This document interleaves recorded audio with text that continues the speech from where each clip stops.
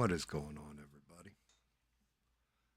I am hurting pretty damn bad today. Let's see. Turn down the gain on this a little bit. I don't know why my microphone is so loud. Like loud, loud, loud. Oh, good to see everybody. Make sure you guys smash that like button. Appreciate you for it. I don't even know if I'm going to be able to paint tonight. Like, my hands hurt, or like my hands aren't working. I'm just a mess. I'm a giant damn mess. And of course, that doesn't help with pissing me off. Stuff's pissing me off.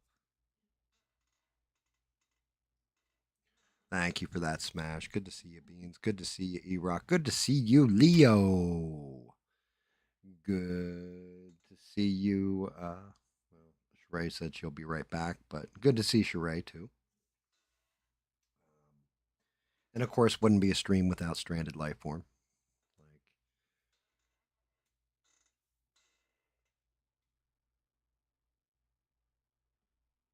let me switch that up. Dear Lord, 10 people watching already? Thanks, guys. You guys are amazing. Smash the like. I appreciate the hell out of all of you.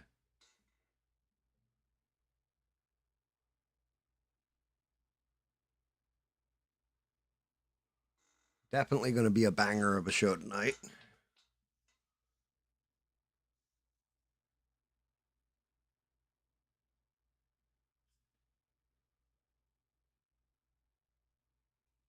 Holy skunk, good to see you. Oh, oh boy. Oh boy. I'm going to pull out the parts for, well, some of the parts for Freddy. I'm still working on this one part, and I just remixed it and try to add stuff to it to try and fix some parts. It's jammed my printer 4 times trying to get the base for this damn thing to print. And each time that base botches, it's like $5 worth of, well, $3 to $5 worth of resin, depending on if I catch it or not. So, yeah, that's been pissing me off too. The fact that I can't even. Wait a minute, that's not good. What is up with that? What's up with that? I just went to go switch over to the camera. Man, it says it's streaming. But that is showing a different thing. Let me go into properties. Switch this off. Switch this back on. There we go. Man, I don't know why. Well, it's free software. I can't bitch. But yeah, I got a bunch of parts here for Freddy. I figure I'll be lazy and probably just do his legs or what have you. I mean, I could work on the upper half, but I really don't want to screw this one up. So this is my retread of the base. I got it all in one piece where before it wasn't cut into quarters. I was actually able to go in, hollow it out, and nice hollow job. So this way it's a lot lighter. Everything else won't break apart as easy. The only problem is the other half won't print. I've got it trying to print right now, and I'm actually trying to do it solid. But what I found is the problem is these stupid little window things that are on this base, they're only attached in like 1 or 2 little tiny tack weld places in the model. So like you can see here, see how that's popped?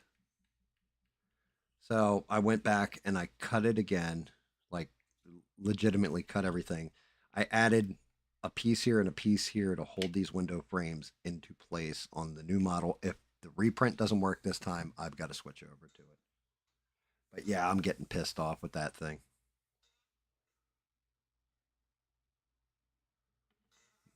Marshmallows dipped in Nutella. I'm not a big Nutella person. The wife is, but that actually does sound pretty good, Leo. That actually does really sound good.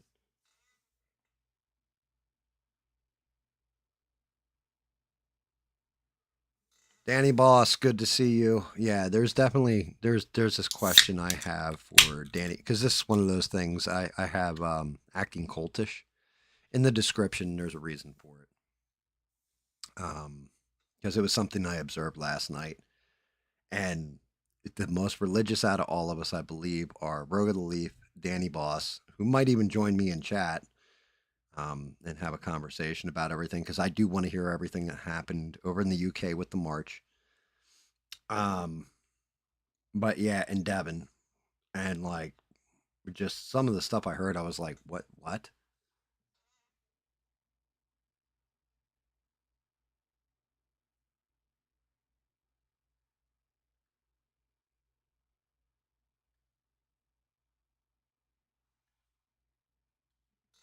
Like, yeah, yeah, just shaking my head, getting angry. There was one guy, and I'll get into that too.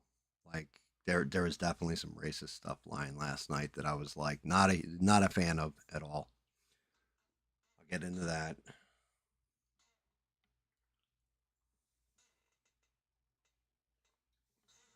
Yeah, Erock there. Leo is a kid. I'm going to tell you now. He is a kid, and he's actually a very creative kid. He started watching because of the painting and everything else. He's done his own. He took a set of predators and set it all up in a diorama and like all kinds of art stuff. And shout out to Leo. Keep being creative, Leo. I tell him that all the time. Just be creative. Which I like having Leo in chat. He makes me restrict my language. So not as many f bombs, not as many gamisms, I guess we'll call them. You know, like he makes me alter my speech pattern a little bit every time he's in. Yeah, I think he might make me a better streamer.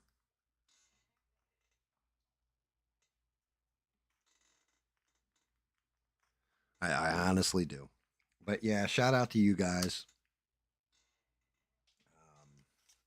Like I said, where should I start? Part of it, I got to start when Danny gets back in the chat because he's been posting it, and I get it. And you know, Danny's doing due diligence, which anybody that has questions about anything should be doing. But I've got a simple breakdown of everything, pretty much for everybody.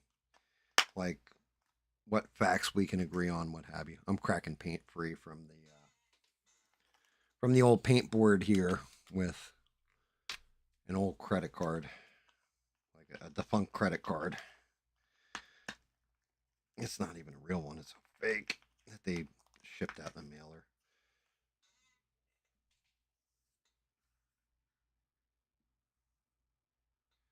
Se, what's up, buddy?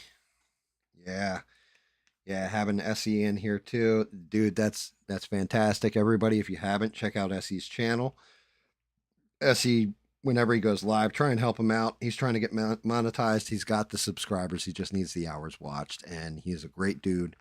His channel's great. His message is great. And I haven't even, I don't even know. I've interacted with Se a little bit here and there since everything has happened, everything transpired, but I don't, I've not heard Se's thoughts on everything that's going on either. Um, I'm definitely going to get mine tonight because, well, I've kind of had enough in certain ways and I've observed things and I'm worried about people. Like I'm actually worried. I'm not as worried about anybody that's in here in this stream. You guys all seem to have it together, but yeah, there's some odd behavior happening ever since the deletion of Charlie. We'll say.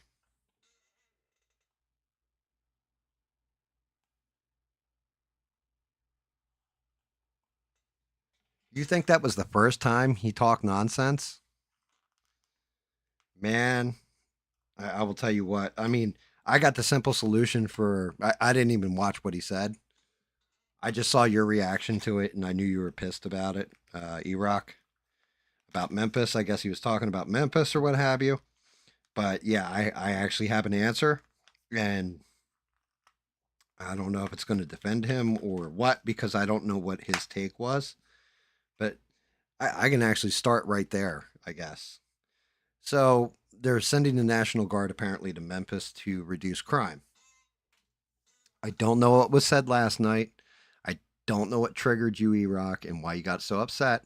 You said crime was down, like they're working on this, they're working on that, they're doing good things there and everything else. Here's the thing. The Trump can't just send the National Guard into places. Like he can, but it's going to be like a whole legal thing. Like there's going to be a whole lawsuit, everything else. Memphis asked Trump for those people. So if the your state government is going to the president and asking him for those people to come in, for the National Guard to come in, then obviously they're seeing something that the average citizen isn't. It may be looking like it's cleaning up to you, but I guess to them, they're like, yeah, we need a further reduction. So I like I said, I don't know what ABL's take was. I know jack nor crap about Memphis and what's going on there and everything else.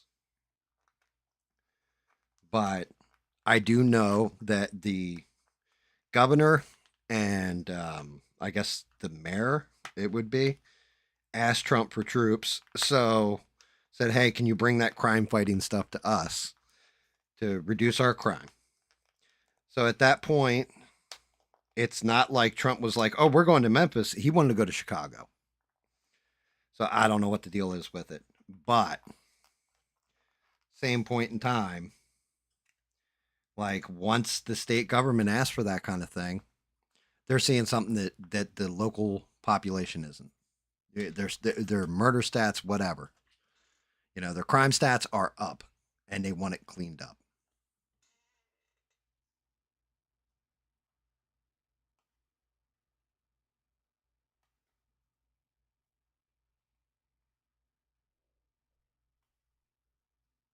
Wait, Wolverines, SE.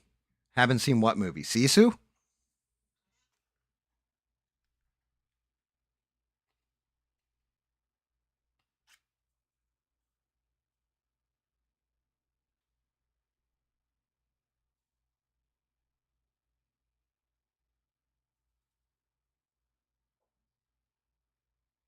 Oh, he trashed a rep for the. Okay, so that's a little different. So you're saying it was actually like something that you know personally, and you felt like he was personally attacking somebody that's doing a good job. That's what you were so upset about, Iraq. Talk to me. I swear I think I've seen that one, Iraq. Is that the one with the hand? Like it starts off during the party and everything else. And like the one kid goes nuts and does a whole bunch of ugly things.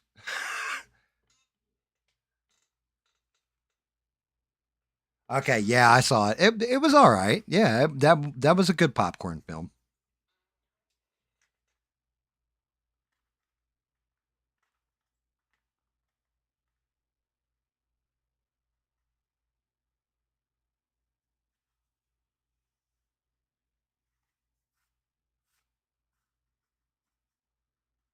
Yeah, it wasn't bad. It wasn't bad. I thought you were talking about Sisu. I'm like, oh my god, no, Sisu. I saw that. I saw that in the theater. And that movie actually got my money out of my pocket and was 1,000% worth it. It's like a finished version of Rambo set at the end of World War II, and the new one is going to be set in Russia in 1946, and it looks crazy. It's actually the first movie that's got me excited. Other movies that were announced, they announced Avatar 3. It's called like something at Fire and Ash, I want to say is what it's called, and it looked like basically blue monkey people are warring with the white and red monkey people or something. I don't know. I legit have no interest in Avatar. Like the first one was cool, but that was mainly because of the 3D and seeing it in the movies. Even on the home release, I was kind of like, yeah, this movie's so so. Even though I have a 3D TV, all that stuff, and a good surround sound. But in the movies, you actually felt like you were on a planet stuff, and it was really an experience. Like you had to see that movie in the movies when it first came out. But like Avatar 2, didn't even bother with. Avatar 3, definitely not going to bother with.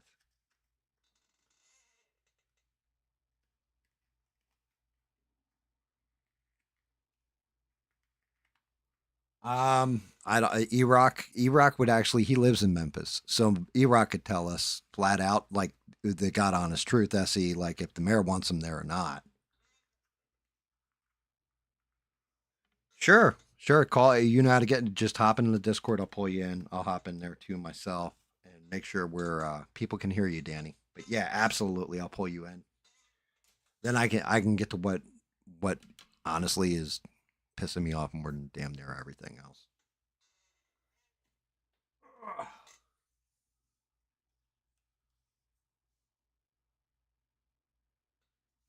Which is awesome, E-Rock. That's good. Like, active fathers in a child's life definitely help. I didn't have an active father in mine, and I got into a lot of goddamn trouble. Fortunately, I had other friends' fathers that kind of showed me morality and how to be a better person. And then, of course, my best friend, he had a very, very good father, and he helped me like when I was a teen. Hello, Devin. Everybody, popcorn in the chat for Miss Devin.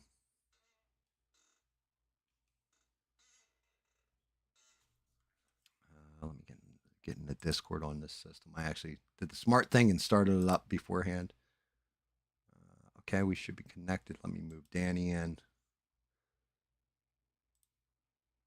All right, I moved Danny in. Can you hear me all right, Danny? Hello, mate. How's it going? Oh, good. Wow, that's loud in my ears. That's not you. That's my actual setup. No, no, no. You're fine. You're fine. I just need, of course, the greatest mod of all time, Sheree, to let us know that they can hear you. You guys hear Danny okay? Can you guys hear me? Right, can you bloody hear me? Sheree's got the okay symbol, so you're good to speak. Good to hear from you again, Danny. All right, let's rock and roll, Governor. It's rock and roll. Gotcha. Um, so here's something that pissed me off last night, and we're gonna get into everything going on with the ballistic thing, all that kind of stuff. We'll get into it. I'm sitting there trying to crack my back so I can start painting, get my hands actually working, get my rock star in me. You know how that goes, Danny. Like, I'm old, so I'm a geezer, as David reminds me. So I've got to like stretch and get everything moving. Oh, Um, it's all good, mate. It's all good. Yeah, I just want to say hi to everyone in chat as well. What's going on? All the usual folk. Hope you've all had a nice day good, and whatnot. good stuff. Look at that. Danny actually cares about the chat, and that's it. That's one part that I just like. I'll get into it. I gotta get into it before I just lose my train of thought. But one of my big problems, and I know you didn't watch ABL at all last night, right? You know what? For some reason I totally forgot. I just didn't. Yeah, I just I missed that. Yeah, you're probably better for it. So, the chat. Well, let me get into how I even. It came up in my feed for my other account, not my GAM catches up, but my normal ass account, right? So I clicked on it just to see because of course, it's got Charlie Kirk tribute and all this kind of stuff, right? In the title, like normal ABL stuff. I'm like, all right, cool, bet. I I got in with my normal account and I just have it on in the background, but I'm seeing the chat go past, and the first thing I see in the chat, and Sheree will attest to this because I'm pretty sure Sheree was the one wiping out what this dude said, but he was saying stuff like "Massa Charlie is dead," and now you're free from the plantation. Like, Wait, sorry. What was the first one you said? Massa. What? Massa, Massa Charlie, like he was a slave master. Like, oh, Oh my Massa. lord. Yeah, dude. Oh wow. Like a couple times. So then as soon as I saw that, I saw him send the first one, and then I saw the second one come up, and that's when I switched over to my Gam Catches Up account and hopped in there because Sheree's moderating the chat by herself, but I'm not going to let somebody, like, you know what I mean? If he had kept going, then I was going to start going. Like, I was going to start going off on him. So that's how I even got stuck watching ABL at all last night. Yeah, Sheree banned him. Sheree just confirmed she did ban that guy. But he said like I'm gonna say he said like two or three things, maybe even four. I don't know. I don't know when he started talking crap, but he was saying that stuff, and like I hopped in because the whole thing is I've had discussions with Sheree, of course, offline, and if somebody's not reading the chat or backing her up, and I used to do the same thing for Beans when Beans was a mod. Shout out to Beans. But that's when I start going at them. Like I start breaking their balls and start talking smack to them, everything else, because I'm not going to let you talk some shit like that. It's ABL is for what he is. For his show and everything else. He's entitled to his opinion. Why you got to go racist with it? Disagree with his opinion or his policy. Like argue policy. Don't argue the messenger. Especially So not sorry, good. I'm just confused. So what? So ABL was just, I guess, supporting Charlie and just sort of giving his condolences and what? And some guy just decided to say these things. I mean, is that really it? No, ABL's just doing his show like he normally does his show. Like just talking about whatever the topic was. Honestly, I didn't even listen to him really. Like there's a part I did listen to him, and I kind of wish I didn't. And I'll get to that in a minute because it some shit felt very disingenuous to me. That's just me. But anyway, yeah, he was just doing his show like normal, and then this dude in the chat, it was a troll, like basically just firing off at the mouth, trying to get people wound up in the chat. And like Sheree said, she deleted his stuff. I saw it come up, but Sheree's fast with that. Like she's reading everything and on top of it. So and then I guess she banned him, and which that's a rarity. Sheree doesn't ban people usually.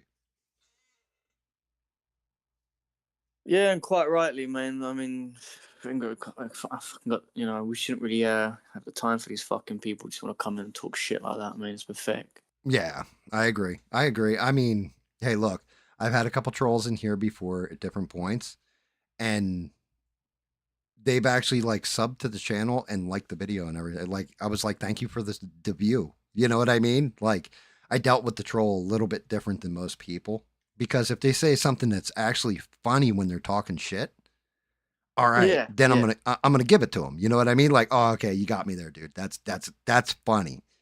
But if you're not funny and you're just basic and boring, like, yo, tune up your troll game. Like, yeah, it's not good.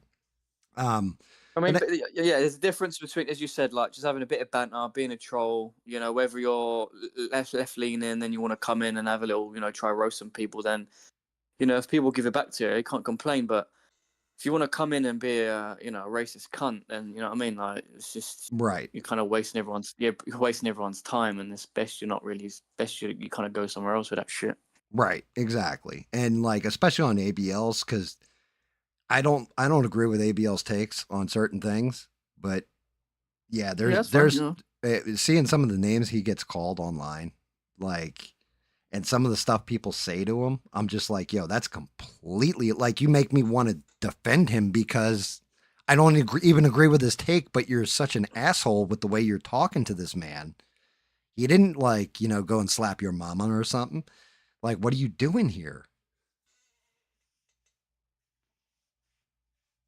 Yeah, it's one of those things where it's kind of like, I only kind of watch people and follow people who who I'm with. You know what I mean? Like I'm not gonna go and start watching, left leaning YouTubes and channels and whatnot, and wasting my time going in their chats and writing shit because you're not gonna ever be able to have a debate there because it's not really Right, the kind of platform, and you're it's not just changing minds. yeah, Yeah, I'm not gonna be changing any minds, and it's a waste of time. I don't want to be watching their shit, and because I already know I don't, agree with them on most things. So I'm not gonna bother. I'm just gonna stick to the people I like and watch, and that's it. I mean, and this is why I don't get some people about. It's like, if to that, like to us, it's like if you don't like it, we don't watch it. To them, it's like they don't like it, they have to watch it and hate. And it's like, well, you just can't, you're wasting your time. You don't actually realize you're just wasting your time. Like, I mean, I'll be honest with you. There is left wing stuff that I watch and go in and read the chats and everything else. I don't interact, but I watch it because I want to know what they're saying, what they're thinking, you know, where they're at with things. And Yeah, that's fair enough, but yeah, I you, can't do it. you know, like it's like for me, I gotta hold that balance. So it's like, okay, maybe they'll say something and criticize something and be legitimate with it, and I want to know about that. Like, I want to know what your legitimate criticism is, or do you just like, are you just spewing, you know, orange man bad kind of thing? You know, like is Trump bad and everything he does is evil? He never does anything right, and it's like if you're at that point in it where you have, I guess that you'd call it TDS, that it's crap. But yeah, then I said, all right, cool. This guy stopped texting or whatever. I left, and then I came back later on. Right, like I missed the entirety of the show, and I logged back into ABL's show because E-Rock blew up my Discord. He was pissed off about something with Memphis and going off, and he just kind of explained it. That ABL took the piss out of, I guess, some guy who's actually doing good work and good things there. And he's like, you know, like E-Rock's like, hey, he's talking out his ass, da da da da da da. And I was just like, oh, I don't know anything of what's going on. And E-Rock was going to call in. So I hopped back in because I'm like, okay, calls are starting soon. And I wanted to hear E-Rock's call to see, you know, make sure, one, that E-Rock didn't go completely off on him or something like this, you know, like. And I went back in, and this was the major problem for me last night. This was something that bothered me. All right. Everybody who's watched me for a long time, everybody in the chat, everything else, you guys know I'm not a religious person,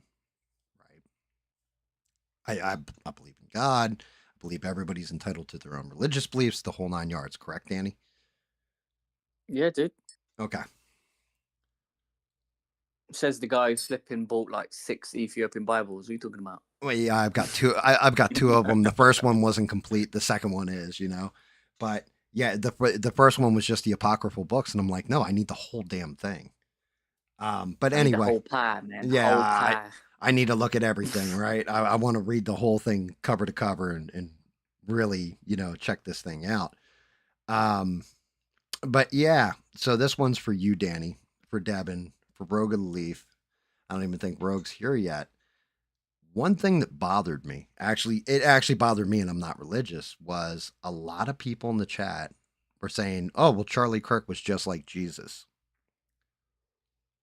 And that bothered me a lot because I was like, he wasn't a religious figure. He was a guy who was having conversations with other people about why he believed what he believed. It wasn't like he was out there spreading a word for, you know what I mean? Like he wasn't the foundation of a religion, but it was the fact that they were comparing him to somebody who is actually the head of a religion, like a religious figure. And I'm like, that was worrisome. I mean, how do you feel about that? Like, you know, Devin is in the chat. And of course, I got you on the mic and you can explain it to me. Do you feel that way too? Um. Or does that bother So you? yeah, again, I'm not exactly sure what these people exactly mean by that. I mean, because I mean, I've watched a lot of Charlie Kirk over the years. I've watched a lot of his interviews, debates. You know, I liked a lot of his content. I liked him as a human being, his approach, and again, I know he's a Christian. He's a Christian man, and he preached the gospel every chance he got. You know, usually when it comes to his debates, he would try to, because you know, we usually when he would debate abortion and immigration and stuff like that, he would try to come it from a secular point of view, not like a religious point of view. And Right. so so people wouldn't be like, oh, you're just saying that because you're religious, saying that because you're Christian, so you have to say that. No, he could debate it from a a secular point of view and stuff like that. A scientific point of view. Right. But there was many times where like he would bring up Christianity, and I've seen a lot of these interviews where he talks about it and how much of a stern Christian he is, and how much Jesus changed his life and stuff like that. And but this whole thing of comparing him to, I don't know what they mean. Like, I don't know exactly what they mean by that. I mean, because obviously Jesus, to us Christians, Jesus is God. He's a part of the Holy Trinity. He's the Son. You've got the Mm-hmm. Father, the Son, and Holy Spirit. So we see Jesus as God. So to compare Charlie Kirk to God, it is. I mean, again, I don't know the context behind it. I don't know what they mean, but that kind of is blasphemy. I mean, we Yeah, obviously that's where I was we should at all with it. strive. Yeah, we all should all strive to obviously follow in Jesus' footsteps and be more like Jesus. But obviously, we can never be Jesus, because Jesus was perfect. You know, Yeah. we're not perfect. We're sinful beings. So it's like I don't know exactly what they meant by that. I think they meant it. They must have meant it, from a good place. I Because mean, obviously Charlie was a Christian and stuff. But right. I understood they meant it from a good place, but it was probably about the like 25th or 30th time somebody said it. Oh, he's just like Jesus. Oh, he's just like. Yeah, I was just like, I was starting to get pissed because I'm like, as far as I know. Now, remember, I'm not even there in the Bible. Cain just took out Abel. That's where I am, right? As far as my reading and everything else goes.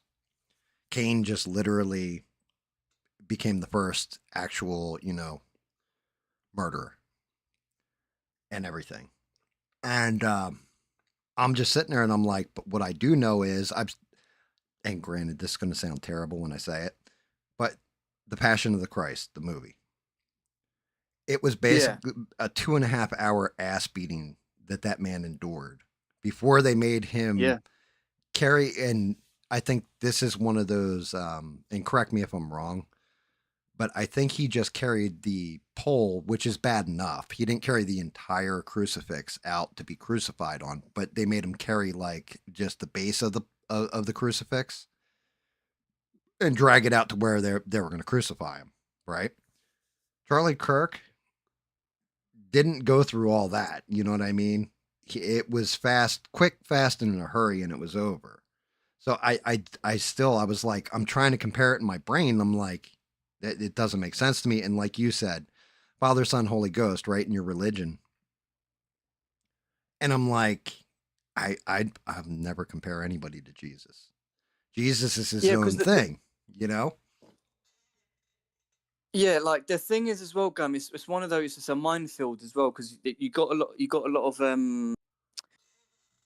of different Christian sects. And some Christian sects don't actually see Jesus as divine. They don't actually see him as God, in the flesh. They don't. A lot of Christians refer to him as the actual Son of God, not like they kind of see him as a created being. And again, there's other religions as well with Islam that actually see Jesus as a prophet and stuff like that. And you get like Unitarians Right. who and sectarians and who actually. So I don't know if it was those people saying that, and they're saying that Charlie Kirk was like Jesus in that sense of, but if you actually once you go through the Old Covenant and the New Testament, there's like it's quite tricky. Like it's one of those things where you have to kind of read it and then you kind of have to do your research on it to actually like kind of look into the kind of context behind it and the history and stuff like that. But I mean, I'm not going to get into a whole obviously thing here, but obviously like the Holy Trinity is obviously described in the Old Testament, and even Jesus is prophesied in the Old Testament how he's going to come, Mm-hmm. and they even describe Jesus as well, and obviously what he's going to do. And then obviously there's many references in the New Testament where Jesus is basically saying that he is divine and he is God, and obviously the Holy Trinity is explained throughout the Bible and stuff like that. And so to say that Charlie Kirk is like Jesus, or you're basically saying you're like God, which is it's Right. It's impossible. I mean, only God is good. Only God is perfect. We aren't. So right. Trust me, and that's where I was kind of at it with it. I'm like, look, we're people. We're not gods. We're flawed, and you can be as devout and everything else, but you're still a flawed human being. It is what it is. There's a reason why it's divinity and humanity. You know what I mean? Otherwise, we just go walking around calling ourselves the divinity. So to me, it was just like after a while, it almost felt like I'm like, yeah, man, this is kind of like blasphemy, and it kind of angered me. Now, Devin has said in the chat, she's like, it didn't offend her really, right? Which is fine. That's cool, yeah, like, and you're saying it didn't offend. So I was just curious from a non-religious guy, because I was actually kind of getting angry for you guys, you know what I mean, which is funny. Um, but then Eugene just said he's like some people do that with Trump too, right? And he's not wrong. The way Eugene phrased it, let me see, let me read his exact words because Eugene actually did hit kind of a nail on the head. People are just looking for anything to latch onto instead of God. He's not wrong. You shouldn't be looking at Yeah. political figures as they're divine, though, guys. Like, neither side should be because they are just, they're there to basically play a big game as far as politics goes, from what I can see. It's a big game, you know, two teams versus each other. You have figureheads. It's almost like a game of chess between the two sides. They're not divinity, though, ever. But that's just me. Some people are. Yeah, I mean, sorry. No, sorry, mate. Go No, on. no, Sorry. no, no, no. You're good. Go ahead. Yeah, no, I was just gonna say, I mean, yeah, like again, as much as we might, be a fan of someone and appreciate their work, appreciate what they say, and you obviously just go by that because at the end of the day, none of us know Trump. We don't, we don't actually know him. We kind of know of him. We know what we see from him. We know what he says.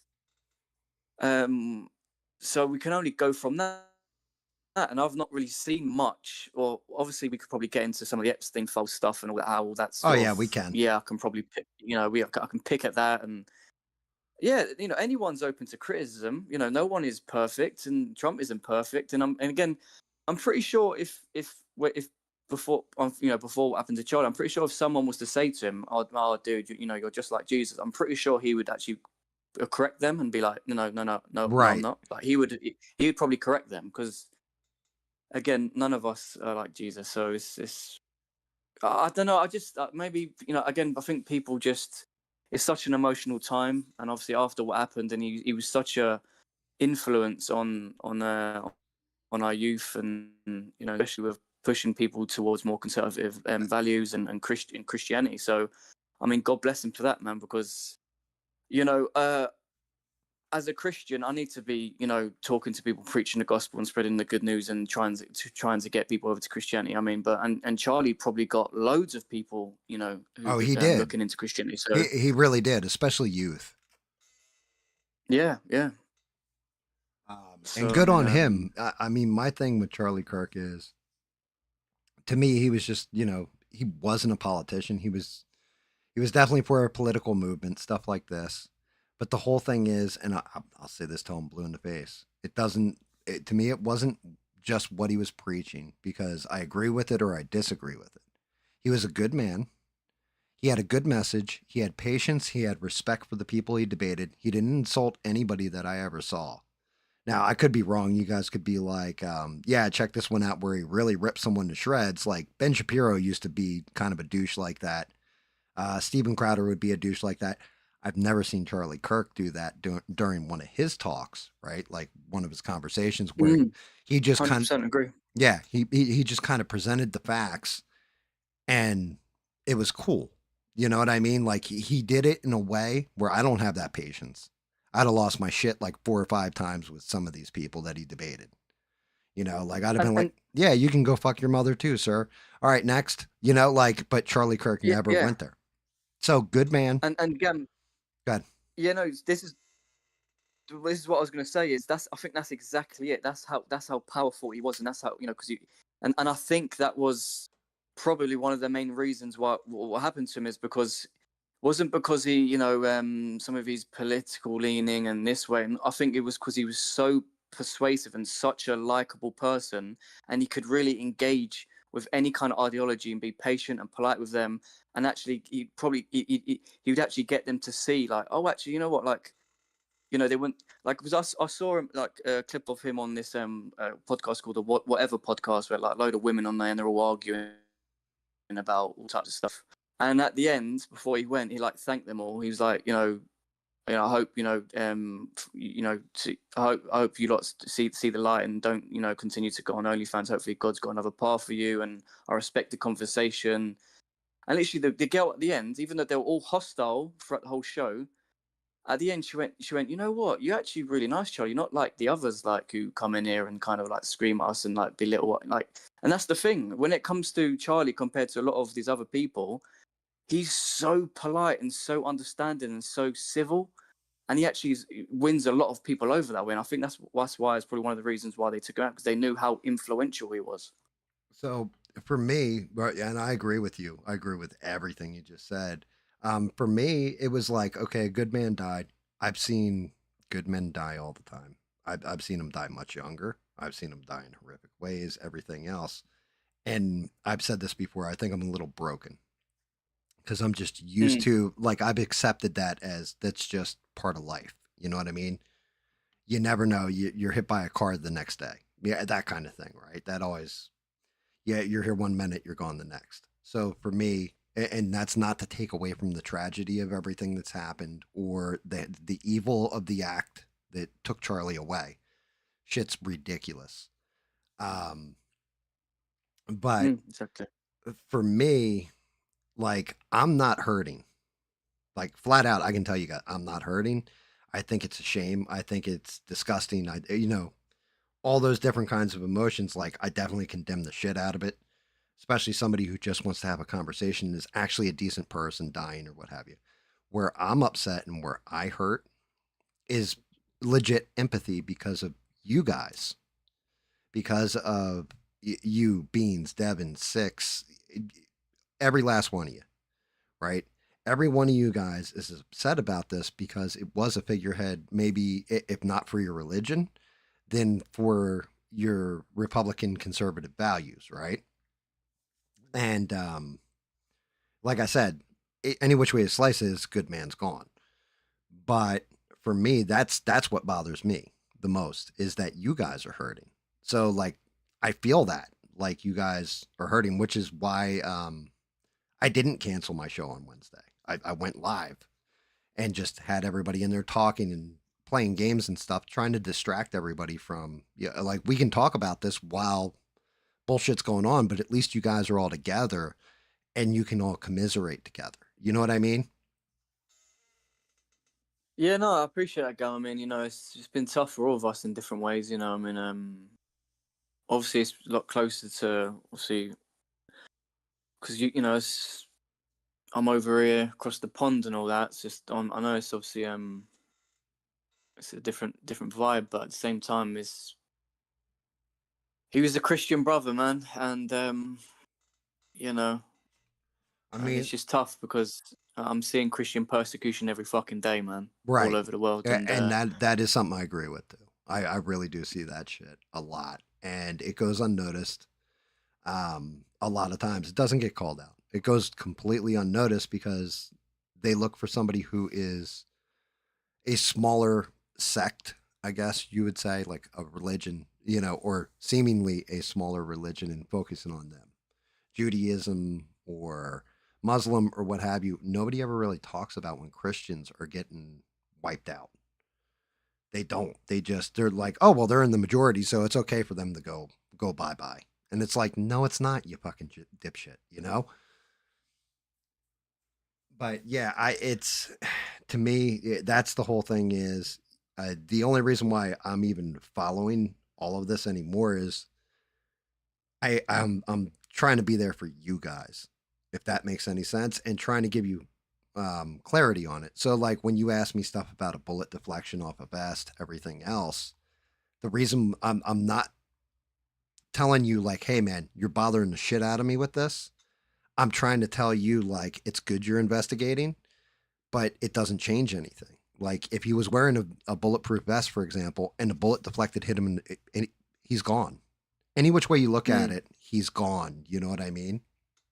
There's no bringing him back. Like, okay, so it deflected off the vest. Does that mean he wakes up? You know? yeah, you know what? It's so weird. I'm watching this stuff, and then it's like, what?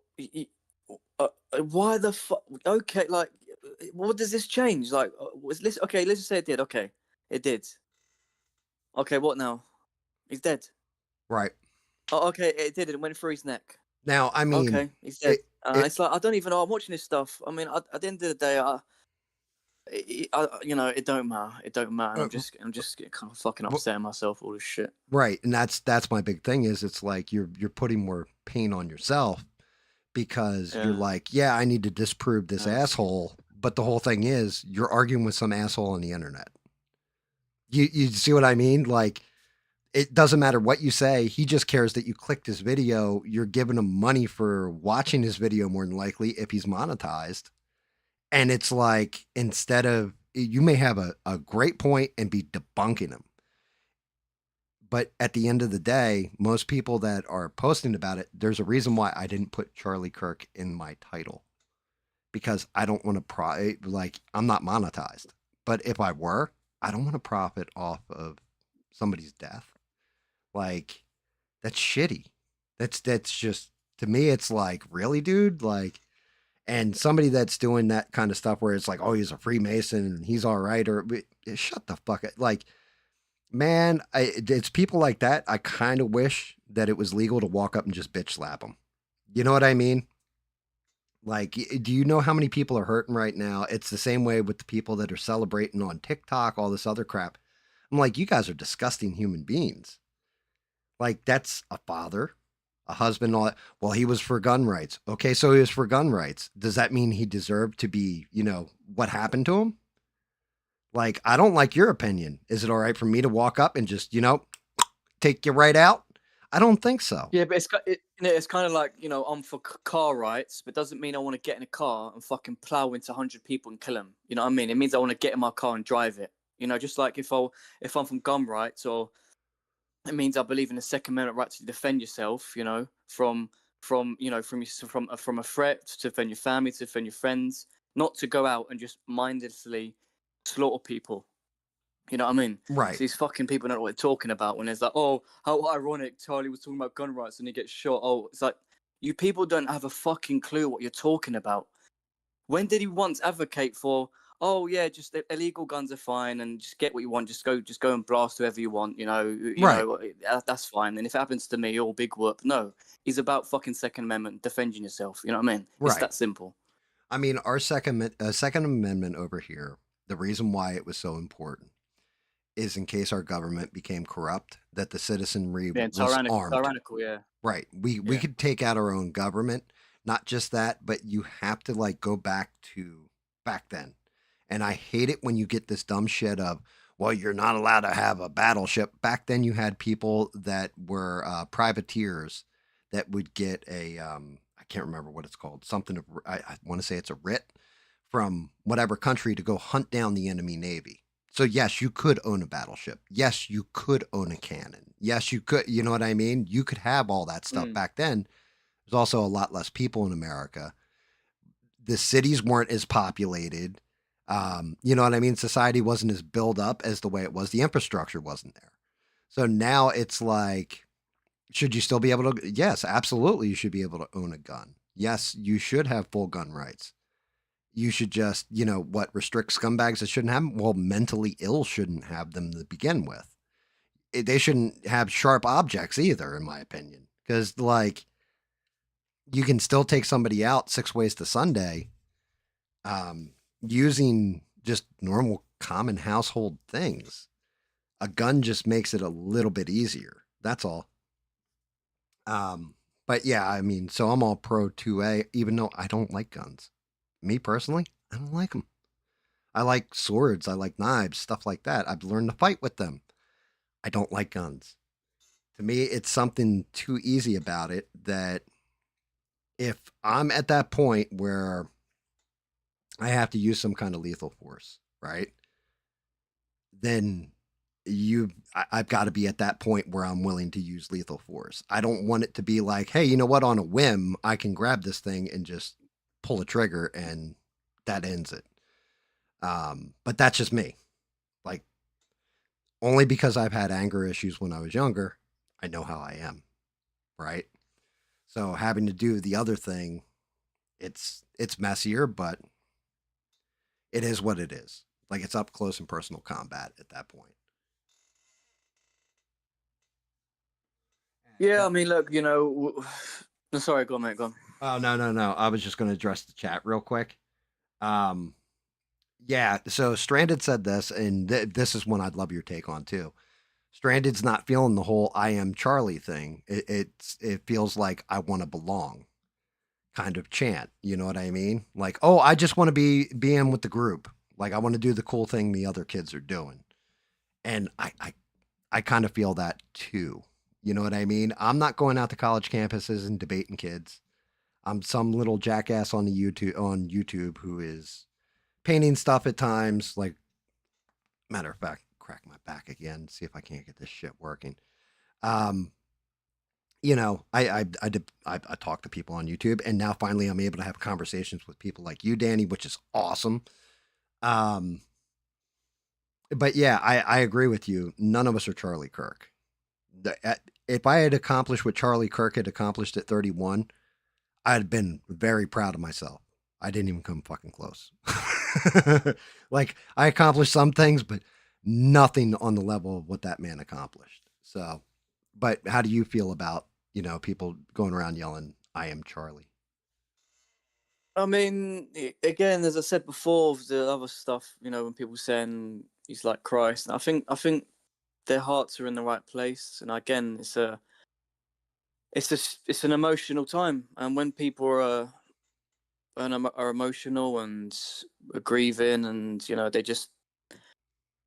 they want to feel they want to feel part of the community, part of the group, and they want to, Right. and they sometimes people say things, and they might not mean it the way you think they do. They're just trying to rally themselves. You know what I mean? And because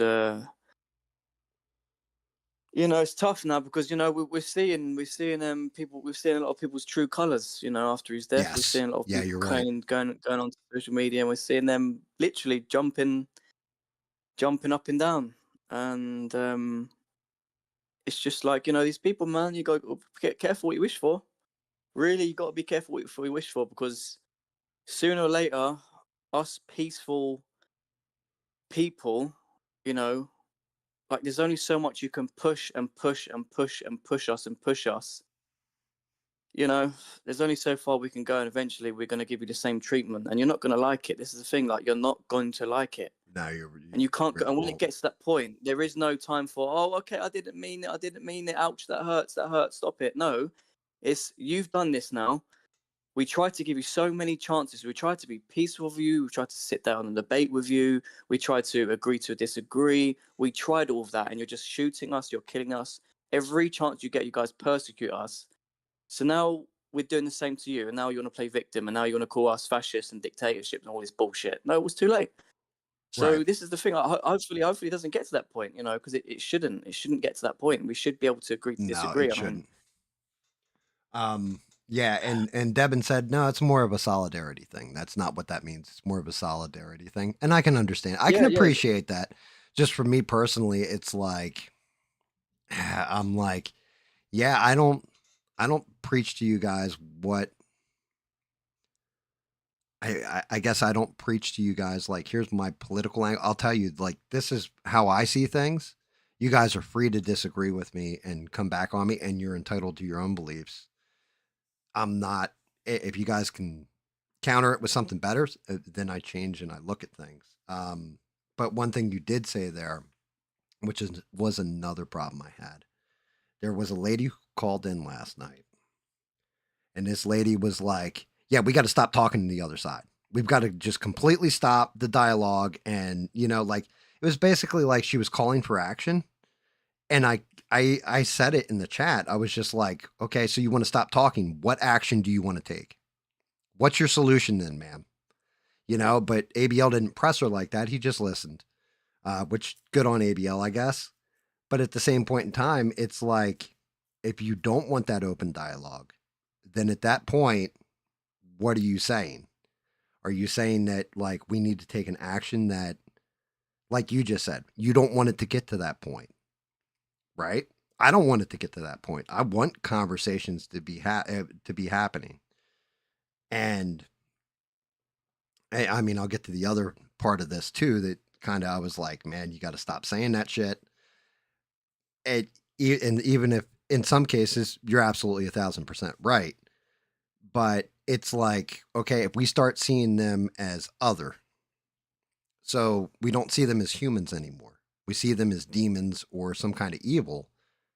That's the same shit they're doing to the right side right now and have been doing to the right side. Is like, oh, you guys are all Nazis. You're all, I mean, Trump's Hitler. You guys are Nazis. Everything else, like MAGA, is completely like, racist, homophobic, like all this kind of stuff. They're othering you. So it's a lot easier to take somebody out when you don't see them as a human being anymore. And I think, me personally, it's like, that dialogue needs to stop. Like that kind of shit where even if it sounds disingenuous, like when I can't remember, Mike Johnson, I think, is Speaker of the House. He says, "My colleagues on the left, my colleagues on the left." He's not saying like the fascist, socialist, communist on the left. He's saying, which is one of the reasons why I hate Sean Hannity or listening to Sean Hannity, is because even if he's right, he'll start off with, the pinko communist on the left, and it's like, man, you're kind of othering them at that point. Um, but that was, feeding into it, saying that everybody on the left, and basically it was stated everybody on the left is evil. Everybody on the left is evil through the whole show. I've established it here. It's never all. It's not never everybody. Right? All right, yeah, all right. So, okay, I'll give some other thoughts if that's all right. Mm-hmm. Absolutely, man. Go. Hello.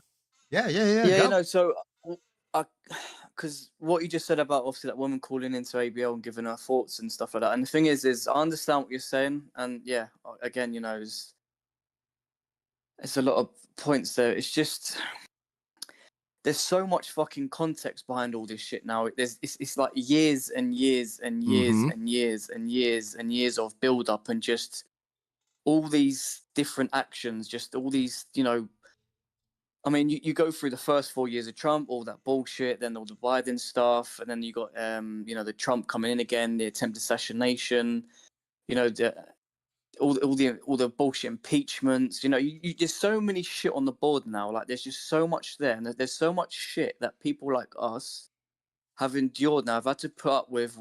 We're always trying to be peaceful, always trying to debate, always trying to be civil. No matter how many times they try to attack us, persecute us, trying to impeach and assassinate, they're trying every book every fucking all these smears and lies. It's just constant, constant, constant, constant, constant.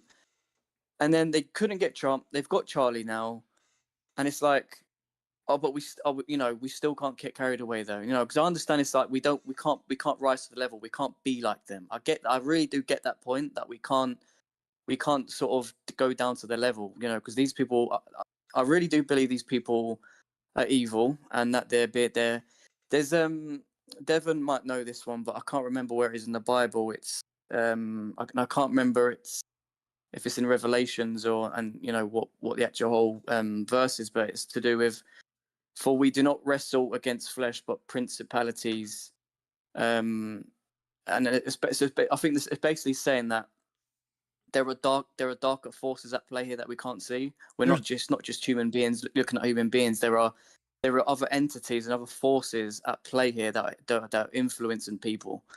So all this stuff, and I do genuinely believe that a lot of people out there influenced by evil forces.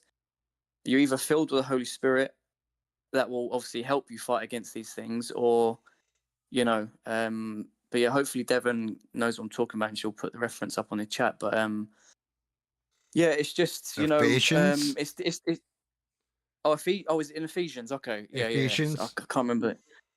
Yeah, that's a really good one to look at, So again, because it's like I. when you read that whole thing, it's sorry, come.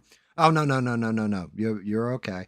I was just gonna I'll let you finish out too.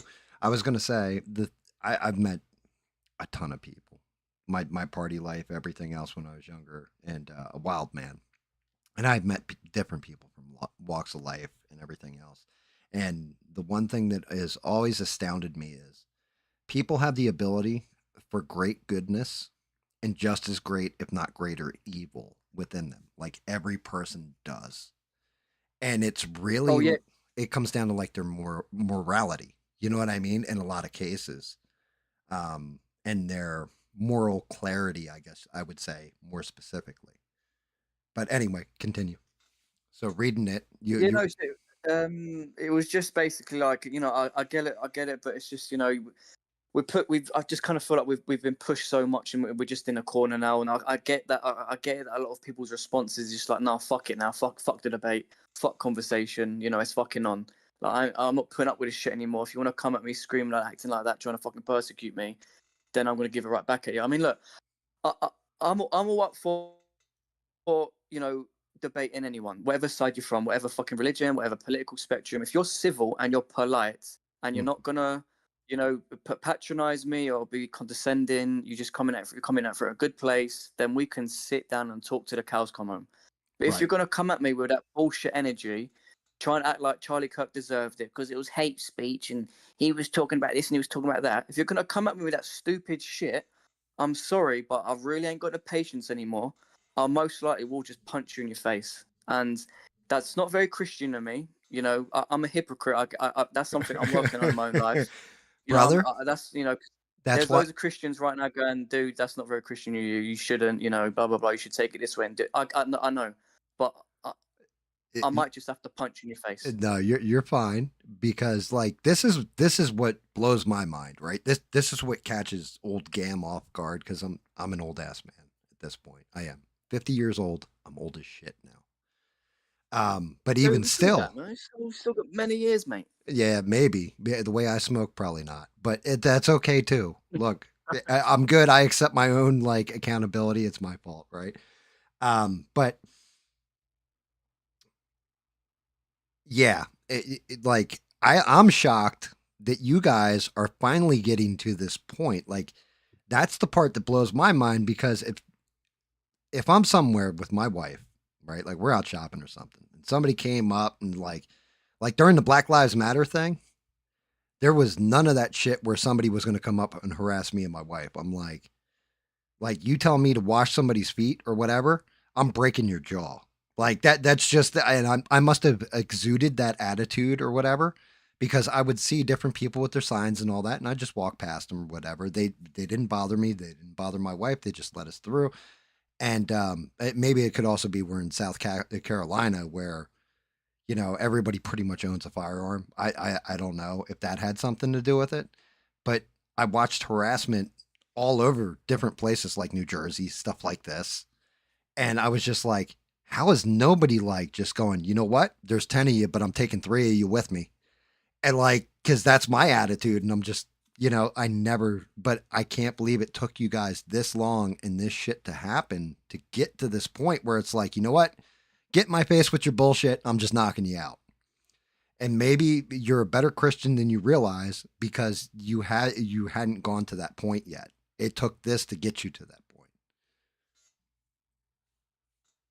Yeah, no, I hear that. I hear that. It's just it's because I've been speaking about with my mate about this over the past few days, and he's been obviously on the he's been a Christian for many more years than I have. He's very knowledgeable on the Bible, the history, and all this stuff, and I'm sort of explaining this stuff to him how I feel and all that, and he's like, as much as he understands where I'm coming from, he's like, you can't you can't go down to their level.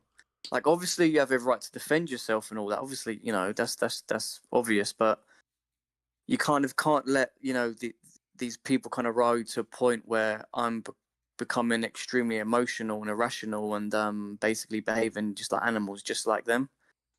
Mm. Um, Yeah, I but mean, it's I it's guess it's I'm difficult, mate. I, It's I, difficult.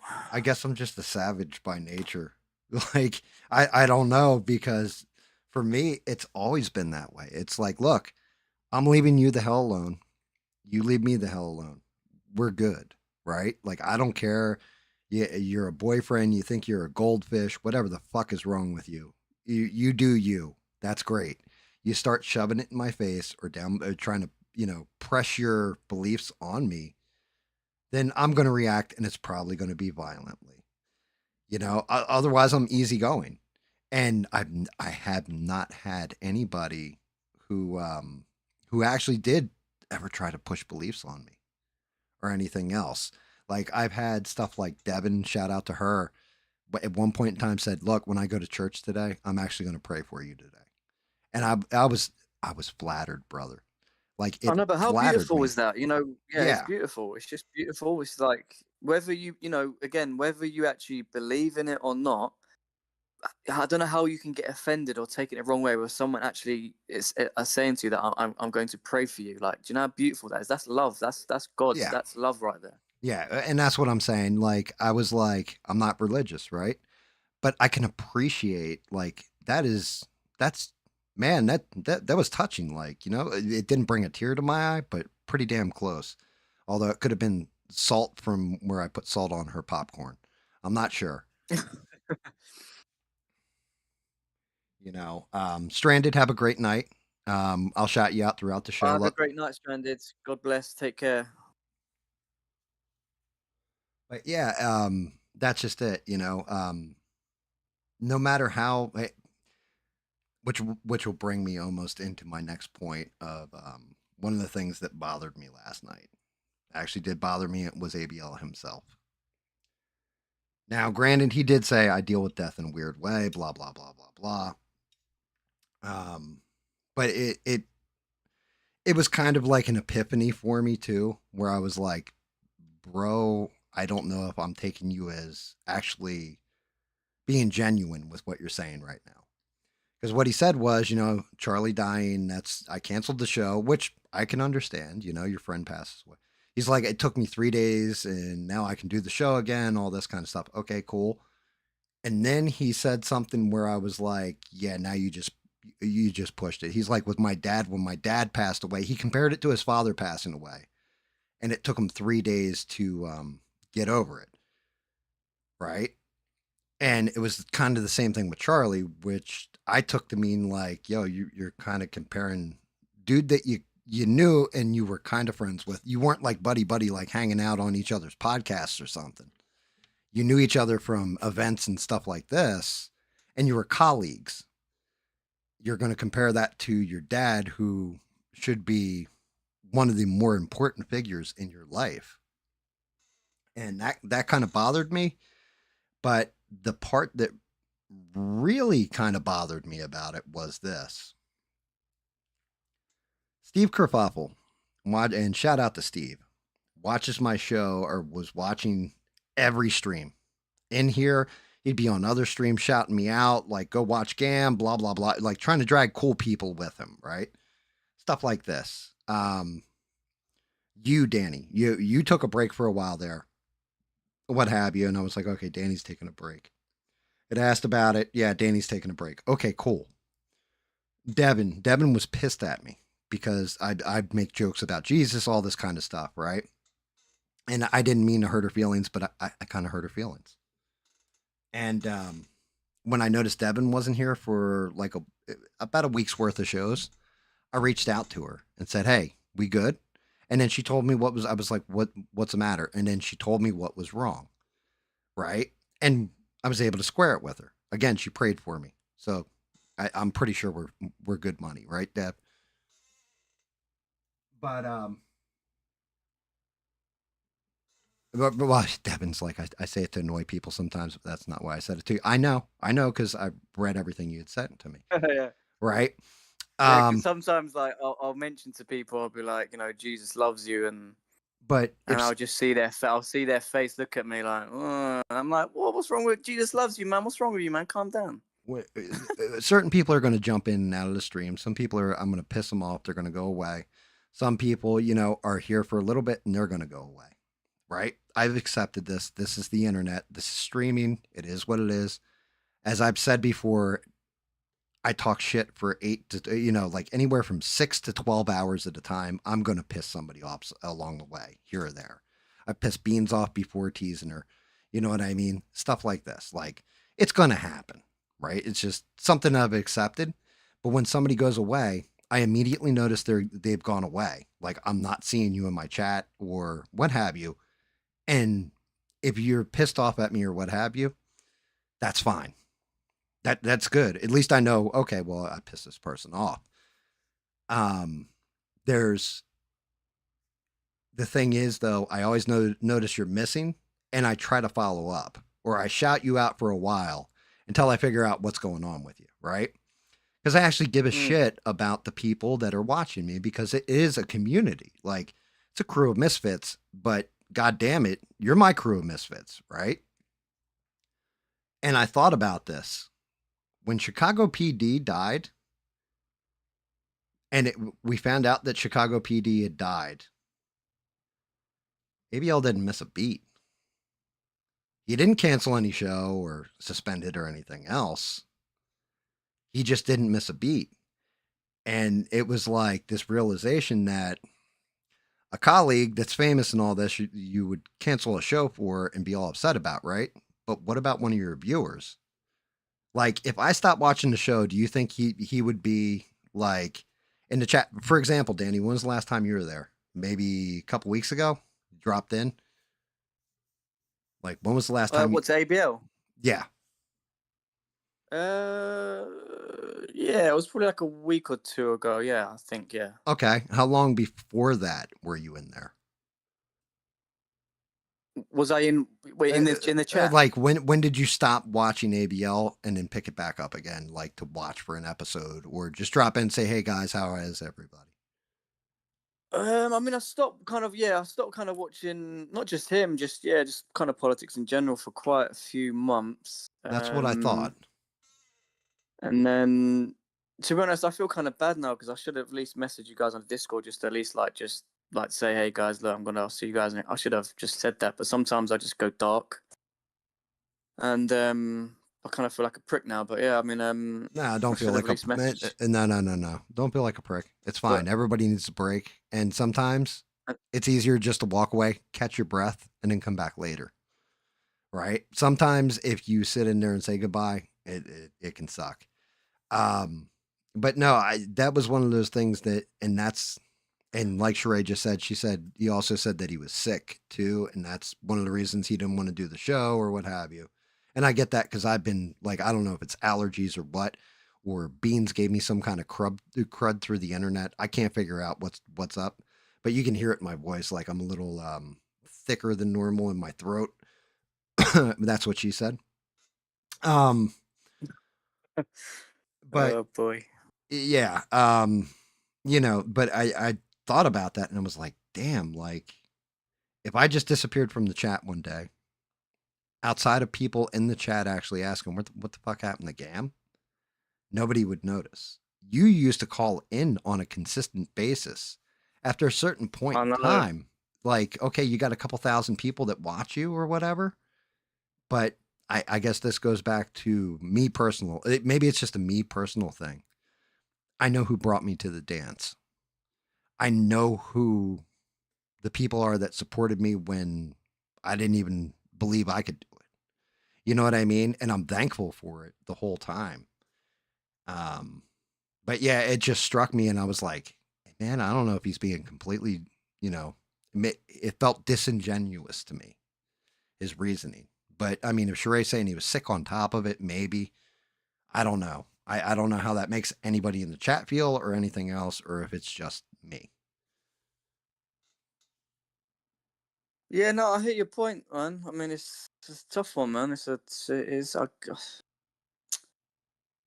Again, I just kind of feel like it's difficult to really tell because we all kind of grieve in different ways, and I don't know how I don't know how much ABL knew Charlie Kirk. If it was more just on a business type of thing, he's met him at some events. I'm not too sure. Maybe he feels connected to him because ABL's a political right wing conservative YouTuber, and he's on that he's in that kind of realm, isn't he? So he might feel a bit kind of like it might hit him as well because he's thinking when I go out to events now, he might feel on edge, and just like all the rest of them. But yeah, So I agree. I understand your point. I understand your point though about the officer, the Chicago officer, because I think obviously because I've been watching ABL for a few years now, but I'm pretty sure he was calling in for for a long time, right? Like quite regularly, right? Yeah. As far as I know, I don't know if it's been since the beginning of the show, but it was definitely the entire time I was watching them. Devin also said something. She said he's got 1,000 plus consistent viewers. Right.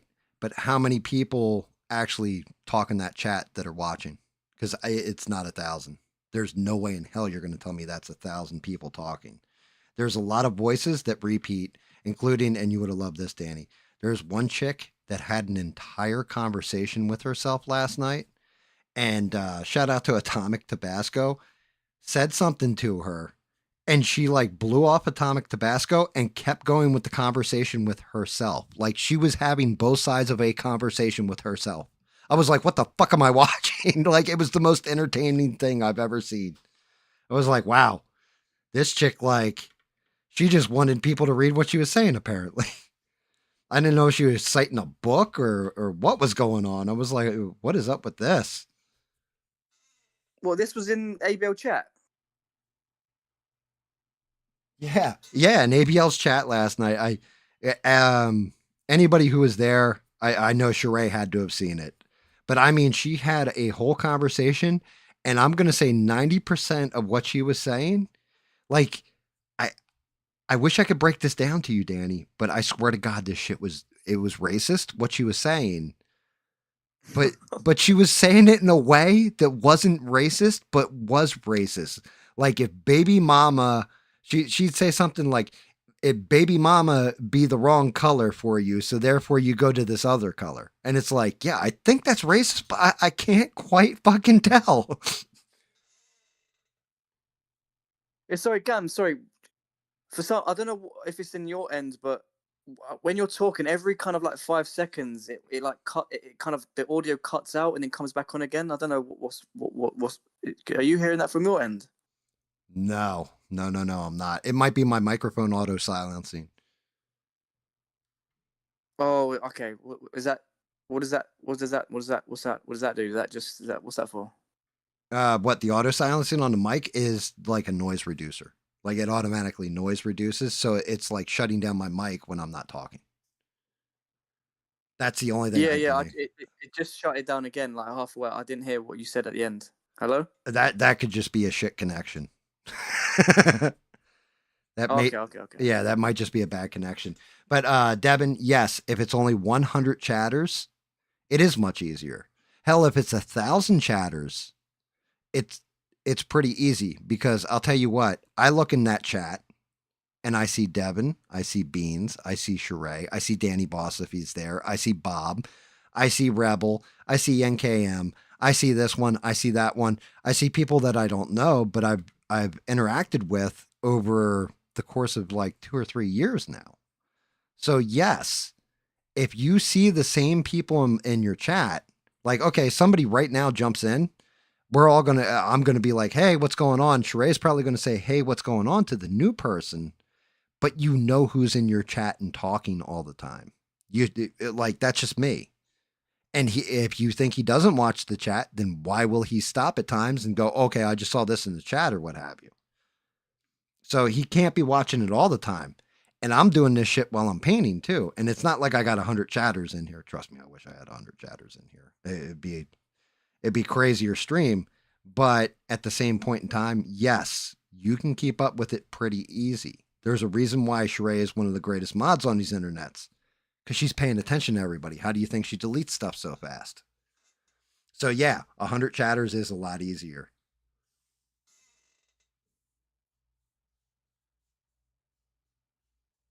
Yeah, no, it is. It's, I mean, it must be a nightmare sometimes in these chats, having to watch out for some of these people. I mean, the shit they come out with, you know what I mean? Oh yeah.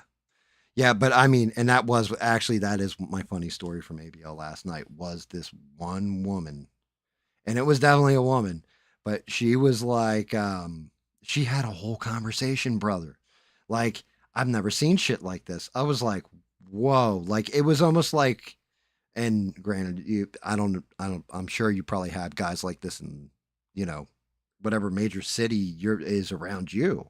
I don't know if that's London or what, but like New York, you'd see like, or Philadelphia over here, you'd see like people that are probably homeless or have some kind of mental issue and they're just walking around talking to themselves. This chick was doing that in chat though. Like she was like, it was like, are you having a schizophrenic break, ma'am? Like, should we send help to you?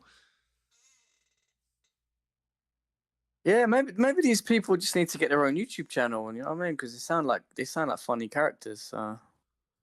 Devin, sorry about this, Danny, but yes, I will know every one of them, or at least try to get to know every one of them. If they're here for a little bit and then they dip out, I may not know them. Like if they're here for like a cup of coffee, basically. But if they're like you guys, then yes, I get to know you guys, get to find out different little aspects of your life or what have you, because my show is chat driven. Because you guys make this whole ball of wax turn for me. If so, I could just sit here and turn off the camera and turn off the microphone and paint. I don't have to do a live stream. But it's not just, this isn't, I'm the guy with the mic and the place to hang out, basically, right? But it's you guys who make this shit what it is. And every content creator, it's their audience that makes their show what it is. So if you're not like, okay, if you're Tim Pool, I can understand. Maybe you can't keep up with everybody that's in the chat, plus the way he does his show. He doesn't give a shit what anybody says either. He only cares, if you send him a $500 super chat, what you got to say, and that's only selective. He'll look through them real quick, be like, oh, that's a $500 one, and I agree with what they're saying. And he'll read it. But he doesn't pay attention at all to his chat. Luke Rakowski, when he was there, famously, you'd always see him like reading the chat and be like, oh, chat's talking about this. You've never heard Tim Pool say, oh, chat's talking about this. Right? PBD, same thing with his podcast. He's not sitting there paying attention to chat. He's got some guy he's paying to pay attention to his chat. With me, I'll never be big time like any of those guys. I mean, let's be realistic. But I will hopefully know everybody that is in participating, hanging out in the chat. And I talk to, like, if you don't believe me, you can ask Sheree. I have conversations with Sheree behind the scenes about, oh, cool, we got this person in, this person's really good people or what have you. And like Danny be on here, stuff like that. Like I'm looking forward to talking to Danny again. It was really good conversations, stuff like this. And I actually am happy to have you on here too, especially because, like, well, with David too, you guys can tell me stuff that's happening over in the UK because we don't get to see that shit. And, especially like you're more active with it now. How was the entire thing over there the other day, Danny? What you talking about the march yesterday? Hello. Yeah, the march. Yeah, sorry, mate. Yeah, you just it's cutting out, and I'm finding it difficult to hear what you're Yeah, saying. I'm sorry. It's the like I said, it's because my microphone is hooked to the stream, right? But it's hooked in two different places. So if it didn't silence itself, it's going to echo back. If that makes sense. Like you're going to hear me say something and hear me say it again, like right after. Like, but yeah, the march. Tell us about the march. Yeah, so I didn't go yesterday, which was unfortunate. My dad was down yesterday because he comes down every Saturday from his care home. Usually spends the day. I was hoping, well, my plan was obviously spend the day with him and then get my ass down there. But obviously stayed till what did he stay till? I think about 6ish. It usually goes about 4:30, but he was down to about 6, and then I thought, you know what, I'm not gonna even bother going up now because by the time I get up there, most of the event is finished. It's just people pretty much walking back. So I had a few people who I know who went up there, and I was talking with them about it, and they was just explaining to me how much of a fucking buzz it was, and all the people who turned up. You even had the Polish Prime Minister turn up and give a speech. You had their other conservative, right wing influencers turn up and have a speech. You had like bands performing. You even had like the New Zealand Christian New Zealanders like doing the hacker and like tearing a Palestinian flag, which was hilarious. I'm surprised the police didn't run up on stage and arrest them all. But obviously you're not going to say nothing to some New Zealanders because I mean they'll beat the shit out of you. Right. But yeah, it just apparently, I don't know how someone's gonna have to fact check me on this, but apparently there was up to 3 million people. Jesus. Now, that is mental. I mean, if that's true, that is absolutely mental. And I've seen some stuff and I've heard some stuff about the police. I've seen some videos and I ain't gonna lie. It does look very suspicious the way the way they're trying to rile up the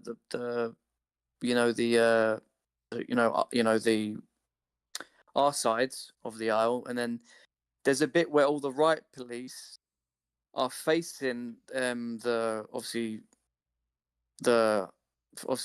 right wing crowd, obviously the Patriots. They're facing them.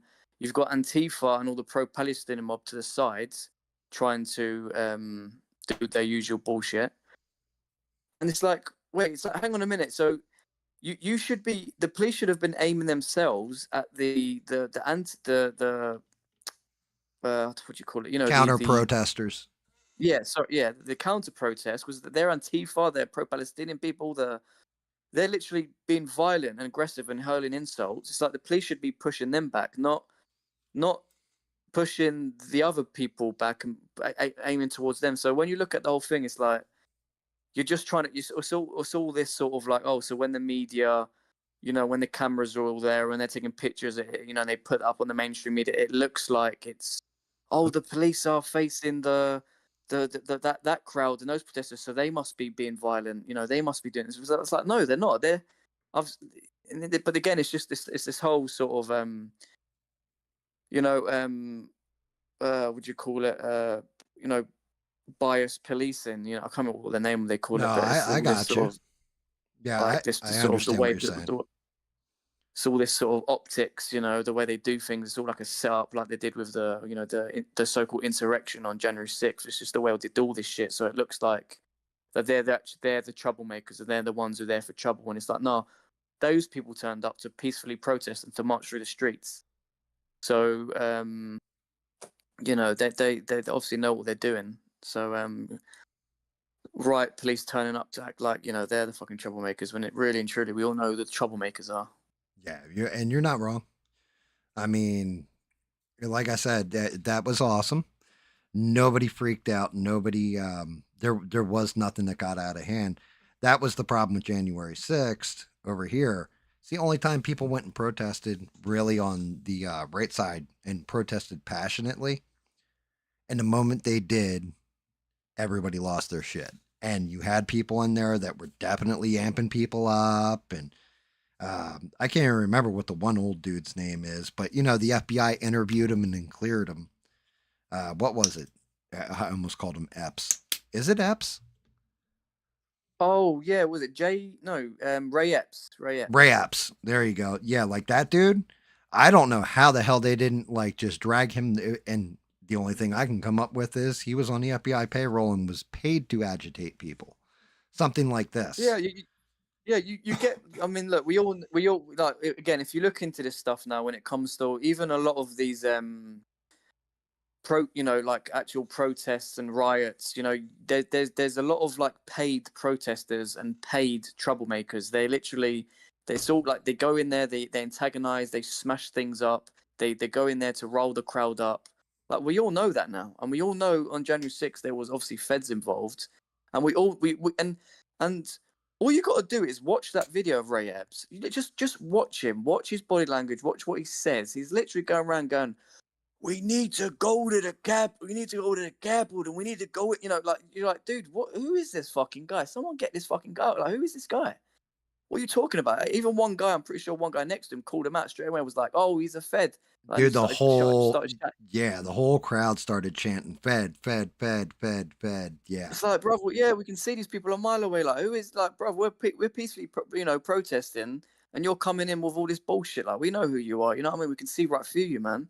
And the reason, and again, when everyone started chanting Fed, you see his face drop, and you see he was like, "Oh fuck," he didn't know what to say, and it's just like, look, man, like, that's what I mean. People, when you go to these things now, we have to be diligent. Like, you have to watch out for these things, because there's gonna be people who are implanted in there, and they're gonna cause trouble. They're gonna do stuff. You know what I mean? So it's like you have to be very vigilant now, because again, all these agencies and the government, they're up to their mischief, as they usually do, and Well, not over they'll here. try to twist. Over here, I'm kind of maybe under like Biden and stuff like this or whatever. But the FBI now, I don't know if they're incompetent or I don't know what happened.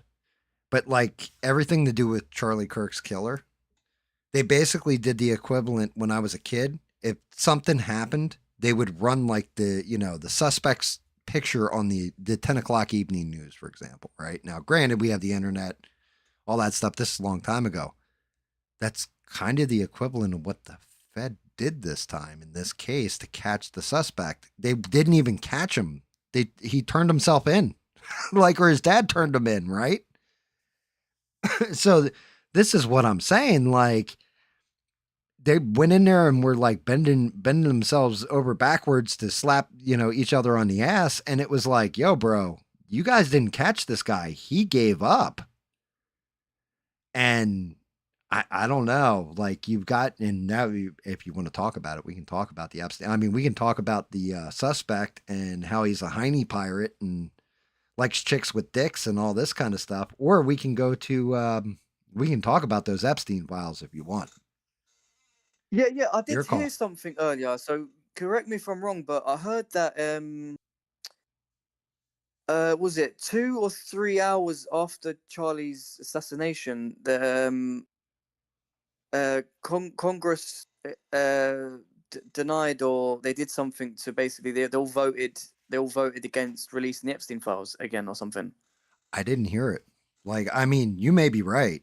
Anybody in chat know? Because Yeah, I, it was I something like that. I missed it. I honestly missed it. If that's the case, I could believe it though. I could definitely believe it. They voted against releasing all of the Epstein files because I know that was coming up on a docket. I didn't know if they had done it yet, like if they had taken the vote or not.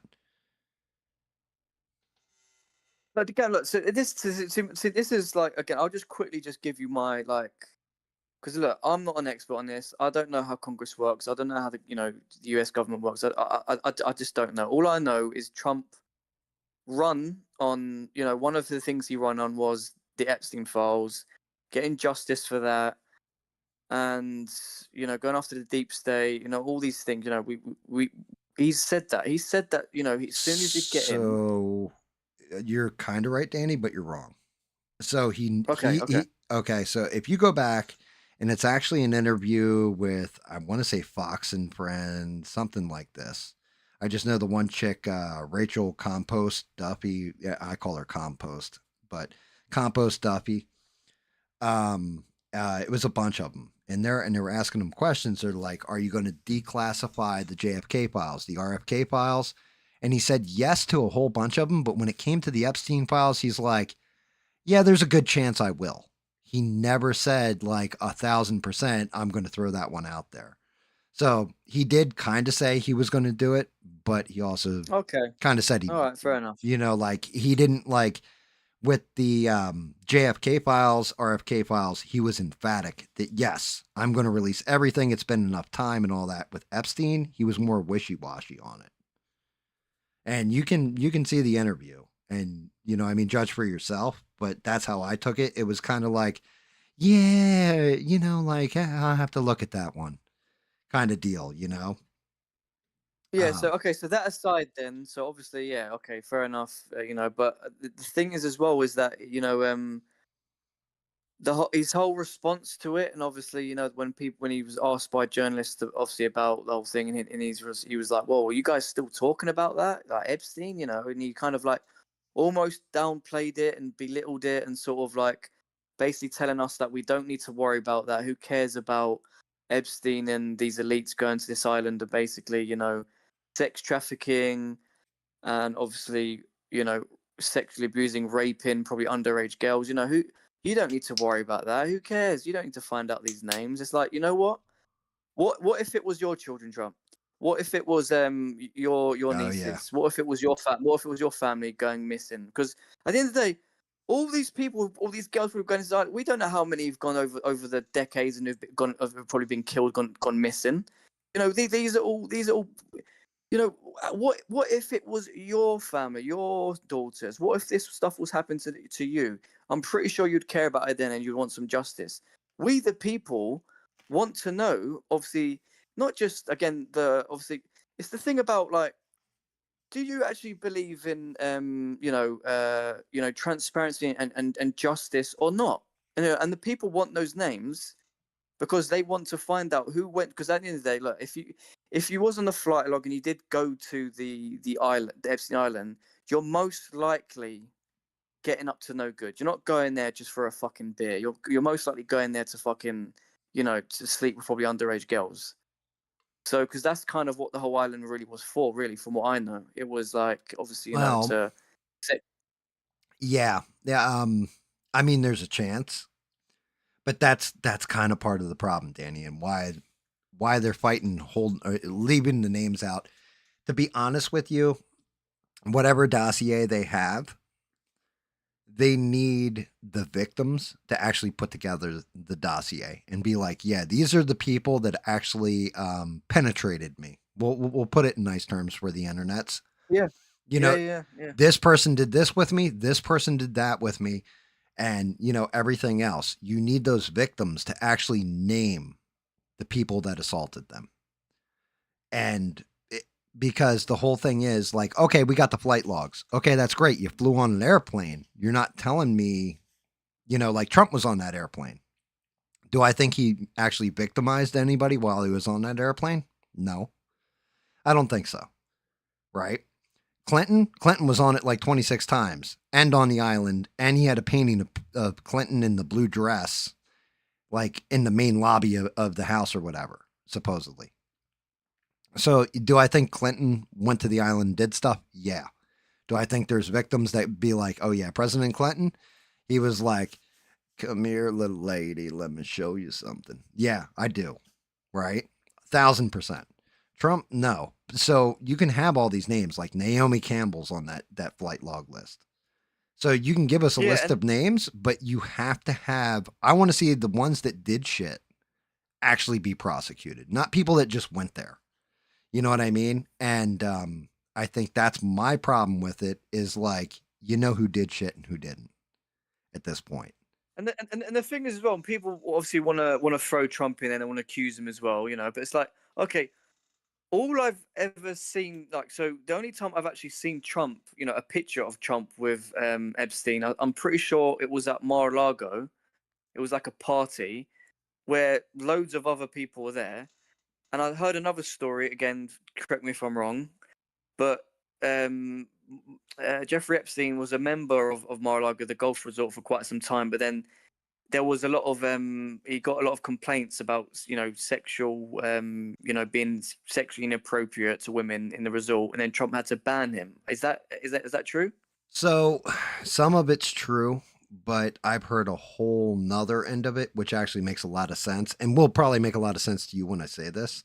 And I can't say either is gospel, right? But what I heard was that, at first I had heard kind of like you. He found, he showed up with some young girls. He was being sexually inappropriate.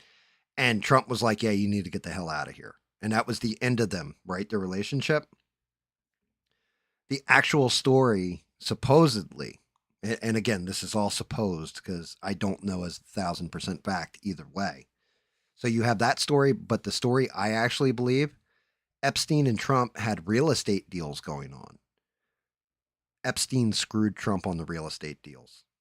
And Trump was like, oh, you're going to screw me on business? Screw you then, dude. And got rid of him. And that was before like that party or whatever. And he apparently showed up at that party and Trump was like, yeah, I don't want you here. You screwed me on the business deal and threw him out. So any which way you look at it, it was definitely Trump and him severed ties at least, right? But I can't tell you gospel if you're right or wrong about your story. I can't tell you if the real estate deal is right or wrong. I do know they did do real estate deals, like that part's been proven, and they did end their business partnership abruptly. So that's just the facts that we have. Yeah. So again, if that's true, yeah, either one of them, which depending on whether it's what. So we know that they didn't have a relationship after that. So are, are we then are people then saying so they didn't have a relationship, but yet Trump was meant to be going on the plane to Epstein's Island, or was he meant to be going before when they had this supposed relationship? I mean, what are they trying to say? He never went to the island. He just rode on the plane with them. So it could have been something like, "Hey, I got a business meeting in New York. Oh yeah, man, hop on my plane." They're billionaires, right? None of us live like billionaires, but they're just like, "Hey, you know what? I feel like going to California next week. Fire up the jet, would you, Jeeves? And let's go." Like they bat their eyelash and can just fly like that because they own the planes. So it might have been just something like, "Oh, you're going to New York? Well, you know what? Don't even waste your gas. I'll give you a ride." Kind of deal. You know what Yeah, I that mean? makes sense. That makes sense. Yeah.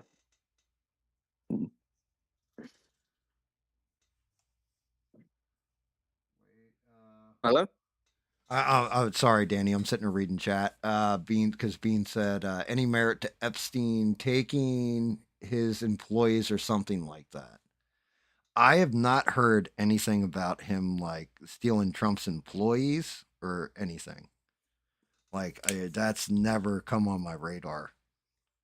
So I don't know if that's true or that's false. I mean, it could be. The only thing I have ever heard is the real estate deal, and then the story Danny told where he was at a party at Mar-a-Lago and being sexually inappropriate with. He had brought young girls with him or something like this, and Trump walked up to him and was just like, "Yeah, you need to get the fuck out of here." Like legitimately was like, "You need to get the fuck out of here. You disgust me."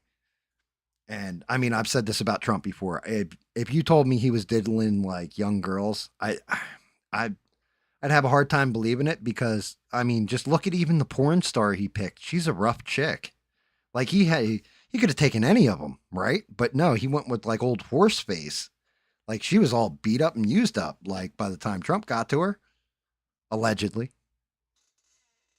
Yeah. Again, I'm just kind of not sick to death of all that everyone's saying. Like, not everyone, but people saying, "Oh, they're all part of the same club. They're all in it together. They've all been to the island. They're all paedophiles. Blah blah blah." And it's like, look, man. I mean, yeah, you can say that all you want, but where's the proof? I mean, from what I've seen and from what I've heard of their relationship, it doesn't seem like they had that kind of relationship. And I from what I've seen, I can only go by from what I've seen and what I've heard. And obviously, I don't think he did go to Ireland, and I didn't think he did take part in any of that fucking Yeah, bullshit they had going on. So you can say whatever you want, really. yeah, I agree with you. I can't see Trump doing that. He has a type. Like you look at everybody, even Melania. Like she kind of had a past. You know what I mean? Um, she wasn't like some wholesome, pure girl. You can find the pictures of her nude posing with another girl and in like, um, trying to think how to say this gently in naughty positions and stuff. You know what I mean? Precarious positions, I guess we'll say. But Trump definitely has a type, and it's not like younger girls. And as a girl dad, as somebody that was a complete whore when he was younger, um, everything else to having daughters change you. Like they should. If you're a dude, they should change you. Where you stop looking like I can't look at somebody who's young. That it's off-putting to me. You know what I mean? And I'm pretty sure Trump's kind of the same way. Like I'm not saying I'm like Trump or Trump's like me, but I'm saying like just as a girl dad, yeah, it changes stuff when you have a daughter. Actually, that reminds me, Gam, because I did want to ask you guys something as well. Because I was talking to my mate about basically just the Trump family recently, and I can't remember how we got into the conversation, but we was bringing up, and he was like, "Oh, Oh shit! Hold on one second, Danny. I don't mean to interrupt you. yeah, mate. E-Rock, No, no. dude. Please let us know. Man, I'm so sorry to hear that. E-Rock just announced he just found out his mother passed away. Rest in peace, Mama Oh, mate, E-Rock. so sorry to hear that, E-Rock, man. May she rest in peace. Hope you're doing well, mate. Yeah. Yeah, brother, I'm sorry. That's tough. That's tough. Yeah, just out of nowhere. Like I look over at the chat, he's like, "All right, I'm out," and I'm like, "Oh, okay, E-Rock's out for the night." He's like, "My mom passed away. I just found out my mom passed away." What the fuck? Oh, mate. Yeah. Prayers to actually, Danny. Let's everybody moment of silence for Mama E-Rock.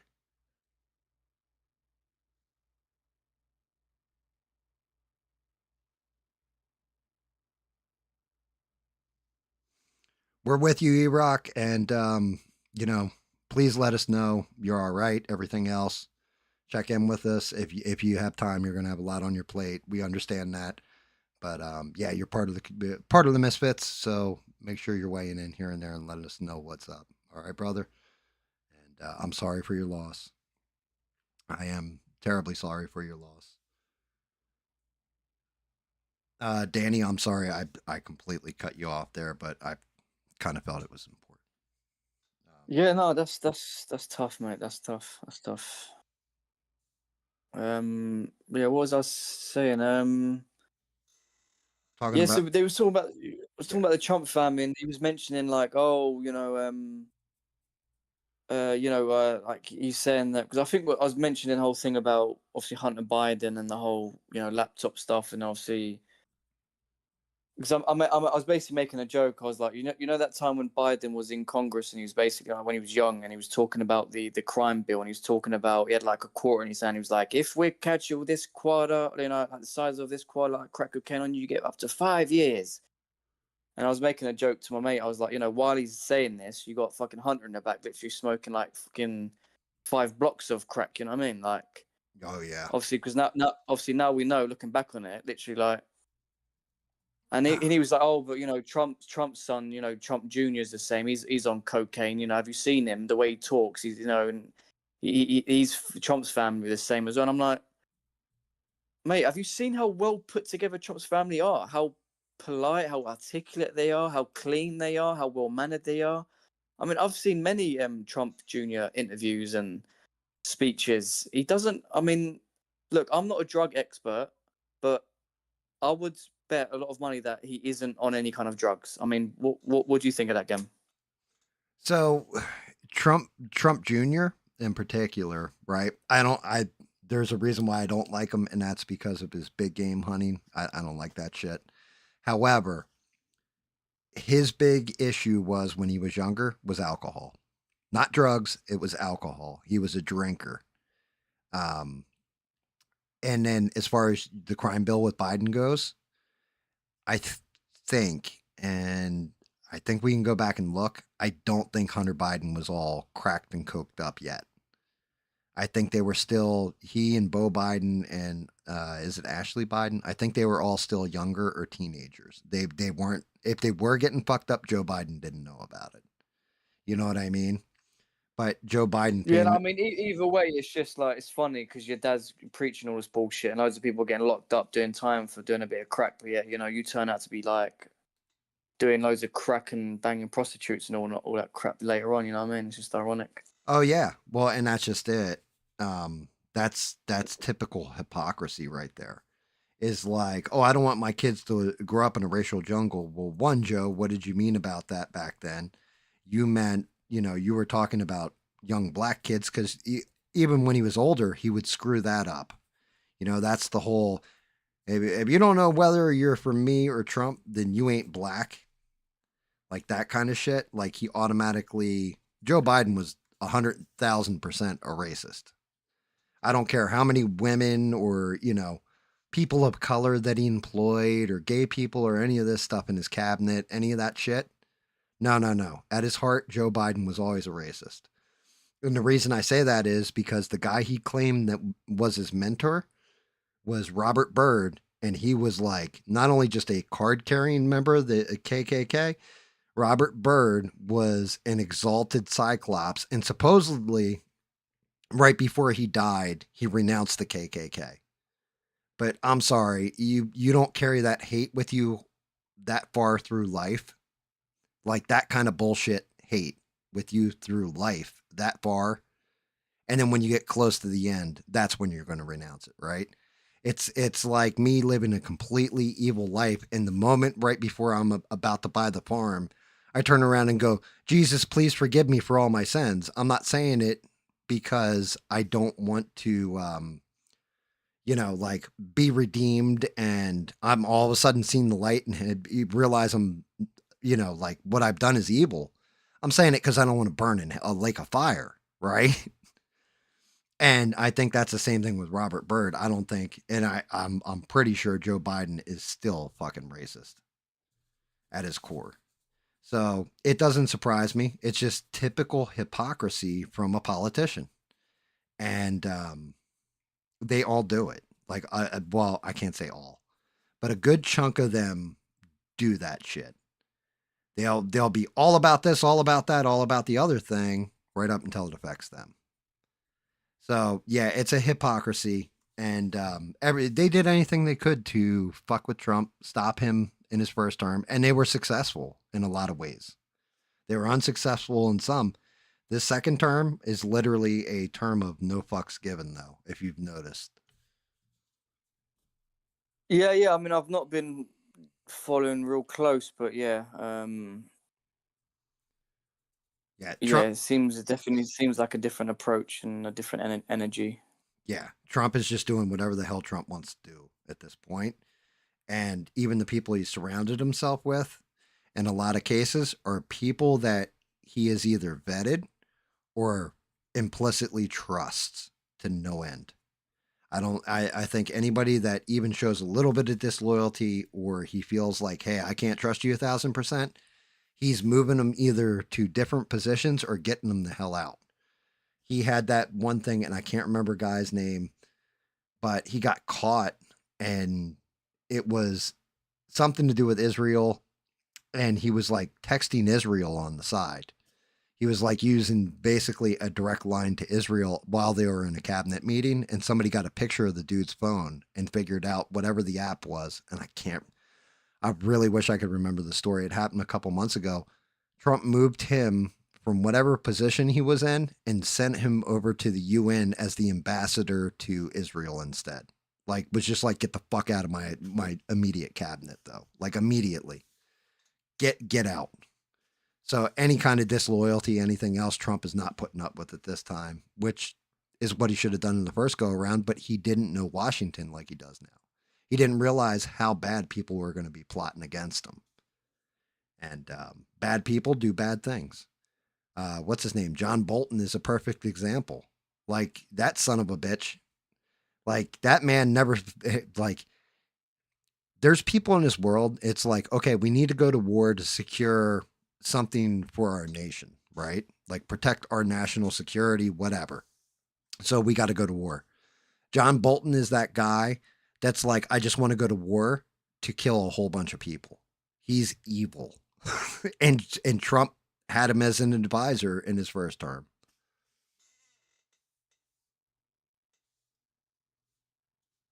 Yeah, no, I mean, look, at the end of the day, like, I just see these fucking people as demons. I really fucking do.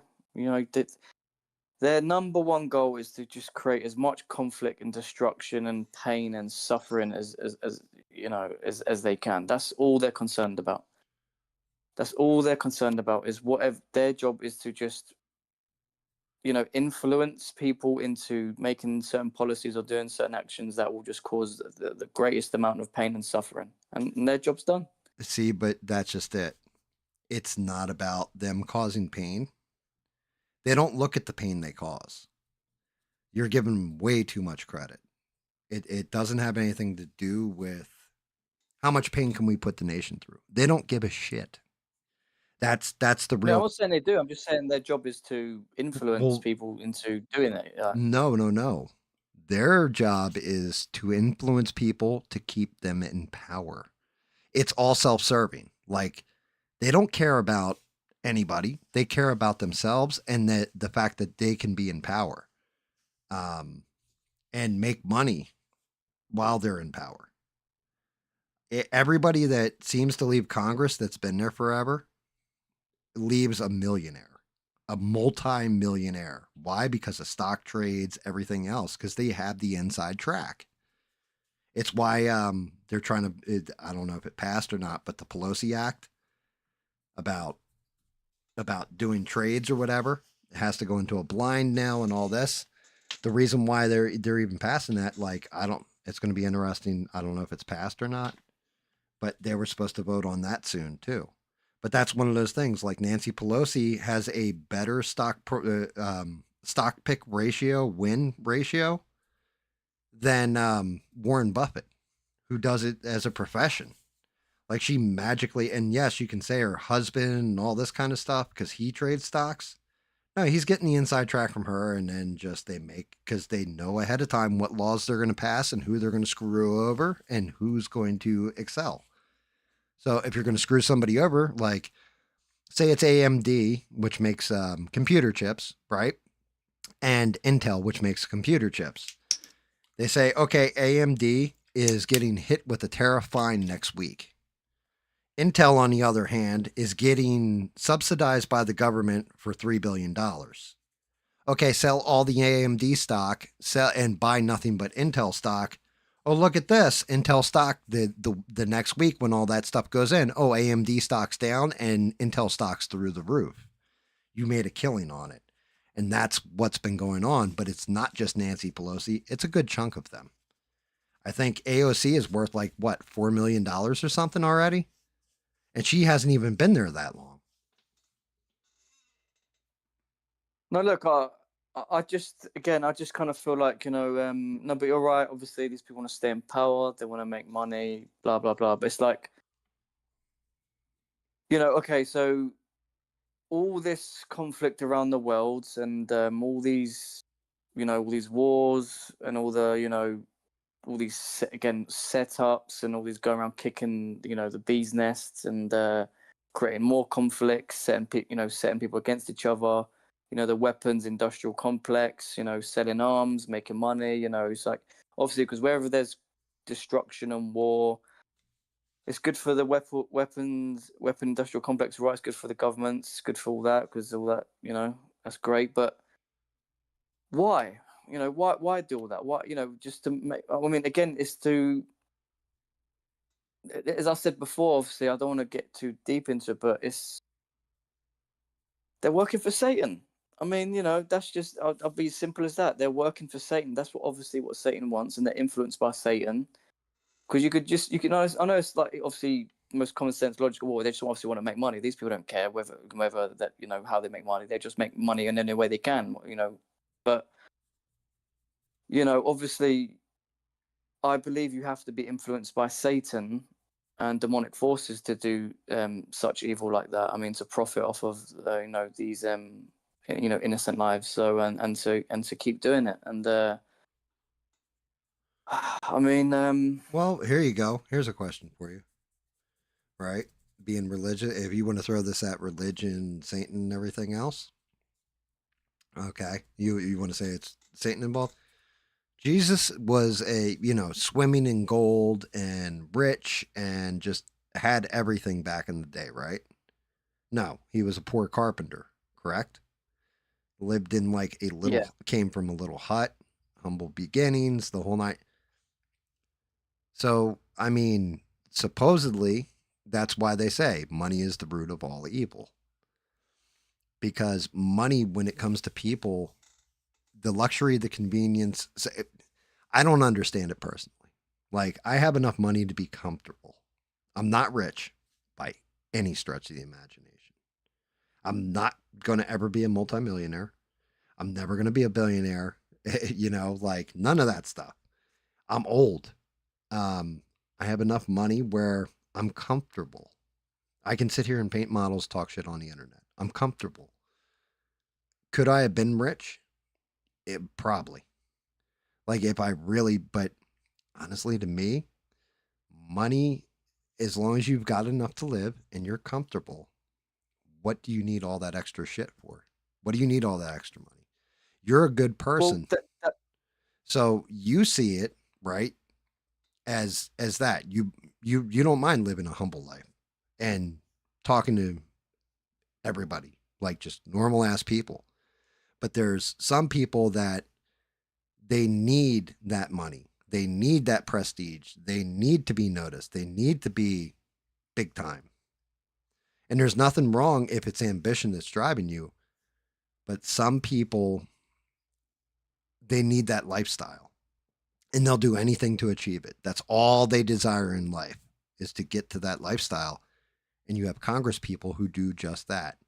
You have Congress Yeah, people that yeah, their whole thing is just to get on fucking TV on Fox News or CNN or MSNBC and talk shit, like basically about stuff that, and both sides do it. It's not one horn, it's horns on the same goat. They both do this shit. So you're right. Maybe it is Satan. Maybe it is, but it's definitely an evil, and it's greed. It's a sin, right? yeah. Because it reminds me of the story of the again, Bina or Devon's gonna have to put up the verse and the chapter and stuff in the chat. But it's the bit where you'll get to it eventually in the New Testament. But Eventually, it's where it's a long book. it's where it's where Jesus is in the he goes out into the desert. I think out into the desert for like 40 days and 40 nights, and then he basically has a confrontation with Satan.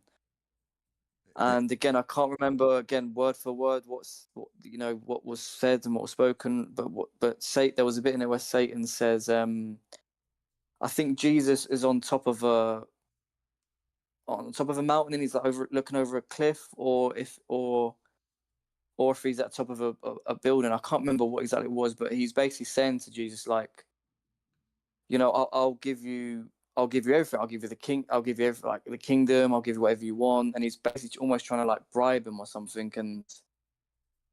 And this is the thing that throughout life you hear a lot of people say that when they're in the music business in Hollywood or whatnot, and same business, they're like, I sold my soul to the devil. Mm-hmm.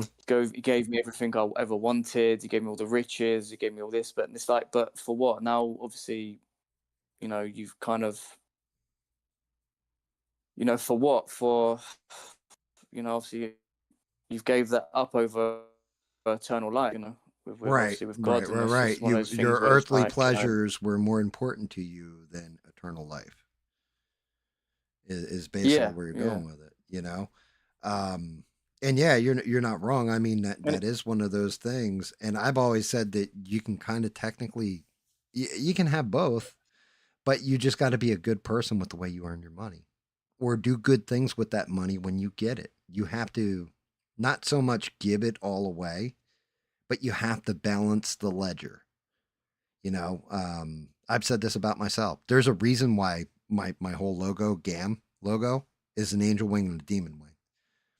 Brother, I've done some fucking evil things in my life. Like I've been a bad guy. I've also been a very good guy. I've done some really good things, and I came to a point where I balanced. And now I'd like to think I'm in the plus column for good things. You know what I mean?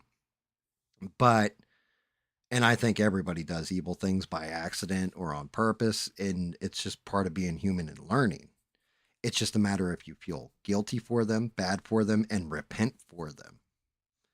And I don't know if that's you can say it in I guess Christianity, it would be repenting to God for it, right? For me, it was always I knew what was right, what was wrong. I'm doing the right goddamn things. You know what I mean? And then I did this crazy ass thing where I took evil that I had learned and used it to benefit good. So where the hell does that put me? That's going to put me in purgatory, isn't it? I don't know, Danny. What do you think? Am I going to be burning in a lake of fire, or do you think I'm going to be right in purgatory? Do you think I'm going to be in heaven?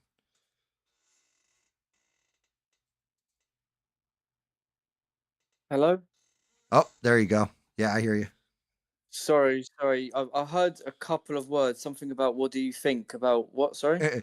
I said like, with me, everything like struck to a balance. I got to the good side, but then I started using evil to benefit good.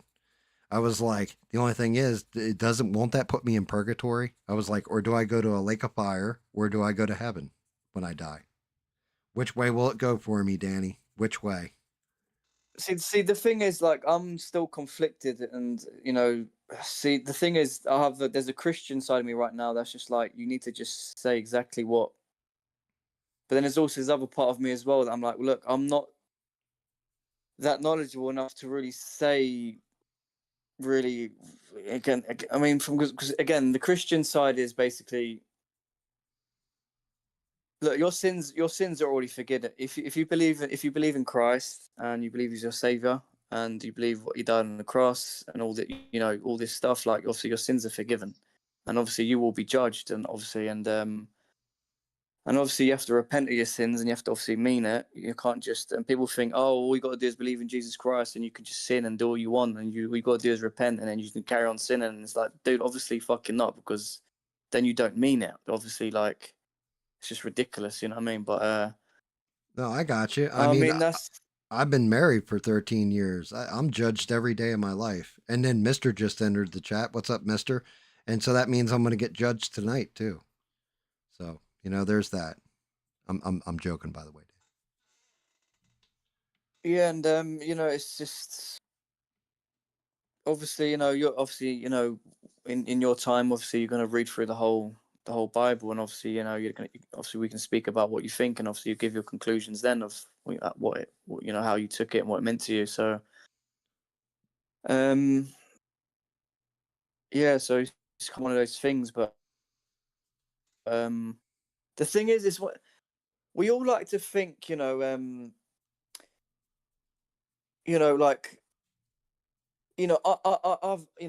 I like this whole thing about sin and doing evil, and bruv, that's the whole fucking point. Every single human being, I mean, we're born sinners. We are born sinners. That's our nature. We, again, even though like, I've got my own personal sins in my life. Obviously, I don't want to get into it, but I No, have my own that's personal fine. You struggles in don't my have to. life that I'm trying to get over, that I'm trying to fight. And the thing about sin as well is this whole thing of, before I found Christ and before I got into Christianity, it was like the freedom of the sin and the whole, I can do whatever I want. There's nothing wrong with it. Only now, once I realize that these sins are much hurting me, I'm trying to break free from them, of how much they actually, how trapped I actually feel. Once I actually realize that it's not freedom, I'm not free. I'm actually trapped. And this is the thing, you got to consciously be aware of your when you're sinning, that you know you're sinning, that you're trying to get through it, you're trying to fight it. And that's the whole point of it, is that you're trying to break free from these things and you're trying to realize that it's wrong. You know what I mean? And obviously, because no good is going to come from these sins, no good at all. And it's not that, oh, I can just do what I want, I can just sin, all I've got to do is repent, you know, oh, forgive me, Father, our sins, and the next day just go right back at it.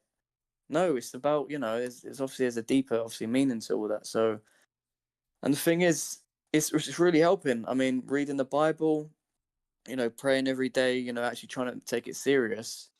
I'm actually sort of fighting these sins, and I'm actually doing really well from it. I'm actually, like, kind of gradually getting better as a human being, and they're becoming less. I'm feeling less trapped and less like, kind of like there's no hope, because there was a point in my life where I did feel like there was no hope, Yeah, and that's nothing was working. You try everything and nothing's worked. You just fall deeper and deeper and deeper into these sins, and only now I'm actually starting to see the light. I'm actually starting to see a way out from it all, and it's actually working for me in my own life. So that's all I can say from my perspective in my life. I mean, everyone's different, obviously, but that's all I can really say on that, really. no. I understand. Like that is, yeah, that is one of the worst places to be for anybody, Danny. Is when you feel like you have no hope. There's no way out. You're done. There is that is That is one of the worst places to be. I've definitely found myself there before. Um, I mean, with me, I didn't find God in that. I just found the strength within myself to endure. I had this conversation with somebody the other night actually where I explained this. This is how I've always done it. I just endure. I look at everything in time. Like I break it down logical into time. So imagine it like you cut your finger, right? You start bleeding. Well, in about an hour, that it's going to be scabbed over, what have you, right? Bleeding's going to be stopped. I mean, not like if you cut your finger off or something, but you know what I mean. Like you just get a cut on your finger. And then maybe 3, 4 days later, it's going to be a little scar. A week later, it's going to pretty much that scar is going to start to fade. About a month later. So I look at everything in logical time. Like, I'm like, oh shit, I'm hurt right now, but will I be hurt in a month from now or will I be healed up? And you can kind of lessen the blow off stuff like that instead of just looking at everything as immediate and right now and all that kind of thing. And Beans had a question for you. Um, Beans. What does beans want? Beans, the baked beans. She said, Give me some baked beans. Danny, do you have a favorite book of the Bible or a favorite verse from the Bible? Okay.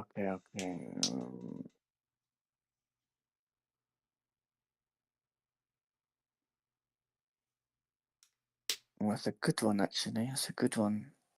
As I mentioned before, the things that really sort of interest me and sort of is again the whole Jesus in the desert with Satan and that whole conversation, the whole meaning behind that, and also the whole thing where I was talking about before about for we do not wrestle with flesh and blood, but principalities and dark forces. Like this stuff is like to me that's extremely powerful because it kind of gets to the point of a lot of these things of that it's not just there are reasons for certain actions in the world. It's not just human beings just being human beings, and I do find a lot of these things important to realize sometimes. You know what I mean? That it's there You, are you influences out there. yeah, Good and bad. you see like evil pulling strings behind the scenes is part of everything. Then, like it, maybe like that whisper in an ear of like if you just off Charlie Kirk, your boyfriend slash girlfriend, he she it will let you put it in the bad place, right? Stuff like that. Well, yeah. I mean, the thing is, if when you look into these different ideologies and you look at the fruits of it, like as Christians, there's they're saying about the fruits, like what are what is the fruits that this thing produces. You look at them by their fruits, and if you look at the whole transgender stuff, you look at Marxism, you look at communism, you look at Islam, you look at there's so much stuff that we can look at, and you break it all down. What are the fruits it produces? And to me, it's like it's just another. It's Satan using he has his fingers in so many different pies, and he uses whatever he can to basically cause nothing but pain and suffering and destruction, and just leading people astray and leading the people away from Christ. Because that's at the end of the day, here, Satan hates us. That he hates us. He despises us. We are God's creation. We are the apple. We are the apple of God's eye, and Satan hates us. So it's So it's all the whole jealousy. thing about it's this whole thing about people say, oh, Satan wants our souls, wants our souls, wants our souls. He just wants us to lead us astray from. He doesn't want us to find Jesus. He doesn't want us to find God. He does not want us to be saved. He just wants to take as many with him as possible.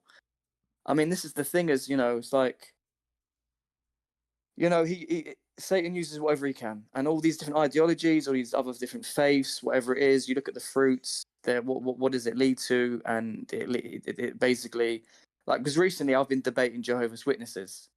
Oh, Now, that's people always say interesting. that.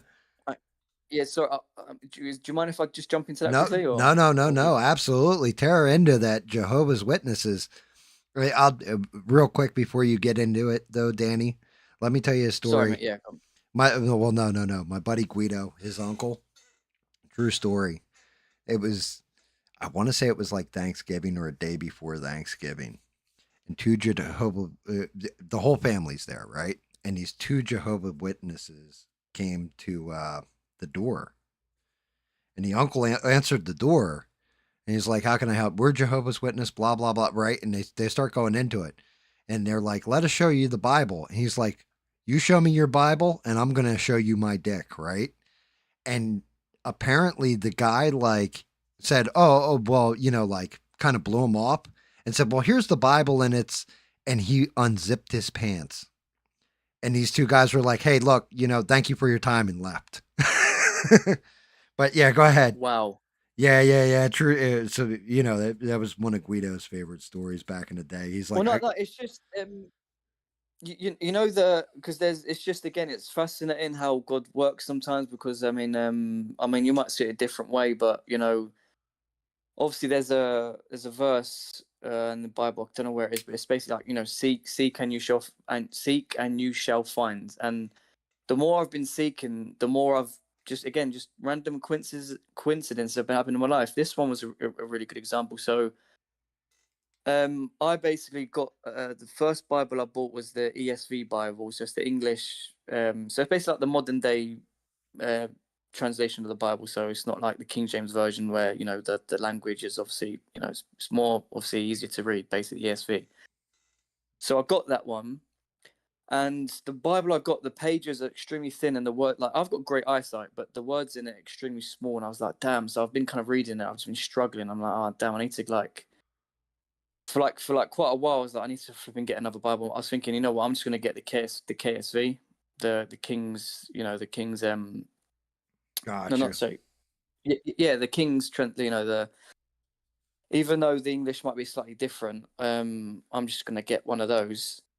Next thing you know, my dad lives in a care home, and I've not meant this is all just conversation I'm having in my own head. I've not mentioned this to anyone. My dad's like a few days later, my dad comes to visit from his care home. He comes with one of the nurses, and he's like, "Boy, look what I've got you." I'm like, "Yeah, Dad, I got you a Bible, boy." I was like, "What?" He was like, "Yeah, here's a Bible." When I looked at it, and it's the king, it's the what do you call it? Sorry, one sec, I've got it here. One second.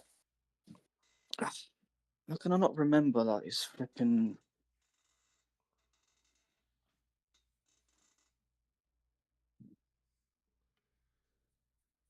Yeah, so I originally got the English Standard Version, and then my dad brought me the King's James Version. I got you. And I was like, who? I was like, Dad, who? Why did like? Because he's never ever like spoke to me about because obviously he's got a brain injury, so he doesn't speak to me about anything like that. And I was like, Dad, what made you want to get this for me? Like, what's all that about? And he's like, well, I don't know, boy. This nurse at the care home, she gave this to me, and she told me to give this to you. I'm like, Dad, what are you talking about? What nurse? Like, and he was like, no, just this nurse, obviously that works in the care home. She just gave me this Bible, and she told me to give it to you. And bruv, that shook me to my core. I was like, look, this is probably one of the strangest coincidences ever. To which most people would say it's just a coincidence. She just, you know, probably a Christian, and she just decided to give a Bible to my dad. End of. You know what I mean? That happens all the time. Oh, Danny cut out. He was talking about the Bible and it cut out. I didn't cut him out. Hold on, let me check my Discord. Make sure he's. I didn't crash and burn, did I, guys? Can you guys hear me, Sheree?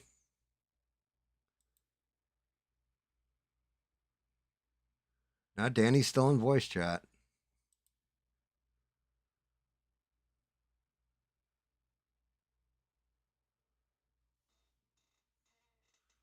Sheree's saying I'm still live. Something happened with the. Maybe his phone died or something. I don't know. I mean, he's like I said, I didn't bump him out of Discord chat, so he's still in there. Hello? There he is. Oh, Yeah, did I cut out? you. Oh yeah, you cut out. Oh shit! Sorry. Yeah, What was the last thing you heard? yeah. Last thing I heard was your sister, and then it cut. What did you hear the stuff about my dad in the care home and the Bible, or not? Or not? Yes, yes, yes, yes. Your dad gave you the King James version. Yeah, yeah. So basically, obviously, I asked him, where'd you get it from? He basically said a nurse at the care home just basically gave it to him and said, "Give this to your son." Did you hear that? Yes, yes, I heard that part. All right, all right, all right. So anyway, got all that. A few days later, Jehovah's Witnesses knock at my door, and they asked me, the first thing they said was, what do you think suffering is? Do you believe in suffering? And I was like, okay. I was like, look, guys, I know you're Jehovah's Witnesses. Like, kind of, what do you want? Obviously, and I was like, look, I'm a Christian, so anyway, and obviously there are a lot of Jehovah's Witnesses that we have over here. They're all kind of black and women. So straight off the bat, I knew they were Jehovah's Witnesses because for some reason they just all seem to be women over here in black. I don't know why. It seems to be very popular with them. And so we basically got into a little debate. I straight off the bat asked them. I was like, "Look, I don't really know much about Jehovah's Witnesses, but I've heard some stuff, and obviously I'm new to the faith as well, to Christianity, so I'm not that knowledgeable. But I'm happy to talk with you guys, to have an open discussion and debate, see if we can have any middle grounds." So anyway, basically, cut long story short, yeah, they basically don't believe in the divinity of Christ. So they don't believe in the Holy Trinity. They don't see Christ as God. They see him as the Son of God, almost like a not like kind of like a prophet, but basically like they say he's the Son of God and he is a creation of God. So basically, so in the when the whole verse in the beginning, Genesis was like, in the beginning was God, and all this. Basically, they see God as always been. So God obviously wasn't created; he's just always was. And then God created Jesus Christ. So Jesus Christ is a creation, and then through Jesus Christ created everything else. Gotcha. So they don't believe Jesus Christ is God within the Holy Trinity, but they don't believe Jesus Christ has always been. They believe that God has always been, and then he created Jesus Christ, and then Jesus Christ created every other being. So animals, humans, blah blah blah blah.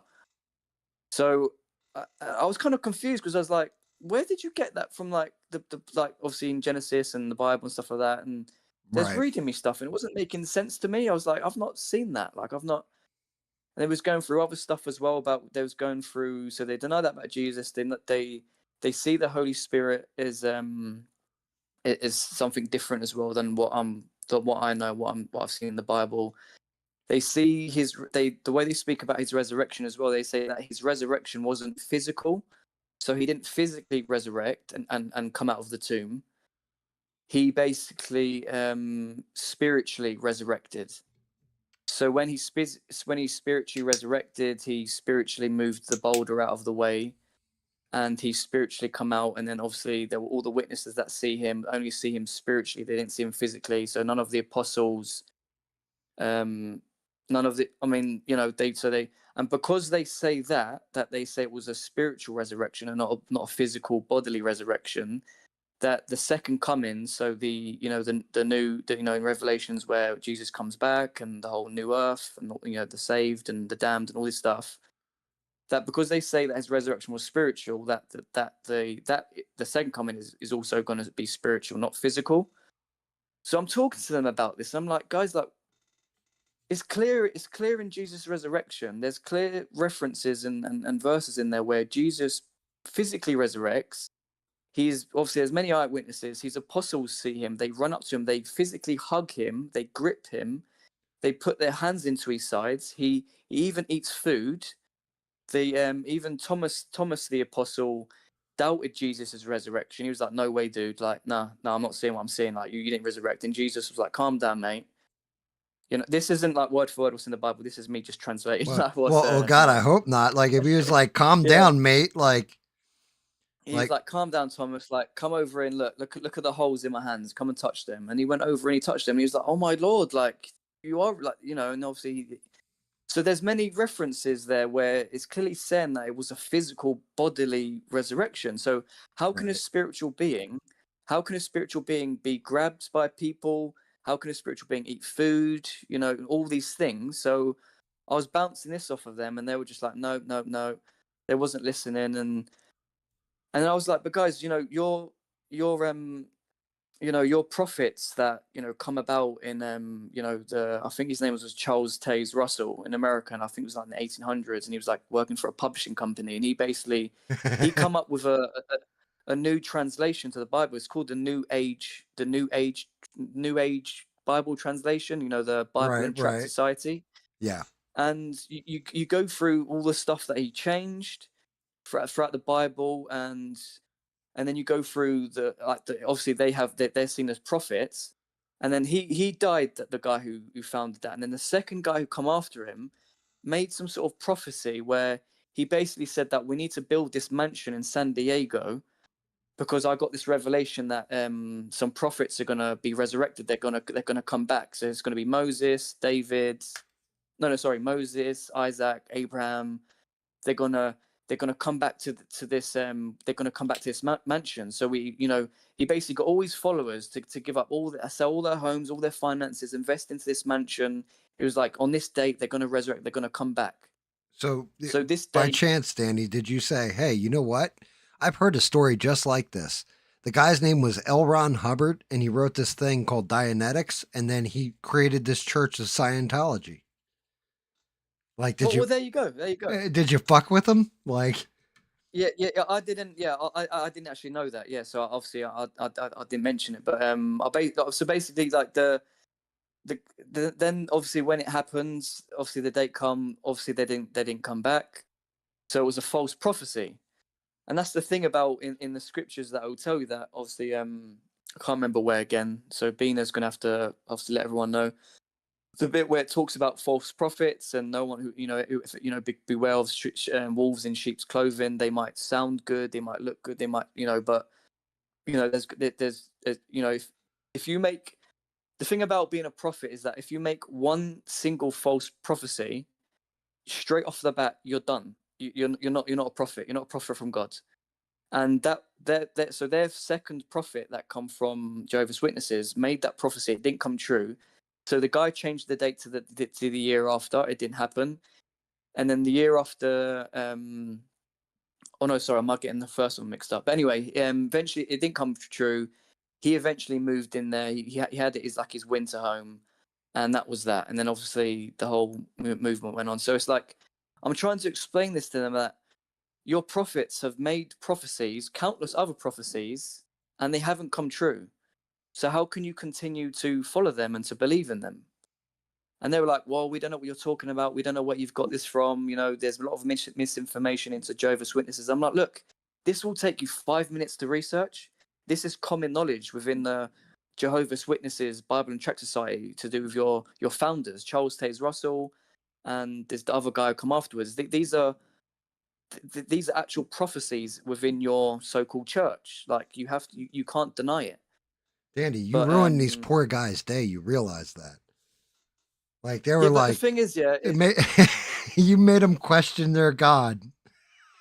yeah, but the thing is we all have to be open to being questions. Now, if you bring up something to me now throughout the Bible and you say blah blah blah blah blah, what do you think of it? If I don't know, then it's my job as a Christian to go and look at the scriptures, look into it, get the context of it, the history of it, and figure out a way to answer it. I can't say, oh no no no, you're talking shit, Gavin, talking shit. No no no no, I don't care what you say, you're talking shit. No, Right. I have to. And these people is the thing is that the thing is frustrating is they're going around the world and they're telling people that they're Christians and that they're the real Christians and all this stuff. And it's like, but you're leading people away from the true Christ. You're basically doing the same thing that Muslims are doing about Jesus and other people doing about Jesus. Is you're taking away, you're saying he's not God, you're all these things, you're leading people astray from the real Jesus. So as a Christian who believes Jesus is God, I have to question you on that. I can't let that just go. I can't let that go. Gotcha. Yeah, I mean, hey, look, I'm just teasing you a little bit there because, like, I think it's funny. I think it would have been a funnier story if they went home and then came back like a week later, like, yo, you converted us. Like, how epic would that have been? Like, just yeah, you Well, know what? We yeah, looked into it and we couldn't have answers for this bullshit, and you'd have been like, yeah. yep, See, like I've got so like the thing is now ever since I had a chat with them, I've literally gone onto a whole deep rabbit hole within the Jehovah's Witness history, the foundations, the prophets, where it come from, blah blah blah blah blah, all of it. I've got like if you look on if I was to go through my notes on my phone now, so I've got basically references to the because basically straight off the bat they were like it doesn't say anywhere in the Bible. And Muslims say the same thing as where say the same thing because that's what I noticed as well. They almost have the same scripts that the Muslims do. They say that it doesn't say anywhere in the Bible where Jesus actually says is God. But again, if you know just even certain bits throughout the scripture, Jesus mentions it many times in different ways that he's pointing. Obviously, he's talking about the Holy Trinity. He's talking about obviously being this, divine basically. And so I've got so many references now in my notes where I can point to so many things about the Holy Spirit being mentioned in the Bible. Obviously the Father, the Son, the Holy Spirit, all this stuff, and the resurrection. So I've got all these points now. I've got all these points about their prophet. So next time I see them again, I'd like to obviously sit down with them and go through this with them, and then compare it with their New Age World Translation, and then we can obviously have a nice discussion because at the end of the day, it's my job as a Christian to talk to people about the Bible. If they want to talk about it, then we can talk about it, and then we can exchange, the gospel and exchange the scriptures, and then we can actually have a good discussion about it, because as long as I'm coming from love, as long as they coming from a good place, then there's nothing wrong with that. yeah. I mean, you're not wrong. And Beans, you never asked me what my favorite quote, what my favorite verse or anything out of the Bible was. Here you go. Yeah, let me see if I can remember it. I'm gonna try this one, Danny. Ready? And Go on, man. spoiler alert: it's not actually a real quote out of the Bible, but it goes Ezekiel 25:17. The path of the righteous man is beset on all sides by the iniquities of the selfish and the tyranny of evil men. Blessed is he who, in the name of charity and goodwill, shepherds the weak through the valley of the darkness, for he is truly his brother's keeper and the finder of lost children. And I will strike down upon thee with great vengeance and furious anger those who attempt to poison and destroy my brothers. And you will know my name is the Lord when I lay my vengeance upon thee. Do you know what it's from, Danny? This is this from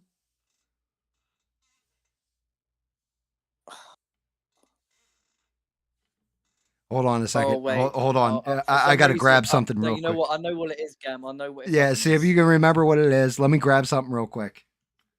I can't remember who it was in the movie, but I'm pretty sure it was fucking Pulp Fiction. No?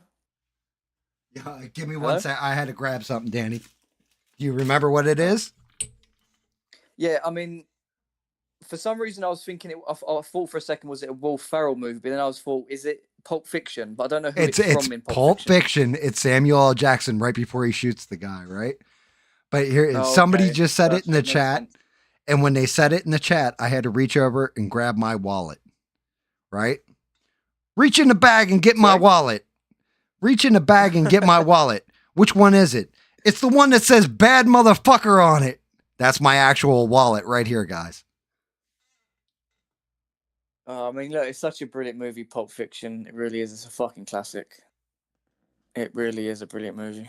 I mean, look, majority of Tarantino movies are bloody good. So yeah. No, I mean, but I know it's a real Bible quote, but it's they twisted the verbiage in it and everything else, the words.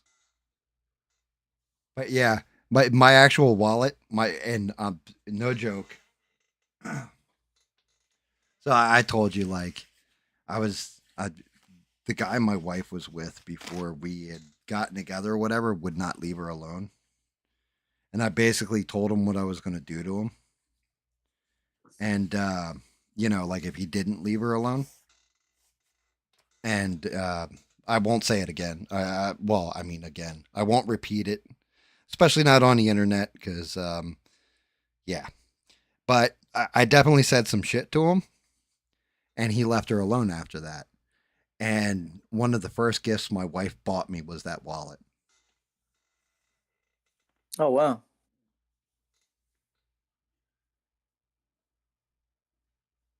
Yeah, one of the first gifts she bought me was my bad motherfucker wallet. I had a mug too that said "badass motherfucker" on it. Oh shit! Sorry, Cam. Just before I forget, sorry. The whole point, sorry, the whole Jehovah's Witness thing is what was whole like again the whole coincidence thing, and is basically during the whole like talk is they brought up the whole the King James version, and Right.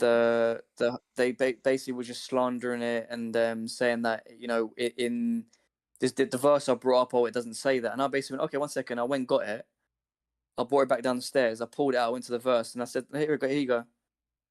And Dude. again, it's just when you put that whole thing about like I had the English Standard Version in my head, I was like, oh, dude, I need to get a different Bible because and then Dad brings it because this random nurse said, here, John, here's this Bible, give it to your son. Then I've got it. Then next thing you know, Jehovah's Witness knocking on the door. Then they're slagging off the King James Version.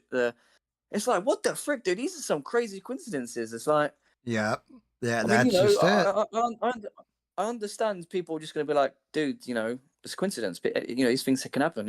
There's always these possibilities, and I understand that. But at the same time, it's like the more and more I've been trying to seek, and again, as I said before, seeking you shall find. I've been seeking, and more things are popping up like this, and it's freaking me out a little bit. I'm not gonna lie.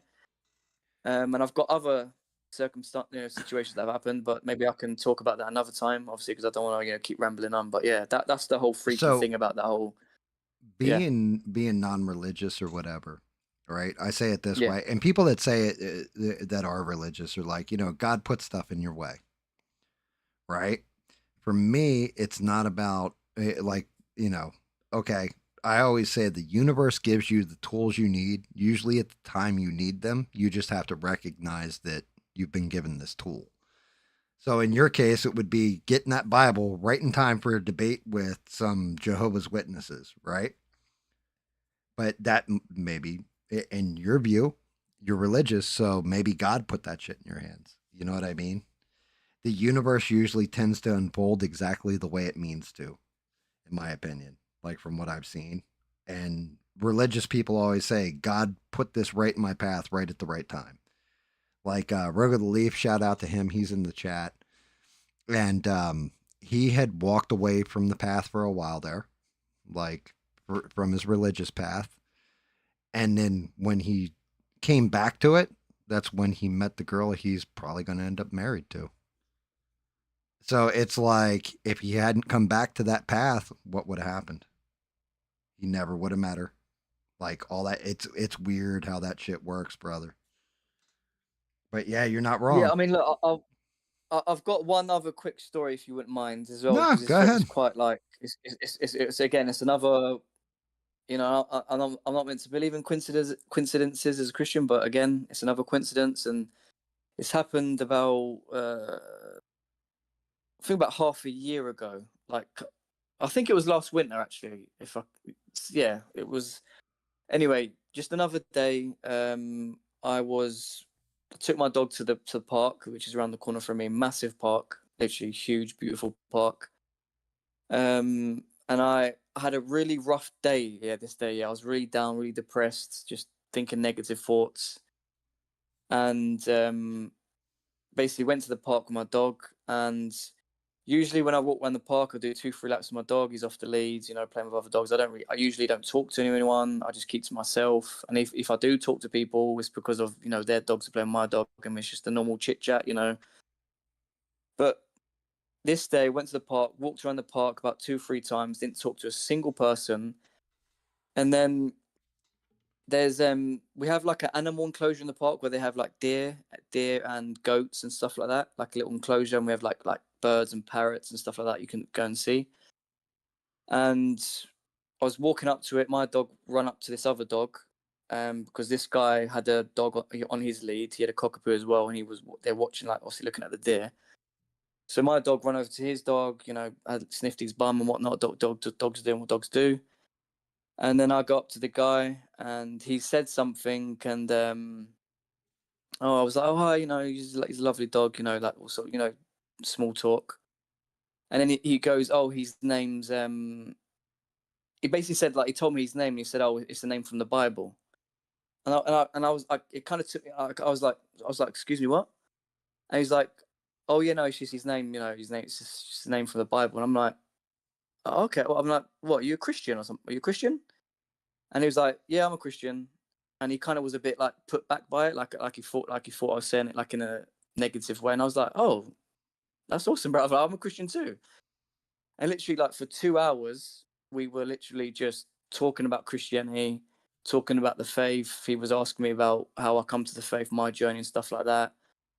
And I was just like, damn. I was like, it's just one of those moments as well that you look back on, and I'm like, that was almost meant to happen? I mean, because like, I didn't talk to a soul that whole time I was at that park. I had a really rough day. And then the first person I bump into, and the first thing he brings up is, "Oh, it's a name from the Bible." And then I could have spoke to anyone that day, but for some reason I bumped into a Christian, and he almost set me back on the right path again, because I still talk to him to this day. We exchange numbers and we talk quite regularly. And he again, he's a middle-aged man, like middle-aged man. He's not just some young like guy my age. He was just some middle-aged man. And yeah, he's like, it's just another one of those moments where it's just like, just when you think you're lonely and you're lost, these things just pop up and just show you that, look, you're not alone. You know what I mean?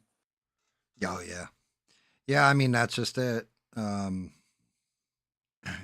it it hits you. Sometimes you get hit with a shit ton of stuff all at once, and you just you gotta endure and walk through it. It's the only thing I can say. Sometimes you got to walk through it. Other times you'll get hit with little things, and as long as you're paying attention to the right part of it, it's the sign you needed at that moment. And like I said, that for some people that's God putting things in your path. For people like me, it's the universe is unfolding exactly the way it's supposed to. I just have to be open and be able to see the path that it's trying to put me on. Like, Yeah, and some people say my dog just really wanted to smell the other dog's ass. yeah, I mean that could be too. Maybe it was just hey, look, Uh, But what's dog backwards? Spell dog backwards. I know. I don't want to do it. I don't want to do it. Oh man. So you never know. I mean, look at Yeah, David. but as yeah, but I mean, I understand your point of view, because, as you said, like, sometimes if these things happen more often than you think, and you just might not be looking, you might not be paying attention in the right places, so you could miss it. So I Oh yeah, understand there's a perspective where it's like there's so many possibilities in life. Sometimes every day you don't know what's going to happen, and sometimes, but it's difficult to explain sometimes, because it's like you got to take, there's so much context behind it, and then when it happens in a certain time and a certain moment and a certain thing that's said, it's just like it kind of rattles you a little bit, if you know what I mean. Like, I can't help but it not rattle me, if you know what I mean. yeah. I can understand that. I mean, you got stuff like you spoke to David, right? David didn't think he'd ever have a girlfriend. Then he met this guy Vane and stole Vane's wife. Like, and I know why you're not going to laugh at that, but guaranteed Rogue is going to be laughing at that. And David and anybody else that knows the story of Vane is going to be laughing at that. So Vane, his wife was a tranny. So I'm kind of taking the piss out of David right there just for a minute, because he said my wallet was frail and old. Oh Lord. Oh man, yeah. I mean, I'm pretty sure we all have again those moments in life, and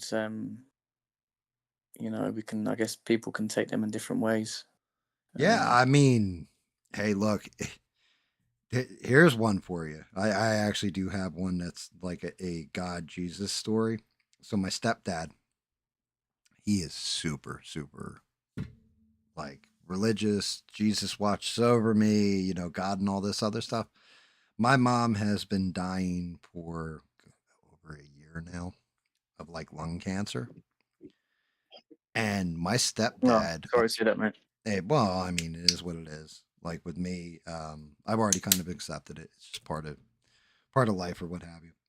But I mean, that sounds like shitty for me to say, but there's a whole backstory to it why I feel that way. Anyway, my stepdad has been praying. Like my mom says, it gets on her nerves. She's like, it drives me nuts. He's always praying. He's always praying. He's always praying. All this stuff about her specifically with this cancer. And about 3 months ago, apparently they found out that the tumor has shrunk. And I'm like, really? She's like, well, I think it extended my life. I'm not cancer free or anything. And I'm like, yeah, I got that. But I was like, man, that's kind of fucking weird. Like, he's been praying and praying and praying and praying, right? And like, my mom's cancer did shrink. I'm like, really? So who knows? But he extended, and I'm like, maybe he got an answer to his prayers. I don't know. It's a weird one for me. Yeah, so I mean, yeah, forgive me for asking. So your mum's cancer. So where like what kind of cancer? And is she getting treatment for it? Like, is she Um,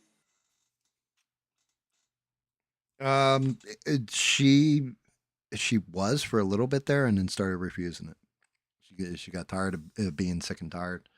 She's just like, yeah, I'm good. Oh wow. Yeah, yeah, take me out. Um, And it's just started to shrink?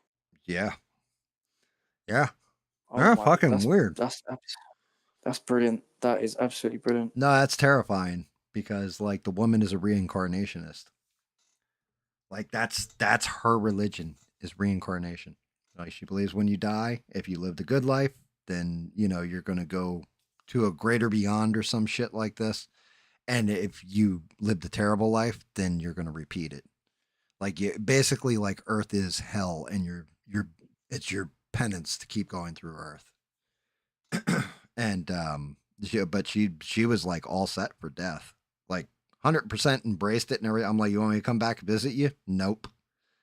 Like she was like, nah, just remember me how I was. I was like, okay. Like, like I said, weird relationship with my mother, but yeah, like she stopped doing treatments and the shit shrank. Like no treatments and the shit shrank. I can't figure it out myself. I'm like that doesn't make sense to me. Now Yeah, I, it's I I told her, I was like, "Are you going to start treatments up?" She's like, "I'm not sure because blah blah blah." And she's old. Like the problem is, I gotta say, my mom, very pretty woman, her entire life, right? So as she's getting older, and she's aging, and that beauty's fading, she's very vain, and yeah, I think that plays a factor in it. It's some dark shit, but it is what it is. yeah. I mean, my mum's friend, like really close friend, like best friends. She's got lung cancer, and she's been fighting it for a long time now. She's been on the chemotherapy and all the treatments, and I mean, like I've seen her quite a few times, and like just listening to her like just talk about her life, and and she's basically like just the strength that she has, and that she's like not afraid, and she's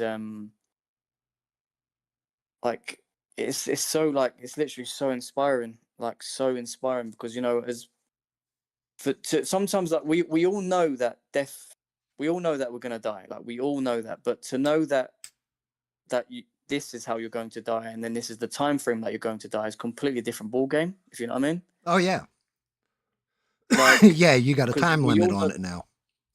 So it's like, yeah, and well, that's always one of those bullshit kind of statements when somebody goes, "Yeah, doctor tells me I have exactly a year to live." Like, no, they didn't.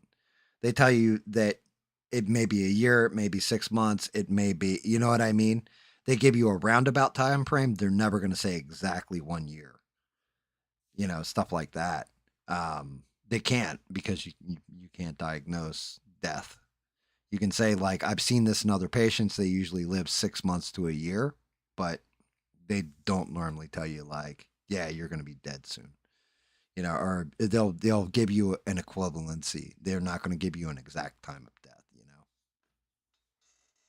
yeah, I mean, like listening to again, just her,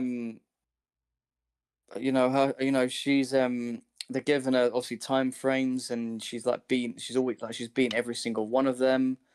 Like, she even went to the march yesterday. Like, she's literally That's living cool. life to the full. Like, she's literally living life to the full. She's just not letting it take 1 ounce of life from her. Like, whether she goes tomorrow or next year or in 5 years or whenever, she's just like, and it's just really inspiring. Like, no, like people like that. I'm just like, that strength. That strength is. It's just, sometimes it just leaves you in awe, like, because all the stuff that we go through and moan about, and I'm depressed, and it's like, but dude, like, look at all the people out there. Literally, they've been given a date, they've been given a time frame. They know this is most likely going to take them out, but yet they're living life to the full, and they're spreading positivity, and they keep going. So why can't I? If you know what I mean, like, what excuses do I fucking have? No fucking excuses. Yeah. Yeah, I mean, well, that's just it.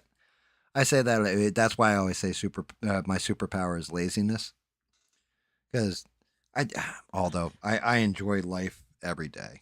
Like, I honestly do, even when it's like today where my back is fucking shot and I'm beat up and all that kind of stuff.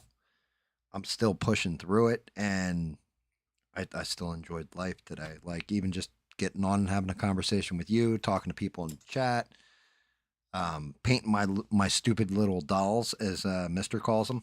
Well, I don't think he ever called them stupid. He said painting your dolls. Shout out to Mister. But it's it's one of those things. I wake up every day and I'm grateful for everything I have. I'm definitely and that's only because I had a hard road getting to where I am. And I don't understand what it's like to have just an easy road to get from point A to point B. It's always been a fight, always been a struggle, and that's why I appreciate it every day. I don't know if that makes sense to everybody or nobody at all, but it's the it's just the way it is. Like, I wake up every day and I'm grateful because I probably shouldn't be here right now. Like, if it hadn't been for my No, no, wife, yeah, I definitely wouldn't be here right now. and that's just it, isn't it? It's that mentality, is appreciating appreciating the moment and what you actually have, not what you might want, or because we live in a culture now and society where it's just greed, and consumerism, and always wanting more and more and more, and I want this, I want that, not what you already have, not what you need.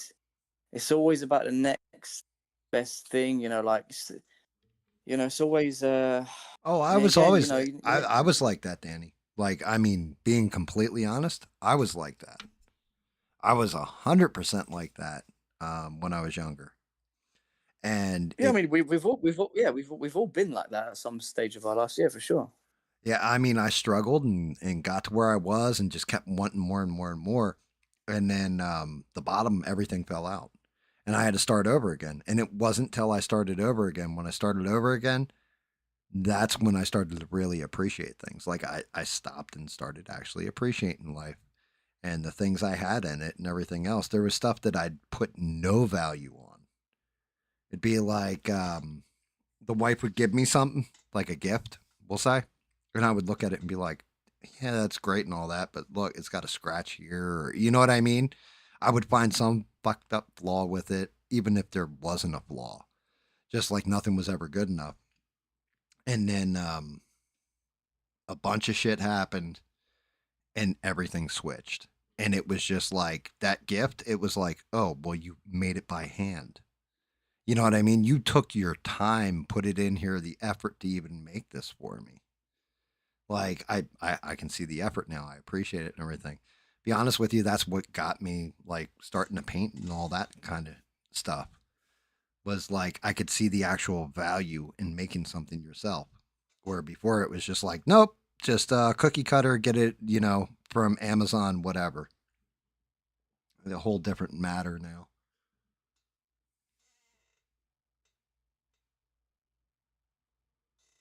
Like it's weird. It's just I guess I got old or whatever, but it's definitely a more and I say some young people do that and carry it into their old age and then keep on carrying that forward and that's never a good thing, man.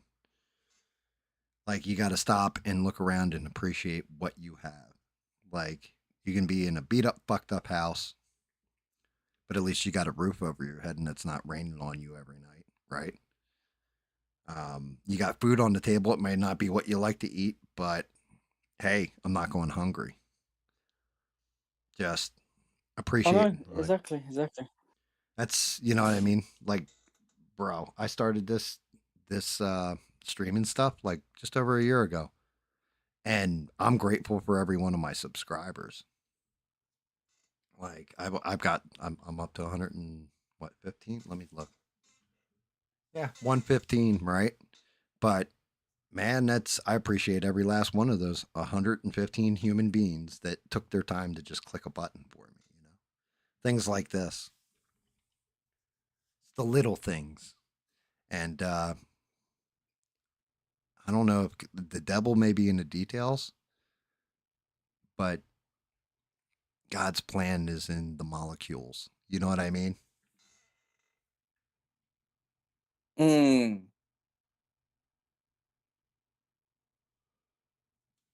And hey, man, look, I really, one day, I know I keep saying this to you lot, but one day I'm gonna come and visit, man, because it's always been a dream of mine to visit America.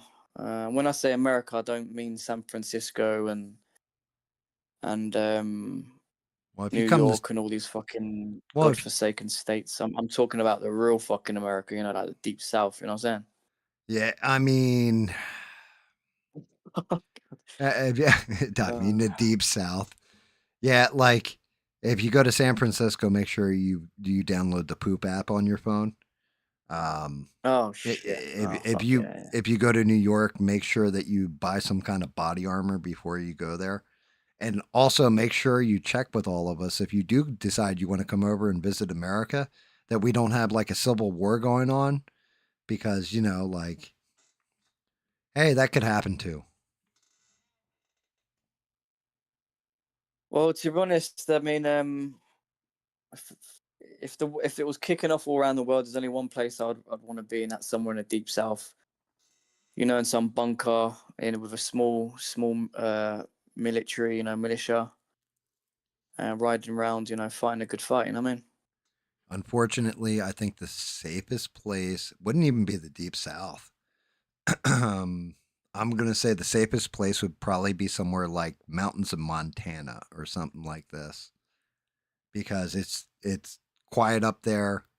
Maybe you might have to fight a bear, some shit like that. But down south, just the heat and everything else, especially if the power goes out, my God, it'd just be a sweaty, sticky mess down here.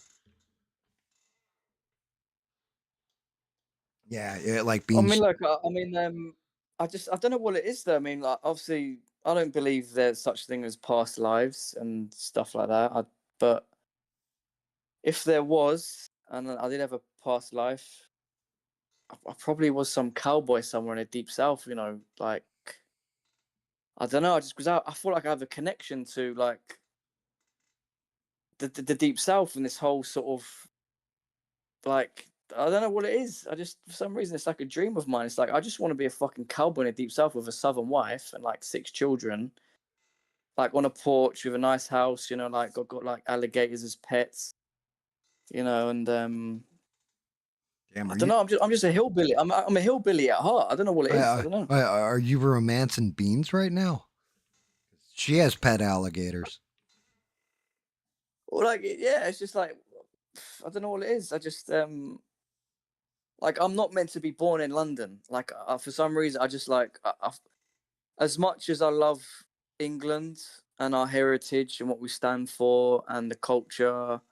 Obviously, it's different now. Obviously, as you guys know, but I just kind of feel like I'm meant to be an American. Like you know what I mean? Yeah, I hear you. Um, I mean, I'm kind of biased. America is the best country as far as I'm concerned, but I don't think America isn't. You know, it's got plenty of flaws to it. Yeah, Major, no, major of flaws. course, but you know, you take it as they come in it, but you know, it's um Yeah, and I think Beans just nailed it. You're looking more. You're saying deep south or whatever, and I think when you say deep south, you're thinking it would be the same way. Like with me, I would say something like I don't know, Liverpool or something over there, and I really mean like London or what have you. Like I would be in the wrong location. You want to be somewhere like Bean said, the Texas Louisiana border, like somewhere there where you'd be a cowboy, mm. you'd be an alligator cowboy, right? But then also really like those like small kind of like towns, if you know what I mean, with like kind of small communities, small towns, but then you got like a lot of countryside as well, Gotcha. and just that kind of like Christian church, small community feel, but like southern vibe, and then yeah, I've always seen it in movies, and I'm like, that's where I'm meant to live. I'm meant to freaking live there, like you know what I mean. I'm not meant to live here, man. Like this is not the place, you know what I mean, and. I know Y- there's so many places like that in America, you know, places like that that still exist, that still have that same sort of feel and vibe, you know what I mean? Yeah, see, like Beans is saying, she felt the same way when she lived in Europe. That we don't realize, like as Americans, we don't realize that other people want to come here because we live here and we're Yeah, like, man. why the fuck would you want to come here? Like for me, I'm like, I want to go to Japan. Like, I want to go to a crazy culture and fight Godzilla and shit. You know, um, or go investigate samurai origins. Like the like hunt down ancient fucking shit in Japan. But that's because I grew up in America. Yeah, fucking. Oh, you go now, round eye. You too tall. Like, oh shit, I'm dead. Yeah, look, Japan is another one of those countries that I've always looked at and admired, and obviously they seem like great people, great culture, great way of life. Obviously great history, even though some people like the samurai and stuff like that, they weren't exactly, you know, peaceful folk. There was Oh no, their job a lot was of to shit, you the know. samurai means to serve. Like their entire job was to go out and basically kill for their emperor. Like they were violent sons of bitches. Um, Yeah, exactly. Yeah, the only not people think. Yeah, so the only thing with small town America over here, you picture it like apple pie and all that kind of stuff, and kind of like oh god, Andy Griffith's show, what, Mayberry or whatever, something like that. Like small town, everybody knows each other and all that kind of stuff. But you got to be careful because there's definitely small towns in America that are like the Texas Chainsaw Massacre, like that kind of small town too. Like you got like a bunch of Oh, like a whole group of crazy fuckers all just live in this one small town. oh, sorry, Gam, you're breaking up again, mate. Sorry, what was that? No, I mean it's like It's like a whole bunch of crazy puckers all stuck in one small town, and like, oh well, this town's full of meth heads. Well, we can't, we got to go to a different town. Oh, Yeah, yeah. They might not take too kindly to people like me. I don't know. oh no, girls would love you just for the accent. Your accent alone would you'd have girls all over you. Well, then that's all that matters, isn't it? I don't really care. No, yeah, no one cares about what the men think, innit? Yeah, there's a reason, like Mister. He doesn't just work out the way he gets girls. He walks around like with an Austrian accent. He's like, "Hello, my name is Mister. It's nice to meet you. I lift the weights. Look at my biceps."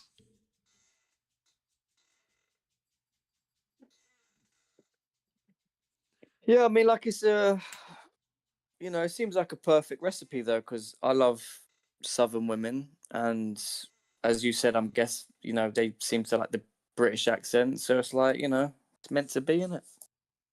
Yeah, yeah. I mean, although I had a I get. buddy who, my one buddy Tut, worked for me at Blockbuster or whatever. He had married an American chick, lived here for 4 years. He's back in, I want to say London. I think he's in London. But he ended up going home and he was like, he fucking hated it. He was like, I like certain aspects of America, but there's other shit that I hate and I just want to go back to England. Like, it just felt weird to him the entire time he was here. He felt like he didn't belong. You know what I mean? Yeah, yeah. Again, I know it is one of those things where I can't be too sure because I don't know, and obviously I've not been there and experienced it, so I can't say. But I kind of feel like because of the way I think and the way I feel about certain topics, just the kind of person I am, when I put all that together and I sort of, from what I know of how it's like over there, I feel like I just kind of have a strong feeling that I'd fit in just fine and I'd do just, and I probably wouldn't want to come back, if you know what I mean. Yeah, I mean, the one thing that I think would enamor the hell out of you is the freedom of speech thing. Being able to actually speak your mind and, you know what I mean, not go to jail for it. Like that one thing right there is a game changer. Not having to like you could preach Christianity and everything else. And everybody's going to be like, "Oh, yeah, he's a Christian." Whatever. You know. Um it's it's fucked up because I'm kind of sure Britain was kind of like that a little while ago, and that's kind of all changed, right? But I mean, you could definitely. It would, man, it'd be interesting coming in here from a foreign country and just investigating things that you're interested in particular. I think you would have a blast. Yeah, I mean, it's just people always think that the state that we're in, it's this hasn't been like a hundreds and hundreds of years of like a slow burn. There's been almost a massive change within the last uh, 40 years. I mean, within the last 40 years, there's been such just a change of demographic, change of culture. Just people always think that these things that it won't happen in my lifetime. It'll be a few generations until we start seeing the effects. And it's like, no, dude, these things can happen real quick, right in front of your eyes. It's happened in my lifetime. I mean, even talking to my parents just about how what London was like in their day and what they used to experience and what they used to see and what life was like for them, and it's complete night and day to their experiences, what they have to say, and then what mine are, and what I've seen. And this is just between my generation and my mum's and dad's generation. So these things, if you're not careful enough, if you've not got your eye on the ball, can almost happen overnight. But then there's also this thing of, oh, okay, well, just as quick as we've got into, just as quick as we've got ourselves into this mess, we can also get ourselves out of this mess. It's not, people always want to say it's over, London's gone, it's England's done, just give up and give it to them. It's like, dude, it's yes, we're in a bad situation. We have been we have been asleep at the wheel. We've kind of let this happen. We've tried to be inclusive and tolerant and whatnot, and get along with these people and have a multiculturalism and all hold hands and dance in the field together, singing the Age of Aquarius and all this shit.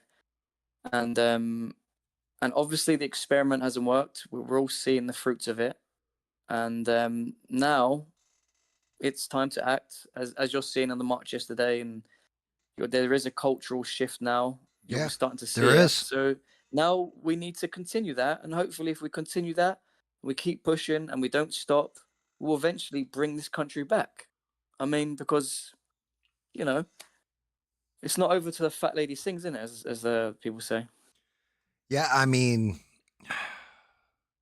you're not wrong. You guys just have to unite. I fucking hope not. Yeah, you're not wrong. You have to. You guys have to unite and figure out the smartest way of doing it. Going out and just like I'm trying to think how to say this on YouTube without getting in trouble. But like repelling the invaders in a violent way. That's the way I'm going to say it. Like doing shit like that, it doesn't work anymore. You guys got to do it a smart way by putting the right people in power that are actually going to. You need a guy that's going to step up and say, we need to go back to the actual core values of what our country is.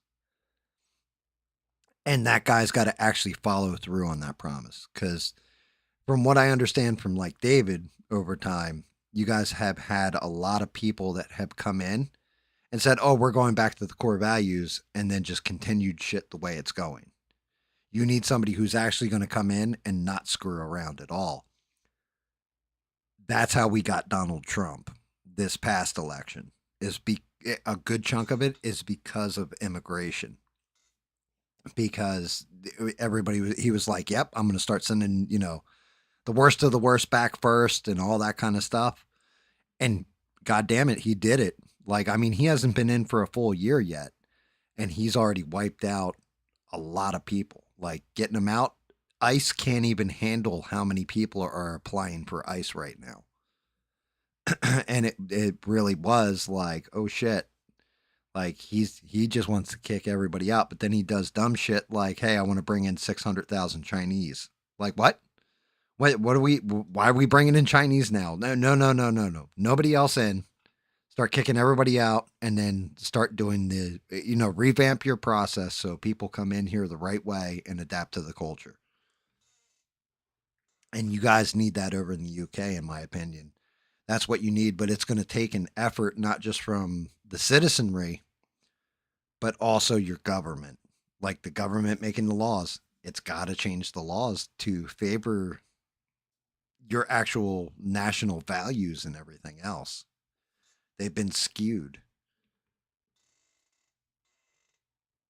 And this is the thing is, I mean, correct me if I'm wrong, but I kind of feel like America's a different ball game. A different, just the way government works, the presidency, and compared to the UK, like we're just a small island. Obviously, it's less population.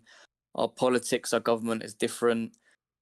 I just if we had Donald Trump, as our prime minister, I kind of feel like so much would be done, like so much good would be done. Literally, I almost feel like it wouldn't take long to kind of get this country back in order.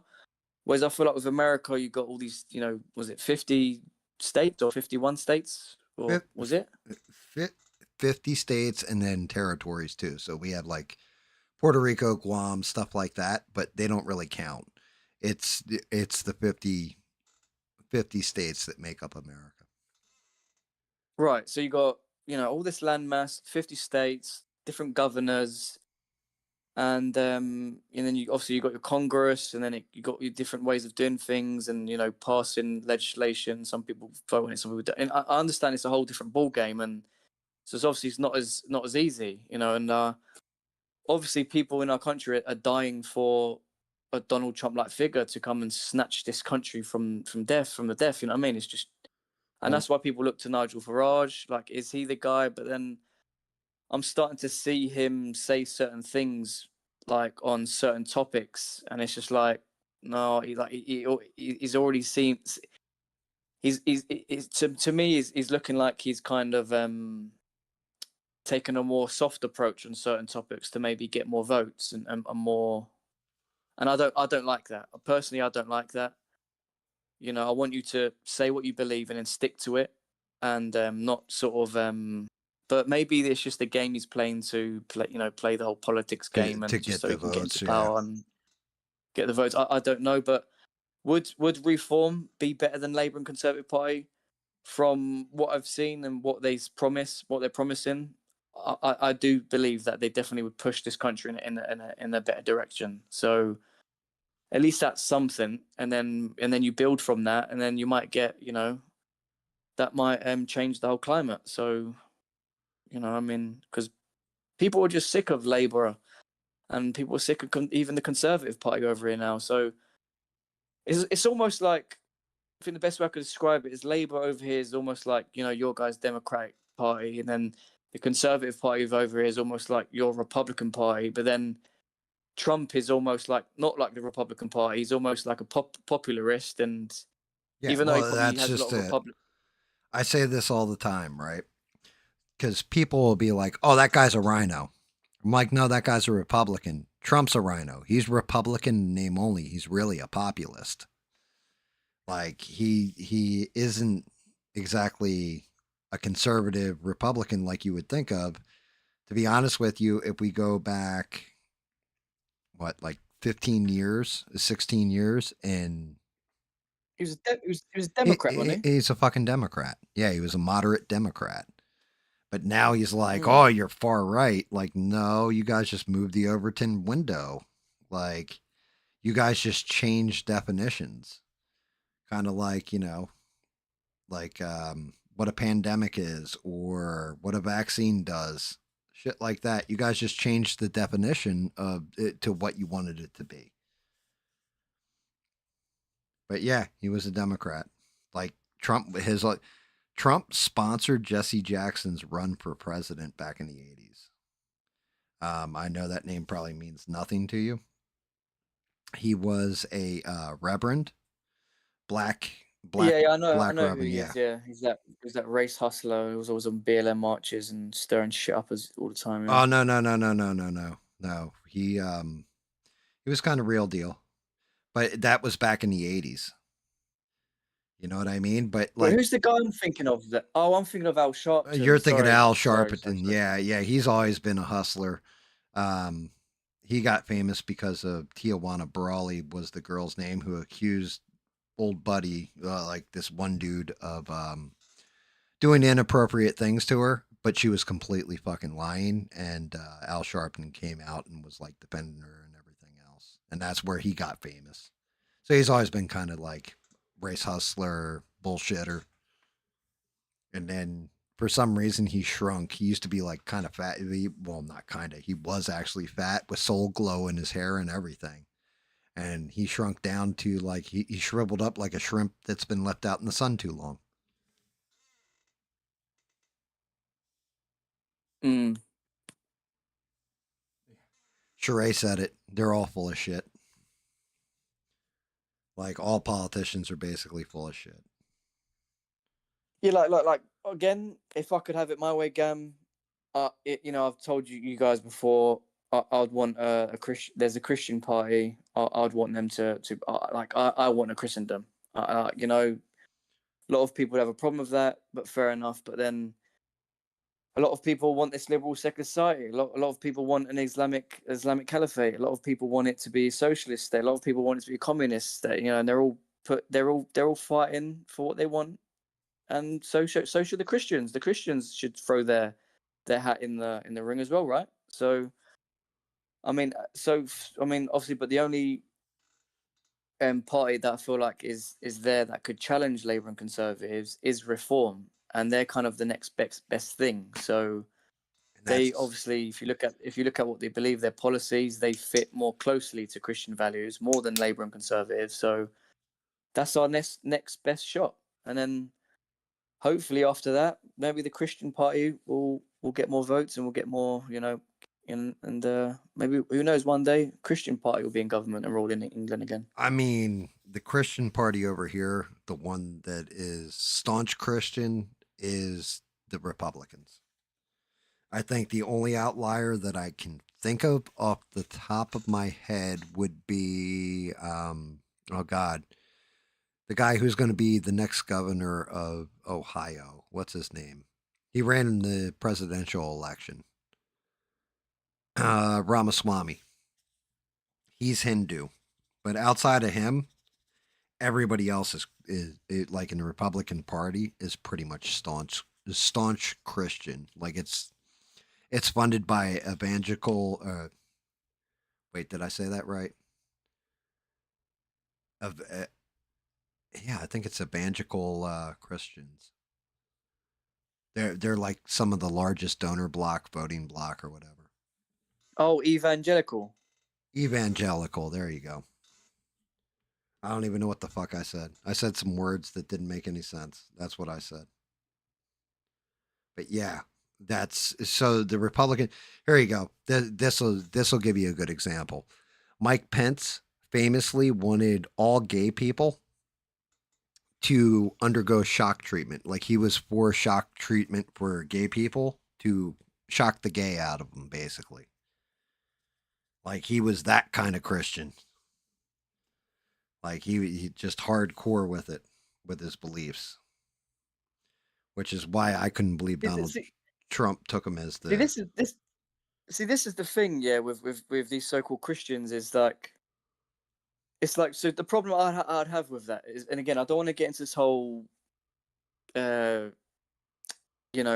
gay and sexual orientation and stuff like that when it comes to Christianity, but these Bible camps where they do these kind of these therapies and these electroshock therapies and all these kind of where does it say to do that in the Bible? Like, I mean, look, maybe I don't know, maybe I've not seen it, but I'm pretty sure in the Bible it doesn't say that you're meant to treat a fellow human being like that, and you're meant to like do shock therapy and all these kind of fucking, you So know. I don't know as a Christian where you can say that that's the Christian thing to so do to do that to people. so funny enough, and I don't know why I remember this.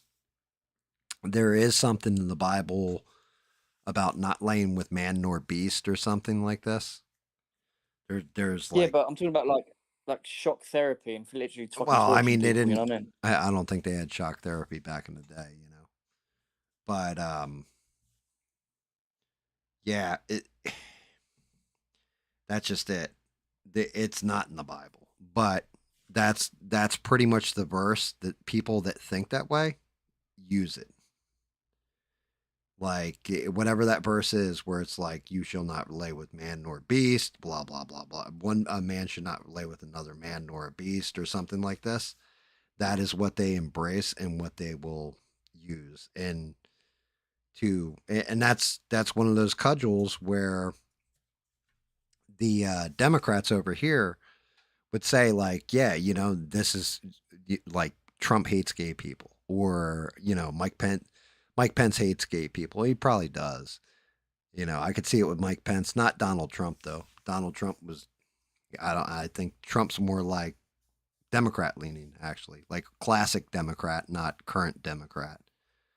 But yeah, like Mike Pence and stuff like that. It's people like that in the Republican Party. That's kind of why the Democrats use those narratives.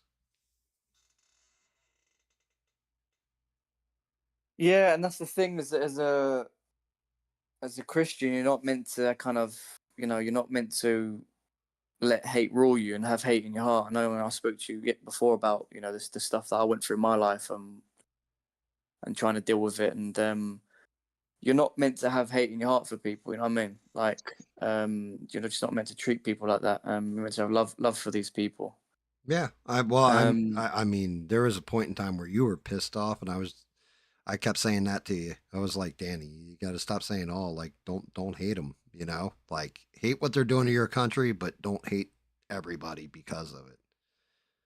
And but I mean, it's fine to, and I'm pretty sure it even says this in scripture as well. But like you, you can hate evil,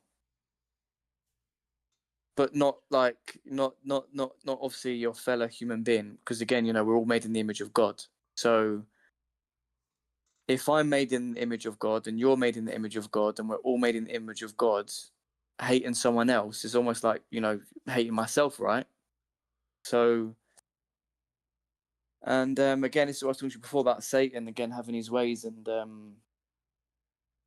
and hate is not from God, it's from Satan. So, yeah, I mean, um, hate could be from God too. I don't know. I got to get through the Bible first before I can argue either way. But because I do know God is a merciful God, but He's also a vengeful God too. Like He can go both ways with that shit. Like depends if you defy Him or not. But that's because I mean that was one. I don't know if I upset Devin with it, or that's the one that upset Devin. I never asked her specifically what upset her, but I was talking about Sodom and Gomorrah the one time. The tail because I was watching.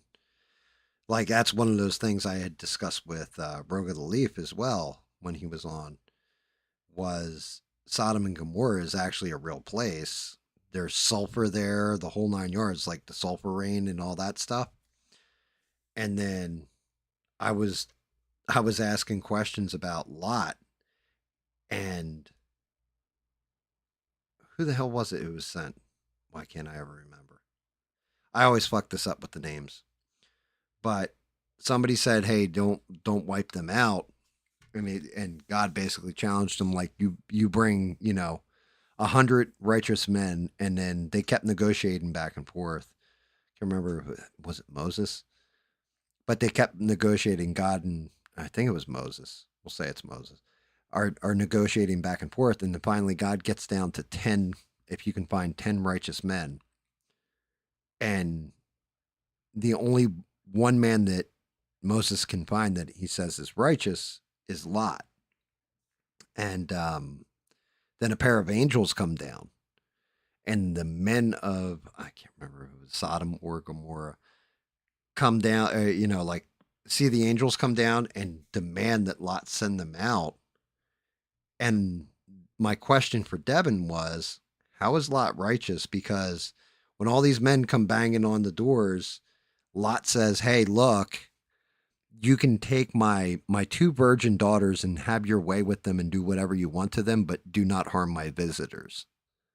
And I'm like, what dude actually sacrifices like his daughters, especially his virgin daughters to a bunch of savage men like that? And Devin's argument, I'm trying to remember. Devin argued something. She's like, it was different back then than it is now. I'm like, yeah, but that doesn't feel righteous to me. You know what I mean? And Devin's like, yeah, but it was a different time, and you got to look at the time and all this kind of stuff. I was like, I don't give a shit what time frame I was in. Like, I wouldn't be sacrificing my kids. I'd be out there getting my ass kicked by a crowd of people and probably torn apart. Like, you're not harming my visitors, and you are not harming my kids, my wife, or my family. So, I don't know. But that was one of those questions that I had. I was yeah, like, you know what? I need to look into the Sodom and Gomorrah, because that's another story that really fascinates me, because when you see all the stuff that was actually going on and what the people were actually doing and all this stuff, it's like I'm looking around in today's society and I'm like, fuck, man, a lot of this stuff just seems to be like pretty close. Like it's almost all happening again, where of and again, there's a lot of context behind that story, and obviously it can get a little bit. That's something I do need to go away and actually read again, and actually just get a bit more context behind it. Oh, Sodom and Gomorrah. Yeah, man, like it's really it really is a fascinating story, like because Well, what's interesting, like, yeah, and I mean, my whole thing with when I was discussing things with Rogue was science crossing over with religion, right? Like stuff in the Bible.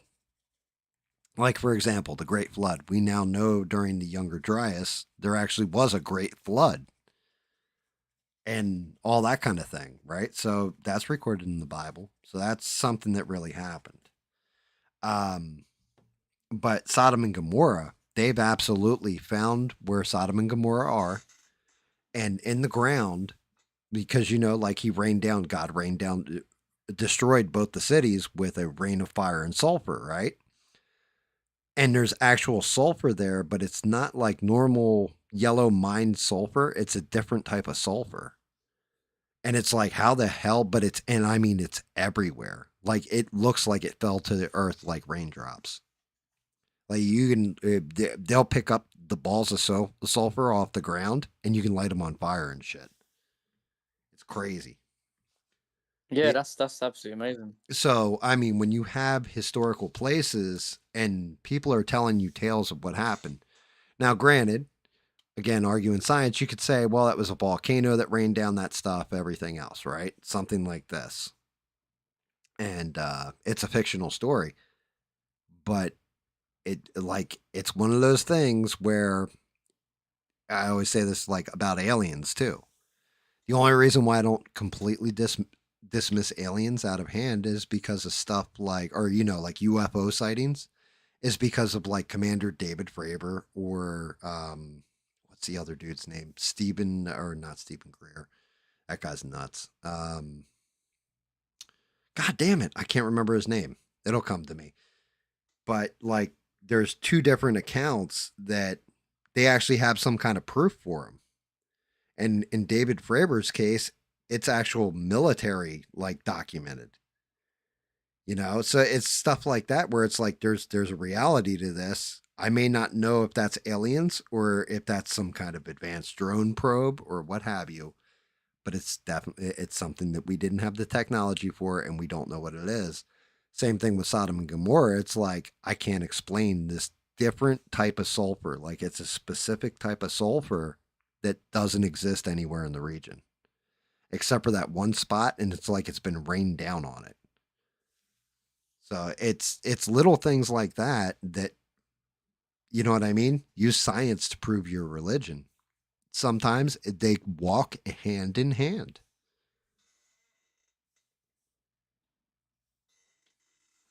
Yeah, no, you're right, and that's why I really like Wes Huff, because he does a lot of traveling. He goes to a lot of these like biblical, places in the Bible. When he goes there and he puts it into context, and he goes through the archaeology and stuff like that, and I think that's really good for people because it gives people more like it gives it more validity, more like like this. It kind of connects. There's a connection there, if you know what I mean. Like, people don't just read it and go, "Oh, that's just made up," or "That's just like this." When you It's connect it to a certain time period and it was in this place, and then you have like archaeology, and you put all these different evidences together, then it gives it more validity, and then it gives it obviously it's more believable, isn't it? Well, not just that, but like with Wes Huff, anything you debate with him, he knows the answer.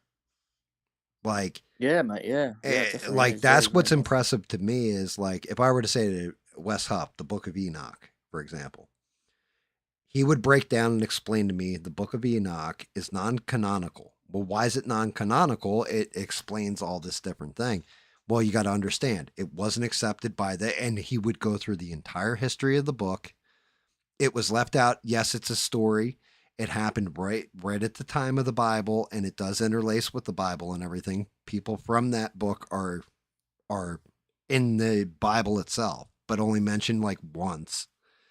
And like, he because I've listened to him break it down before, and it's impressive. Like, he's not sitting there with a open Bible. He's not sitting there with a whole notebook in front of him or on Google and using Google AI to get the answer. He's pulling that shit out of his head, which means that he believes it so much and lives it so much that it's automatic to him. That is the kind of brilliance and expert that you need to debate with or get the answers that you're seeking from. You know what I mean? Yeah. It, I sorry, mate, go on. oh no, I was going to say, like with me, I'll sit there and I'll tell you something, and then I'll say, yeah, you'll have to look it up, check me or whatever, because I'm not 100%, because it's like I might have heard like a tidbit of it, but didn't investigate it. Or if I did investigate it, I can kind of break it down to you a lot better. But with Wes Huff, there's no, yeah, look it up. It's no, here's all the information. And then if you decide you want to go look it up, you realize he's telling you exactly the truth. Exactly. Yeah. I mean, I've learned so much from the guy. I mean, I love the way he just breaks down the like all the different manuscripts that go back 1,000 years, and how you know he breaks down how the translations, you know, from the different languages happened and how they did it and stuff like that. And I was like, dude, this is like more complex than I thought. I mean, just the way he broke down, like obviously the original languages, you know, Hebrew, Aramaic, and then obviously went into Greek and then Latin. You know, he breaks down how they did it, how they had all these manuscripts, how they did the translations, and I just fucking love the way he does it. I love the way he breaks it down so simple for again average Joes like me to be able to understand. You know what I mean? Because a lot of this stuff is quite complex. It's not simple. There's a lot of history behind it and a lot of you know, so it's quite difficult sometimes to try to get your Oh head yeah. around a lot of these things. But people like him are a blessing because it's like you know I'm learning a lot this way, and it's you know and Like you know even Joe Rogan cites Wes Huff as the guy. If you want to talk about the Bible, go to Wes Huff. yeah, it's brilliant that. Right? And that should tell you something. Because of how many different experts and this, that, and the other thing Joe Rogan's had in there and discussed shit with, Wes Huff is his go to for the Bible. Um, yeah, that shit's crazy. It's And I abs. have to, you know, I have to thank uh oh, I haven't forgot his name now, but you know, obviously the black guy who we debated, the guy who was talking about Billy Carson. yeah. So I have to thank Billy Carson because obviously, again, I was just getting into my faith at the time, but then I was also following Billy Carson. I really liked like his, you know, I was watching a lot of his content, a lot of his stuff, and then out the blue, I just see him debate this guy who obviously now is Wes Huff. I watched the whole podcast, and I just see Wes Huff just. I've never seen anything like that in my life where Wes Huff brought up these points that again they would always bring up, and then no one had ever questioned him in other like interviews and debates. And then Wes Huff just calmly and politely, just literally just you know tore him apart. Like was just literally just answering Oh yeah. every single point that Billy Carson brought up. And then Billy Carson, I'm like I'm looking over at Billy Carson like, okay, mate, now you go, you tell him. And he was just silent. He was speechless. He was like, Yeah. "Oh, okay. I better go away and look at that." Yeah. And I'm like, "What the hell is this?" So I've been calling Billy I was like, Carson a great, like, if you go back to a way old podcast or streams, right? You'll see where I was talking shit on Billy Carson. I'm like, yo, this guy's full of shit. And the reason why I knew he was full of shit is because he would start talking about something. He would say, "Oh, you know, like this is in the Bible, that's in the Bible." Simple Google search would tell you he was lying, right?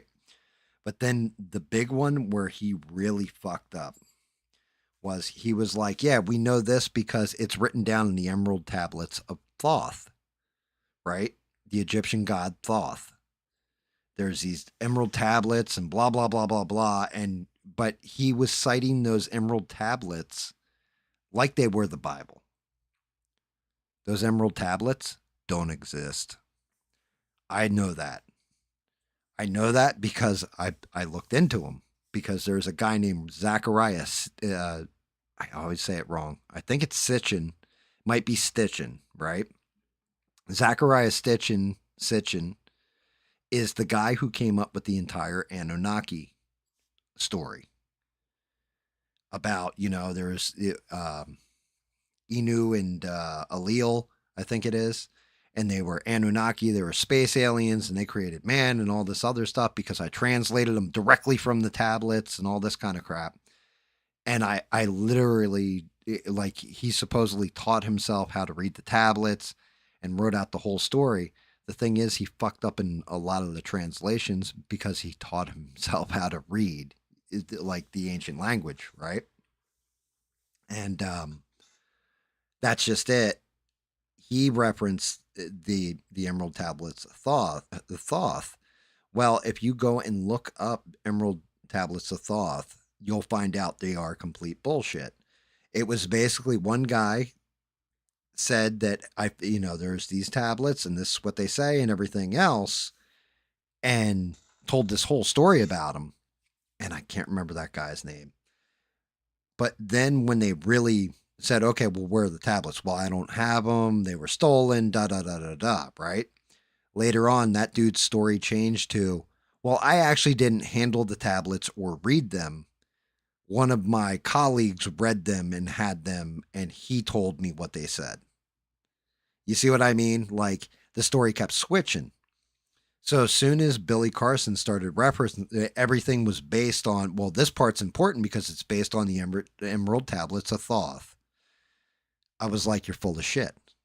And sure enough, when he was in that debate with Wes Huff, he said something about them, and Wes Huff eviscerated him for it. He's like, those things don't exist.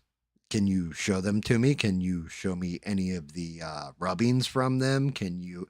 And he's like, well, they exactly. Yeah, you're basically talking bullshit because people want to believe there's aliens. You make money off of it. That's just it. I always follow the fucking money. One day it's going to get me killed, but I always follow the money. Like, why would you do this? Why would you delude people? Why would you want them thinking this way? Because you're making money at it. You're making a shit ton of money at it.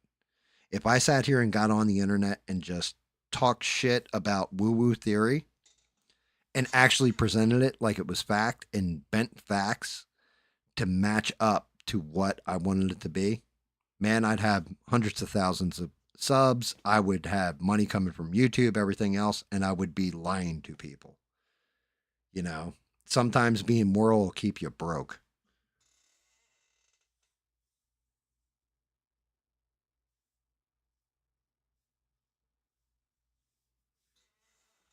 I don't know, Danny. What do you think? If you're even, Yeah, no, look, no, oh, there you go. I hear you. It's just it's difficult. It's just it's difficult catching because it's just it keeps cutting out every like second, so it's just difficult trying to. But yeah, I heard most of what you had to say, and yeah, man, I agree. I mean, it's Yeah, like that's just it. People want to believe in woo woo, and there's nothing like it can be entertaining, right? It's fun, but at some point in time, you have to just recognize the truth for what it is, which is why, like I apologize again in text. It might sound like I'm snapping at you for posting a video about, oh, well, body armor and all this stuff, right? I'm not trying to snap at you. I'm just trying to, like, man, he's dead. There, it doesn't matter if he's wearing body armor or a full football helmet and everything else. He's still dead. Like, like, I'm not trying to be a dick about it or anything else or make you, like, made. I felt bad because you said like, ah, I won't bother you with this anymore, and I'm like, no, man, like, I want you investigating and expand your mind and question things. Always question things. no, it's just because again, it's one of those things where I think I took it a little bit too personal because it's like to me like obviously, I'm a Christian and Charlie was a Christian. So to me, it's like another Christian brother has been persecuted, and it hits hard. You know what I mean? Like it fucking hurts. No, I got you. Like And somebody then you you got this admired is conspiracy. You being got this, called a liar. Yeah. yeah, and then you got this conspiracy guy of his channel, like basically mocking him, mocking his family. He's saying it's all staged, and we're all gullible for falling for it, all Freemasons. And it's like, mate, that's my fucking Christian brother right there. You know what I mean? Like he literally just got slaughtered in front of his fucking family. His daughter run over to him, like asking what the fuck's happened to daddy. Yeah, and you're sitting there making a channel on YouTube, basically mocking everyone who is mourning Charlie Kirk. And how again it's all this fucking Freemasons. It's all staged. And it's just that's why I'm watching these videos, because it's like all the things that he was picking apart. This guy in this video, like what he was basically like almost saying that, well, it's because of these reasons, because of the body armor, and then the blood pack that he's meant to have on the inside of his t-shirt, that is the real bloods. It basically, it most likely was either you're seeing the metal plate, body armor, or it's a magnet basically to do something with the mic or microphone or something. So I'm trying to watch all this stuff because I'm trying to prove, this fucking prick, wrong in my head, like of. But then it's like, I shouldn't even bother. I really shouldn't even bother because, Well, that's just it. How many subs does the guy yeah, have? How many views does that video have? Like I said, follow the money. As soon as you look at the money, like how much money that guy, well, he's got like 1 million views on this video. How much money did YouTube pay him to mock Charlie Kirk, and how many people either A, bought it, what he's saying, or, are pissed off and going to watch it? He's making money off of you. It's the same thing that I said to trolls, and that's why I think they subbed to me and liked the video and everything else when I did it to them, or liked the stream, because I was like, thank you for the view. You're helping me get to my goal of being monetized. And it's like at that point, if they're a troll, like, well, shit, that's not what we were trying to do. We're trying to piss you off and get you thrown off the internet. You know what I mean? Not help you out, but you have to look at things. People do shit for money. They really, really do. Some of them want to be famous or have knowledge that nobody else does. How many times have I told you guys, like, yo, I know something that none of you people know, that nobody's reported on this. Nobody's, I'll pull up the reporting for you. I'll tell you, like, yeah, I saw this news story or what have you. And nobody's talking about it, but it's reported by somebody else. I'm not coming up with that news like, yeah, I was just over in Israel and guess what I saw? You know what I mean? I'm not talking in first person. Some people want to pretend like they have answers to things that the answers are already right there in plain. That's why I try. I try because I'm human. And bias comes out and opinion comes out. But the facts of like what's going on with the shooter, the guy who actually shot Charlie Kirk. I keep seeing these damn videos, and I'm like, you figured that out 2 days ago, and you guys are just reporting on this. That, basically this guy was in a relationship with somebody who was transgender and all this kind of stuff. Like, you guys didn't figure that shit out yet? Of course he was. He was banging another dude, and a chick with a dick, and that was part of his motivation. He's young. He wants to, like, oh, you're not going to say that shit about my girl boyfriend or whatever the fuck it is, you know? And that's why he went and did it. Is it part mainstream media? Yeah. Is it also just a twisted person that has an influence on a guy with a heart on? Yeah.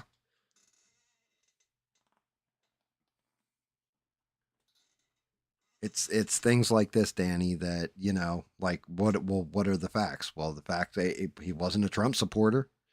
Oh, well, he's wearing a Trump t-shirt that was photoshopped. You guys couldn't figure that one out? Like, come on now.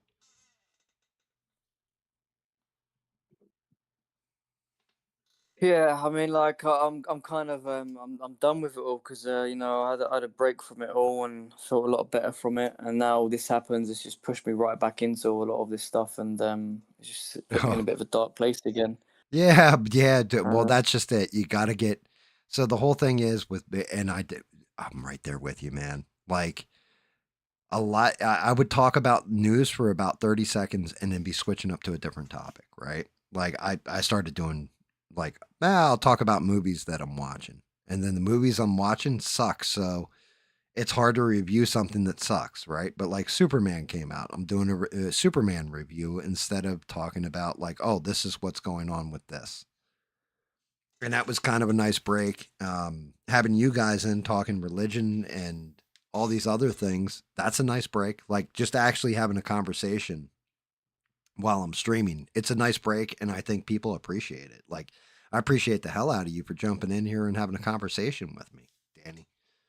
Really do. no, man, it's been a pleasure. It's a good talk. I mean, I love talking with you guys. You know what I mean? Because I mean, it's just it's a weird one, this whole thing, man. Because like I mentioned in the Discord, where again, I don't know how true as this is, so people are gonna have to go and research it themselves. But this whole thing with a book that was released on Amazon, and it's called "The Shooting of Charlie Kirk," and apparently the publishing date was like the 9th of September, day before the shooting. But then they took that put that date down, or took that thing down, and then they re-uploaded it for like 11th of September. So you got they removed it now, but when you got the screenshots, and I've seen other videos and other people talking about it, and apparently it's confirmed, it's in the Amazon archive. So you got the two so obviously the screenshot of the Amazon page where it's got the two books. One is the 9th of September, and then the other one is the 11th of September. So then you got 9/11, and that's where all the conspiracy comes from that as well. So, And then the whole thing of how long does it take to write a book like that? You know, obviously it takes some time, and they got all the details, and but then also, you know, well, wait, AI wait, wait, can wait, can wait. AI can write Stop for a a second. book extremely quick. You know, just Stop for yeah, a go on. second. Did you read the book? Yeah. So I watched another video of a woman breaking it down, and a person apparently bought the book, and she was going through some of the uh you know what it was saying, and it said on it that Charlie was shot but didn't die. He like survived. So, okay.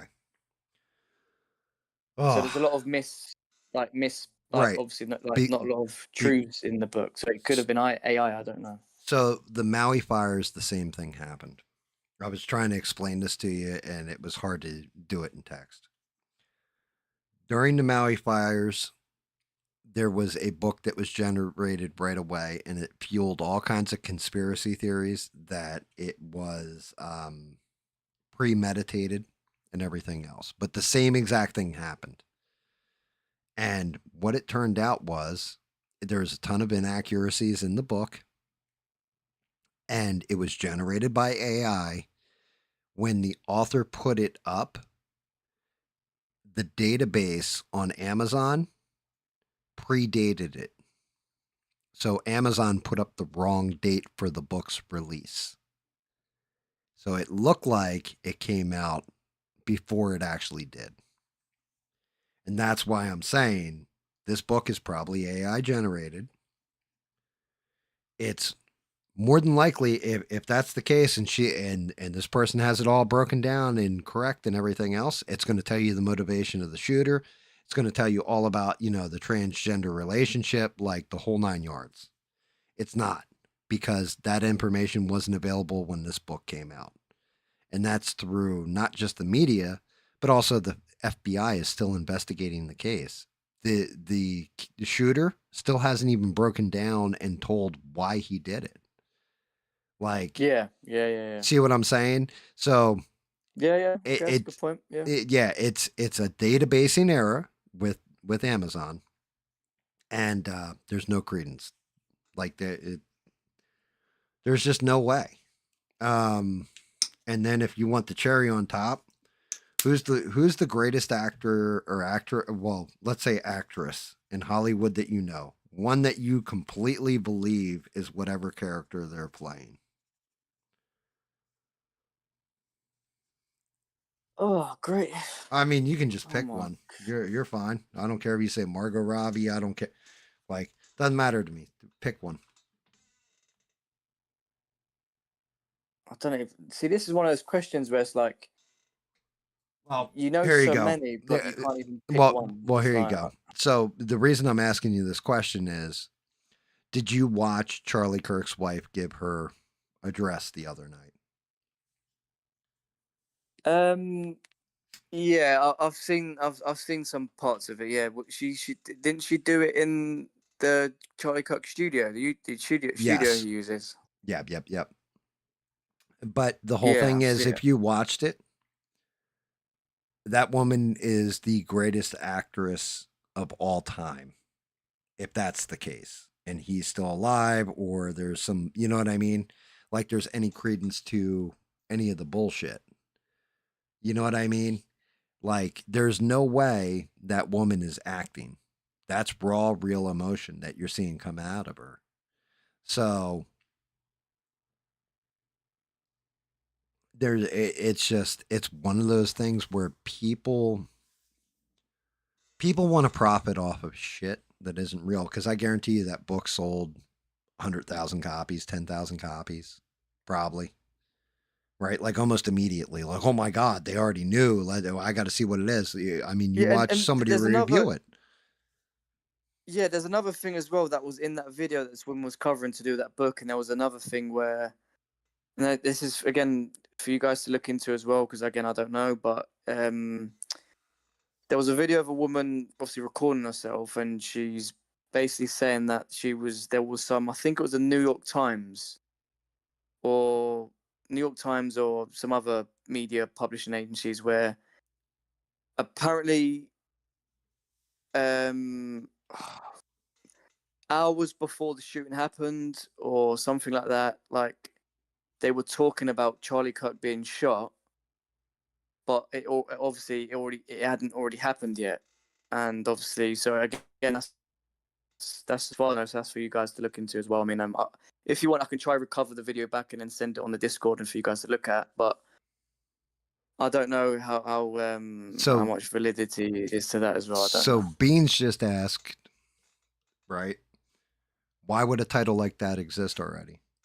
Because the moment Charlie Kirk was shot, somebody went to Chat GPT or whatever AI you want to go to, and immediately put in explain the entire Charlie Kirk shooting, write the book like or write the story like this, blah blah blah blah blah. Do you think that's like a 200-page novel? Like, how big is the actual book? Is But it that's the the thing. I don't know the ins and outs of like how long does it take to put like to the whole process of publishing a book. You know, Amazon selling. Like, I don't know. I don't know if so? it's just like that quick. I could I don't type know. I don't something know. up right now, right? Like, just type it up and say I want to self-publish and post it on Okay. Amazon. And I think Beans is right. I think it does take 72 hours, but that's where your database that's where the database error comes in, right? They, there's no way. There's no way. There's no information right now. So here you go. Here's my recommendation. Spend the $3. Go buy that book, and you tell me what it says. And if it's spot on, I'll mail you $3 for the book. Well, But yeah, I've already seen some references in it where it says Charlie Kirk was shot, but he didn't die. So even that they're not telling you the full picture. They don't, because I guess they didn't know right, if he died or not. right. And that's what I'm saying is AI nowadays. That's why kids use it for their fucking school papers, everything else. It's probably like the size of a pamphlet. It's probably like a 20-page book, right? It's definitely not like a 72-page book and like this is what happened and breaking it all. It's bullshit. It's woo woo.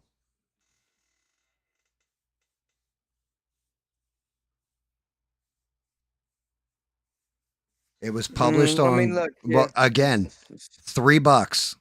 buy that book. You tell me what it says and everything else, and it was published and all that stuff. Okay, great. Let me know. Let me know what the secrets are then, because everybody should own that book. Right. Matter I of don't fact, think the thing is though, I don't think you can now though. I think it actually got removed. why? Fuck, I don't know. Exactly. Because it's bullshit. When bullshit don't add up, like, and that's just it. If it doesn't exist now, how'd that lady get a copy of it?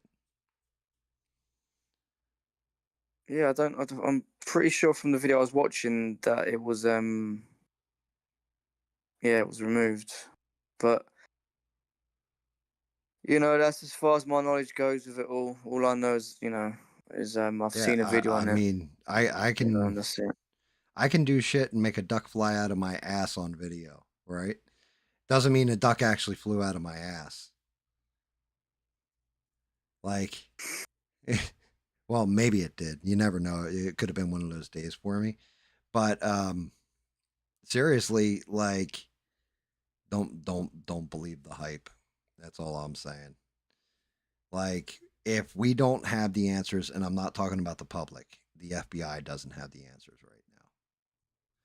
But Or the thing is as well with the whole like, and I promise this will be the last time now, because no, no, no, no, you're fine. but Keep going. Yeah, the I don't thing mind with it. the whole precise moment of the shooting and just the whole context behind like what was being spoken about. Charlie was debating a guy talking about trans mass shootings, and I'm pretty sure he was the first guy who was debating them on Mormonism, and then I think he was a second guy where and so he could have been debating anyone on anything, and he was debating this person on the guy was asking questions about how many trans mass shooters has there been, and then I think the last thing Charlie said was, are you counting in gang or gang related or non gang related like shootings basically? And then the guy went, oh well, great, okay, great, and then bang. So he was shot on the moment he's talking about a mass uh, trans shootings with a guy who's going out with someone who's a transgender. It's like fuck me. There's a lot of coincidence, weird time. It's a very odd timing and very, and obviously the guy on the roof who's done the shooting obviously can't hear what's going on. He doesn't know what the conversation's about, does he? He doesn't know the certain time and when to shoot, and I mean, what do you think about that? It's very sort of you know, I mean, just odd. it's possible. Like, the whole thing is, how many people were there? Loads of people, yeah, loads. About 3,000, right? Do you think that they only had like small speakers that were set up where only like people in the front row could hear, or do you think it was speakers that you could hear pretty much almost not across campus, but all across that area? I mean, I would just hazard a guess that if he's 200 yards away, he's on that top of that roof. I really don't see him being able to hear what's going on unless I'm taking a shot in the dark here, but unless he's like watching it on YouTube, or like was it posted live for people to watch so he knows what's going on? I mean, I don't know about that, but I know he'd be able to yeah, hear I what's don't know. going on through the speakers. I think he just You think you'd reach 200 yards there when you're on the roof? yeah, yeah, absolutely. I think he could have heard it, but I think it's more he took the shot when he had a clear shot. Why didn't he shoot during the first speaker? Like, Well, you'd have to yeah, yeah. look. You'd have to look and see, because the other thing is, how come he didn't take a headshot? Now, from what I understand, the reason why he aimed for the throat, which is where you would aim if you couldn't hit the head, if you're going for a kill shot like that, is because the way the awning was, and from that angle, the awning would have been covering Charlie's head and his face. So the only thing he could see is the neck.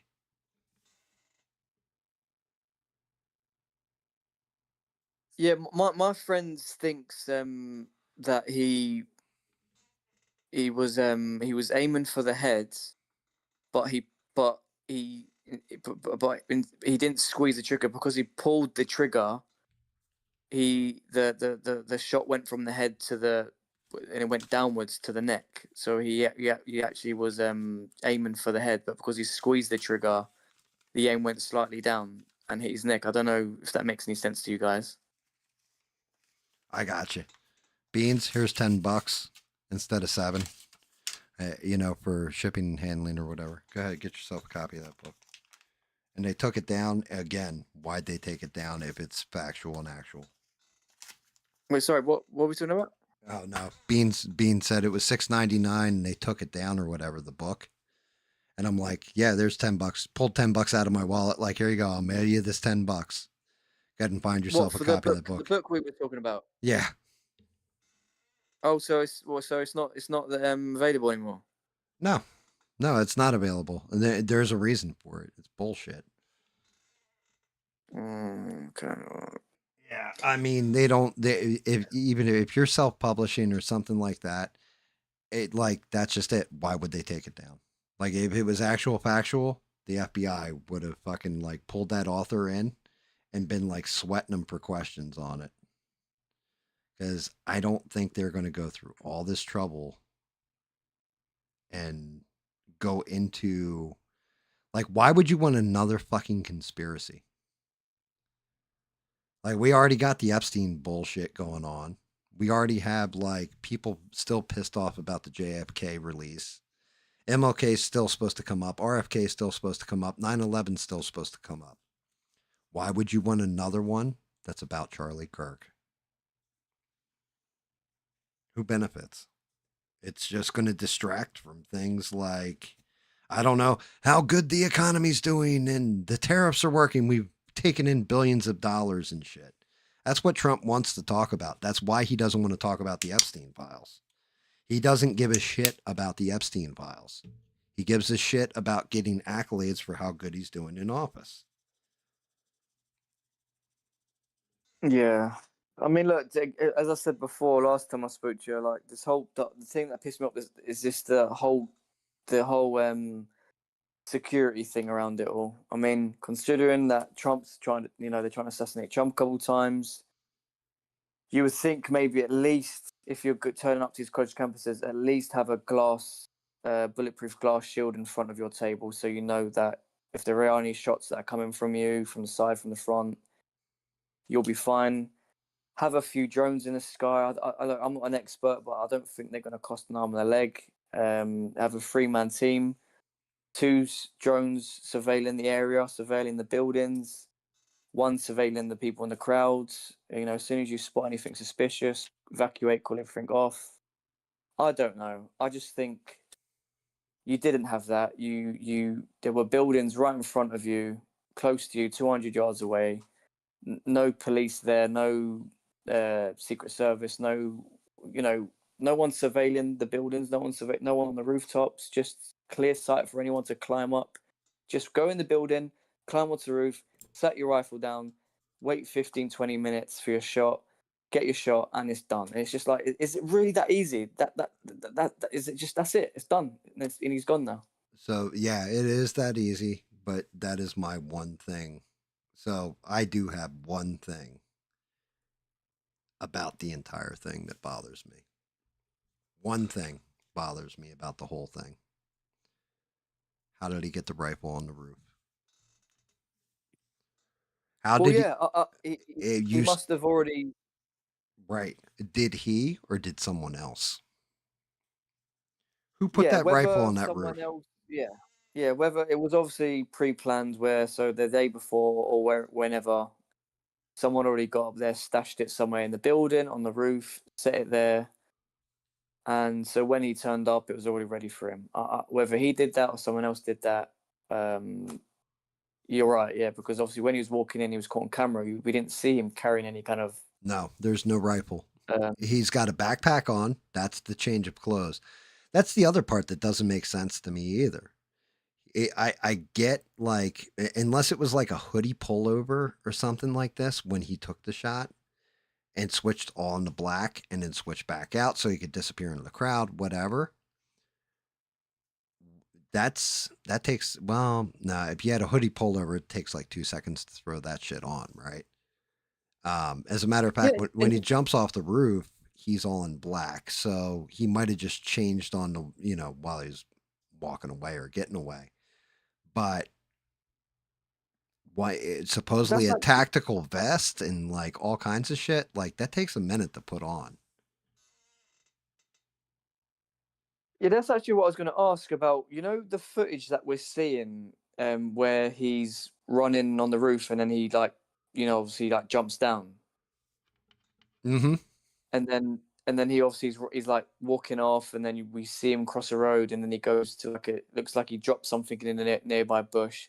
So we're seeing that from a camera, right? So I'm guessing like a CCTV camera from like the street or something, or a building, or Yeah, right. So basically, you mean the whole rooftop where he's going across the rooftop and jumping down? yeah. Well, So we're seeing that camera like zoom in on him and then like follow him, follow his every movement. It's like it's well, the camera's like panning to him and tilting and n- following him. yeah, Like, yeah, but that's because they went back to the security footage and zoomed in.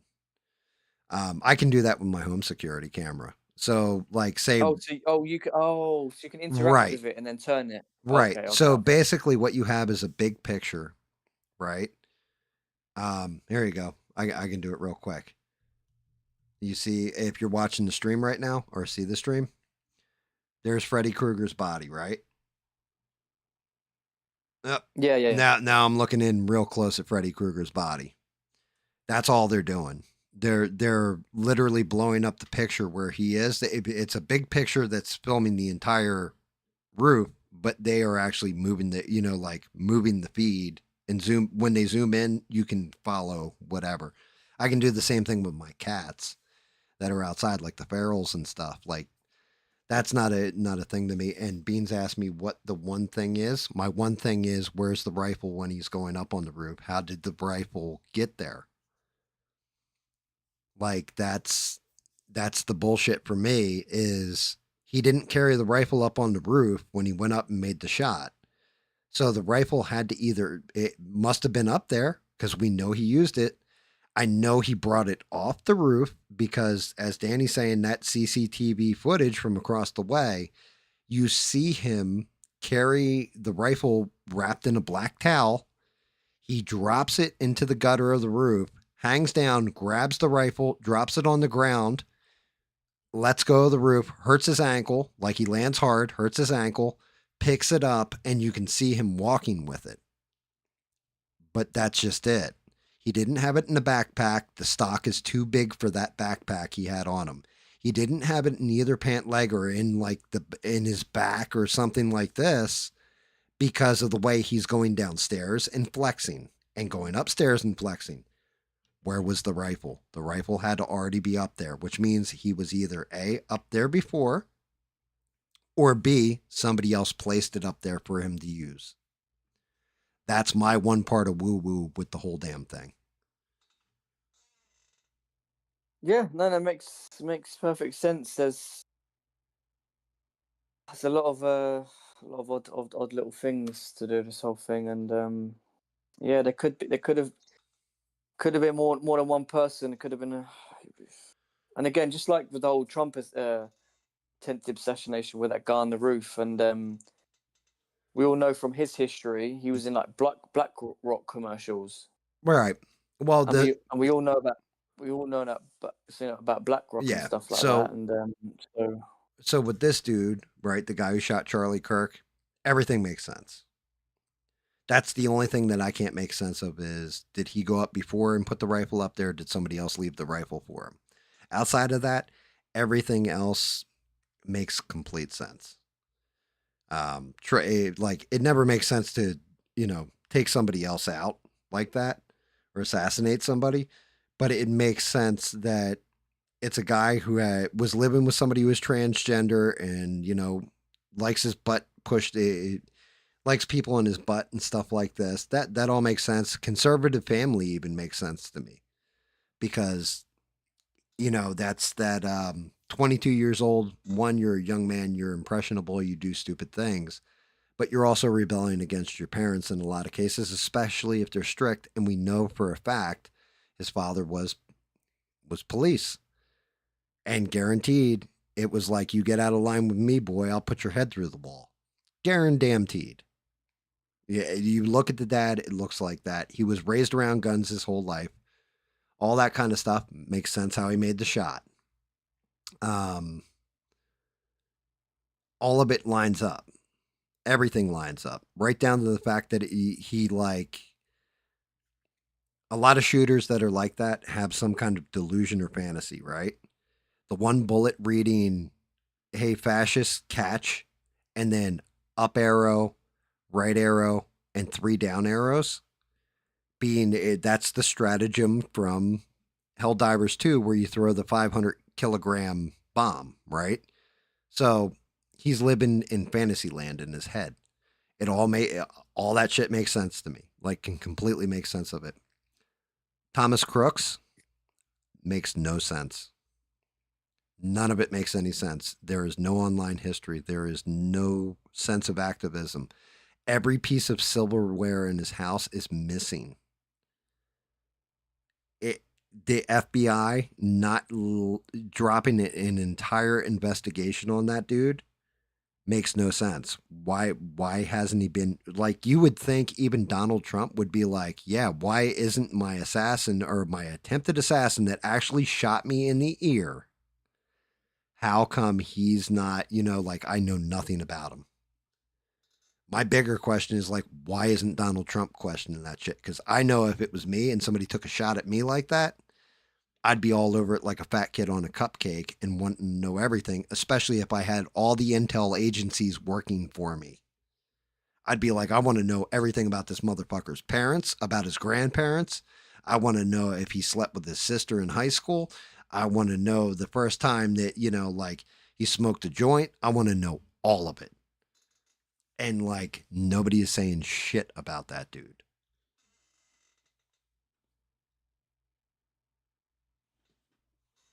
So yeah, Yeah, no, it's very interesting. Yeah. yeah, like the other guy, the one on the golf course that was setting up to shoot at Trump, makes sense to me. That guy was fucking nuts. So nuts that Ukraine was like, yeah, we don't even want you fighting for us. Right? Like, oh, I want to go over to Ukraine and help you guys out. And they were just like, yeah, no, bro. You're fucked in the head. You got to go. Like, that's how nuts that guy was. Ukraine was taking anybody. Like, they kidnap people off the street and throw them in a van to go fight on the front line. This guy was willing to sign up, no problem. American on top of it. So therefore, he gets killed and then kind of helps to push us into a cause for them. Yeah, absolute political patsy and everything, and they would not take him. Which tells me that they were afraid that he was going to take that gun and start shooting Ukrainians or some dumb shit. Yeah, and the other thing as well that I noticed that I saw in one of the videos where they were comparing the two events, the Trump one and the Charlie one, where there was same things happened where there was these what do you call it, the crowd goers, or whatever you call them, the rally people, whatever. A couple of them literally were like screaming at the police, saying like, "There's a guy on the roof. Like, who's this guy on the roof?" There's recordings of it. They're recording him. They obviously recording. Sorry, I can't even get. I'm No, just I tired. I got can't you. even get a word out. No, you're And the fine, dude. police, It's late over no there. one, yeah, no one was like, police wasn't even like, no one was looking at it, nothing like that. And the same thing happened to the Charlie one. There's a video recording of a guy, like recording that same building, and he was zoomed in. He was like, and he was basically saying, "I just saw this guy just like run across, and then now he's in the prone position. Like, is that a guy on the roof?" Okay, So he's so recorded it all. He's right. recorded it all, and he's not even mentioned it to anyone, the police or anything. Okay, so there you go. There's your difference. The one with Trump, right? Remember, why weren't there Secret Service or anybody up on that roof? Oh, the roof was too sloped for us to put somebody up there, right? Mm. And yet that shooter's up there, no problem. When they actually went up there after, taking them out with snipers. That shooter's body's laying up there. They're walking all over it, no problem. Nobody's like slipping and falling off the roof. So that was total bullshit. People screaming, "There's a guy on the roof! There's a guy on the roof! I think he's got a gun!" Right? The Charlie Kirk one, like you just said, the guy's like, "Hey, there's a dude up there. He's going prone." Blah blah blah blah blah. But told no one. If he started screaming, "Oh my God, there's a guy on the roof. He might have a gun," maybe things would have been different. But he didn't alert anybody. And I don't know if that's just somebody being laissez-faire with shit, or I don't think there's a conspiracy to that. I think he was just like, "Oh, that's weird. Like, what the fuck is that guy doing?" And then out of nowhere, you get the shot. I just yeah. Look, I mean, all I know is this: is if that was me or if that was you, it's like if I'm there and I see that, and I know at the back of my head's like, well, I would have you been know, screaming. I would have been like, "Yo, that this motherfucker's gonna happened, shoot!" yeah, like you see someone in a building at a event like that, like knowing that it happened to Trump with a building, like first police officer I see, excuse me, mate, this might not be anything. It might be one of you guys up there. Could be Secret Service. I don't know. I just recorded it on my phone. I just thought I'd let you know. Could you please look into this? But no, he just decided to record it and then upload it and then not tell anyone. I mean, what the fuck, man? Like, seriously? Yeah, well, and that's just it. You got people that do shit like that. It's the same kind of people that, some shit's about to go down and they pull out their phone and film the whole thing, like, and then it's like, you didn't call the police, you didn't try to stop anything, you just sat there and filmed it. You know what I mean? You get people like that all the time. So that one, like, I don't see too much in it. Um, like I said, the only thing I can't get my head around, like I said, I can see motive. I can see everything to do with even just the mentality of the kid, right? Like his mental state, what he thought he was going to do, all this other kind of crap. I can't explain how that gun got on that roof. And that bothers me because I look, if it was up open and closed, but if somebody else, maybe it's going to turn out that like his boyfriend, girlfriend, whatever the fuck you want to call that thing that he's banging, the furry, like maybe they put it up on the roof. Maybe that he, she, it put that rifle up on the roof and said, "All right, I set it up for you." Maybe that's what all those messages are between the two of them coordinating it. Because we know there's Discord messages too, where he explains, like, "I left the gun in the wooded area," and all that kind of stuff. Now, I would like to see those messages firsthand, not like a transcript of them. I would actually like to see the messages. I would actually like to see the ammo with the engraving and the etching, because that's also going to tell me exactly how much time somebody put this thought into it. Because if it's like scrawled on there with like a carpenter's nail, you know what I mean? Like he just grabbed like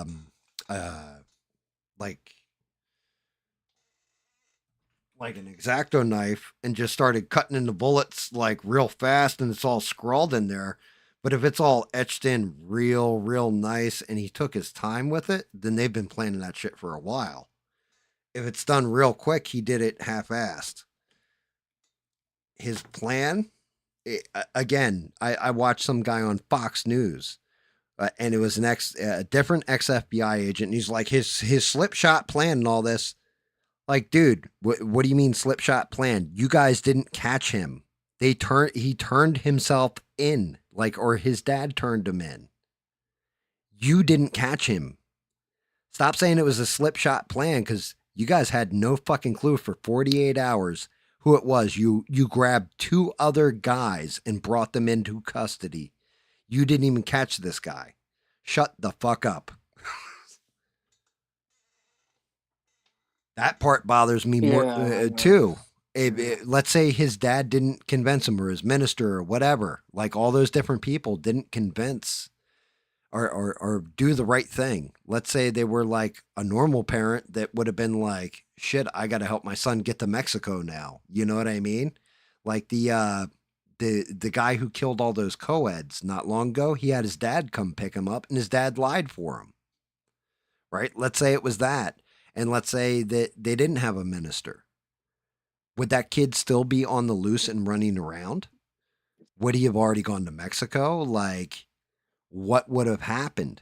But we got everybody got fortunate because the FBI didn't have a goddamn like they had evidence, but they didn't have a lead on the suspect. So his plan actually wasn't a bad one, other than the fact that people with morals turned him in.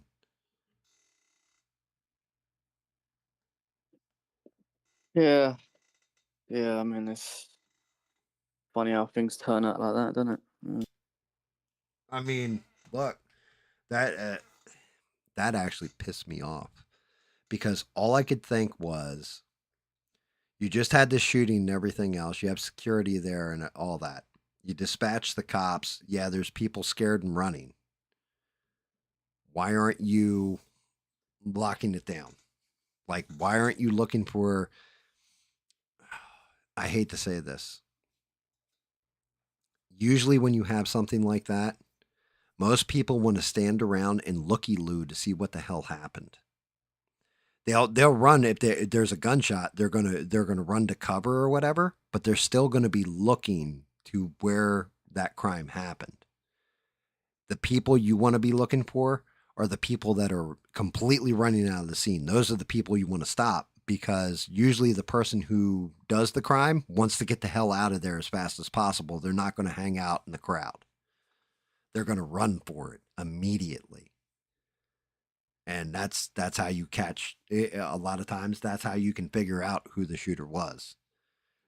They could have narrowed that field from 3,000 people down to a couple hundred maybe immediately just by who just ran completely out of the event because everybody else would have been like rubbernecking like oh my god is he hit, is it this, is it that.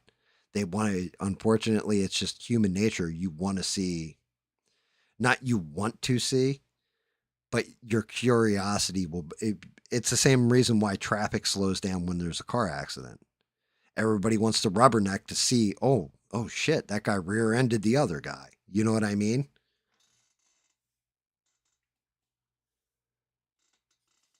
But yeah, Yeah, it yeah. definitely that part was. I swear to God, our FBI is it feels incompetent.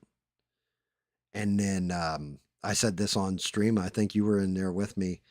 That Cash Patel does a whole speech or whatever, walks away, and then I can't remember who started talking. They start talking, and then Cash Patel comes back up to the thing, and goes, "Oh, by the way, I got to give yeah, let's basically give the flowers to Pam Bondi for all that she did for that." Like what? What the fuck are you shouting Pam Bondi out? She didn't do jack nor shit. Shut the fuck. Like just completely like disappointed. No, look, I don't blame you guys, man. I mean,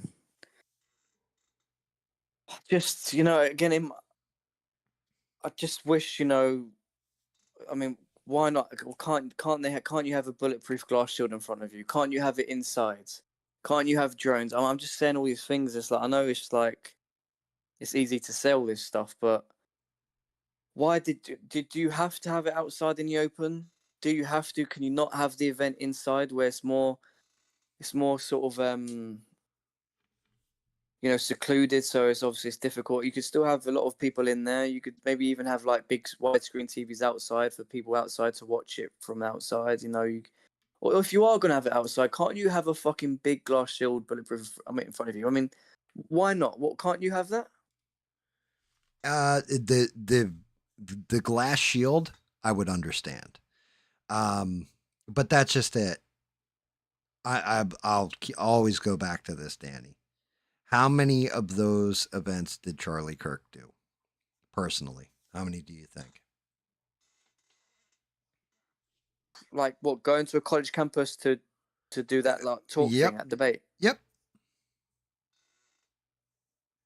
Um, 10, 20. Try over 100. 100 over 100 times he did it. Ben Shapiro, probably about the same, and Steven Crowder right around it, like 60, 70, not. right? So I get that. I do. It's just. when nothing ever happens, then you become complacent. It's the same way you go to a bank to go deposit your paycheck. I mean, nowadays everything's direct deposit, right? But you used to go to a bank. Somebody comes in and robs that bank while you're there.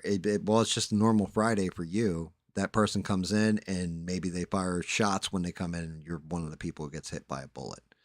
Shit like that happens. The only difference was this was premeditated, plotted, and executed the way it was. But Charlie Kirk had no way of knowing that. He didn't think anybody was ever going to take a shot at him. Why would he? Why would you if you've done something 100 times and it's just normal fare for you? You have security there in case somebody, some lunatic tries to jump on you and tackle you or whatever. But it never even entered Charlie Kirk's mind that somebody would take a shot at him for having a difference of opinion. And I can't really blame him for that. That's this is one of the No, like, things. Look, if you want me to be real honest, it's one of those things that kind of blows me away with different streamers that think like, oh well, it happened to Charlie Kirk, it could happen to me. Okay, yes, there is that fear of it. The thing is, you stream from your house. It's like me being afraid to be shot here for talking about this, right? If somebody came in right now and shot me, I'd be fucking shocked. Like I would die from shock before the bullet because I don't do public events. I'm not speaking in public. I'm not, you know what I mean? Now you get some nut walks up to you at the grocery store or whatever. That's one thing. But when you're doing a large event like that, why would Charlie Kirk even, why would it enter his mind? No problems. Yeah. How many No, like, people have jumped to attack him? How many?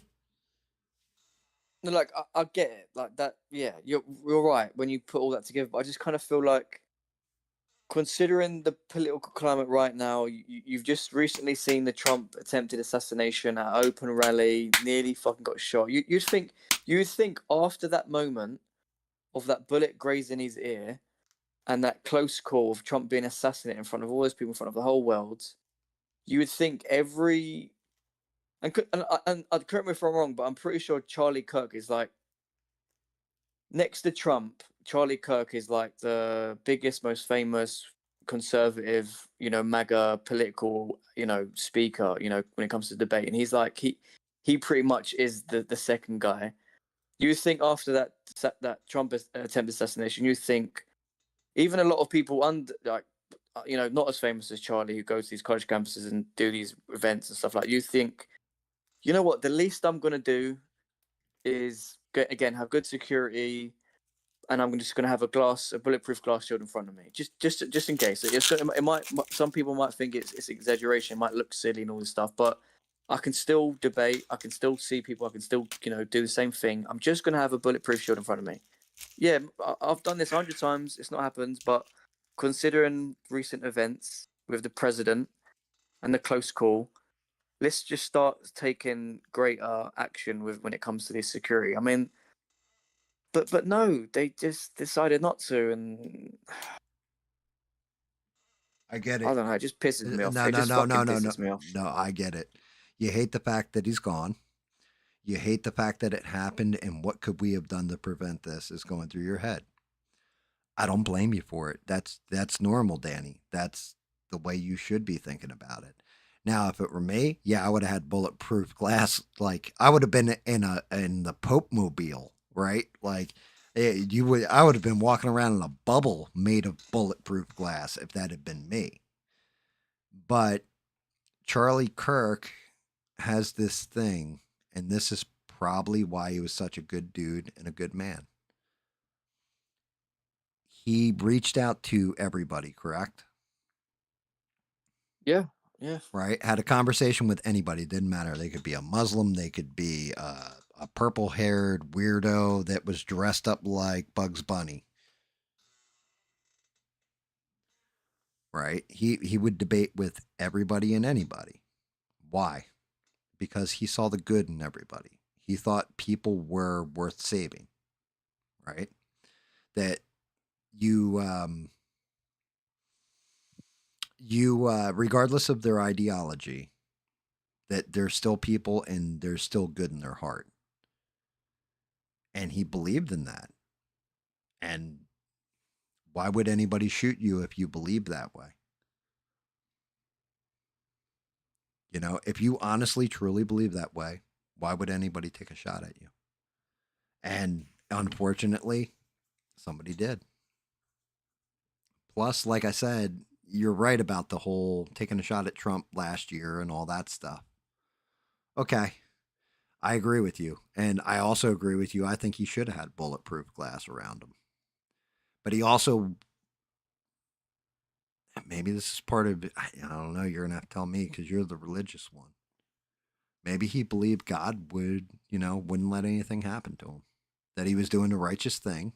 And because of that, God wouldn't let something like that happen to him. Not like he would invite people to take shots at him and the bullets would bend around him or anything, but maybe he simply believed that, I'm doing God's work, so God's going to watch over me. Well, again, I'm just pissed off at the whole fucking No, incompetence. You know, you got the Trump thing at that rally where it was just so easy. The guy's just at the fucking building to the left. well, No one's on the roofs. Easy peasy lemon squeezy. Luckily, fortunately he missed. Same one with this Charlie event.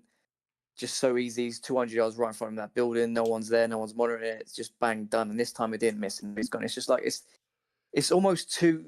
the I'm not saying it is. I'm not saying it is all staged and it is all set up. I'm not saying that. I'm just saying bullshit. it's Yeah. almost too easy. It's just too easy. Well, it is that easy.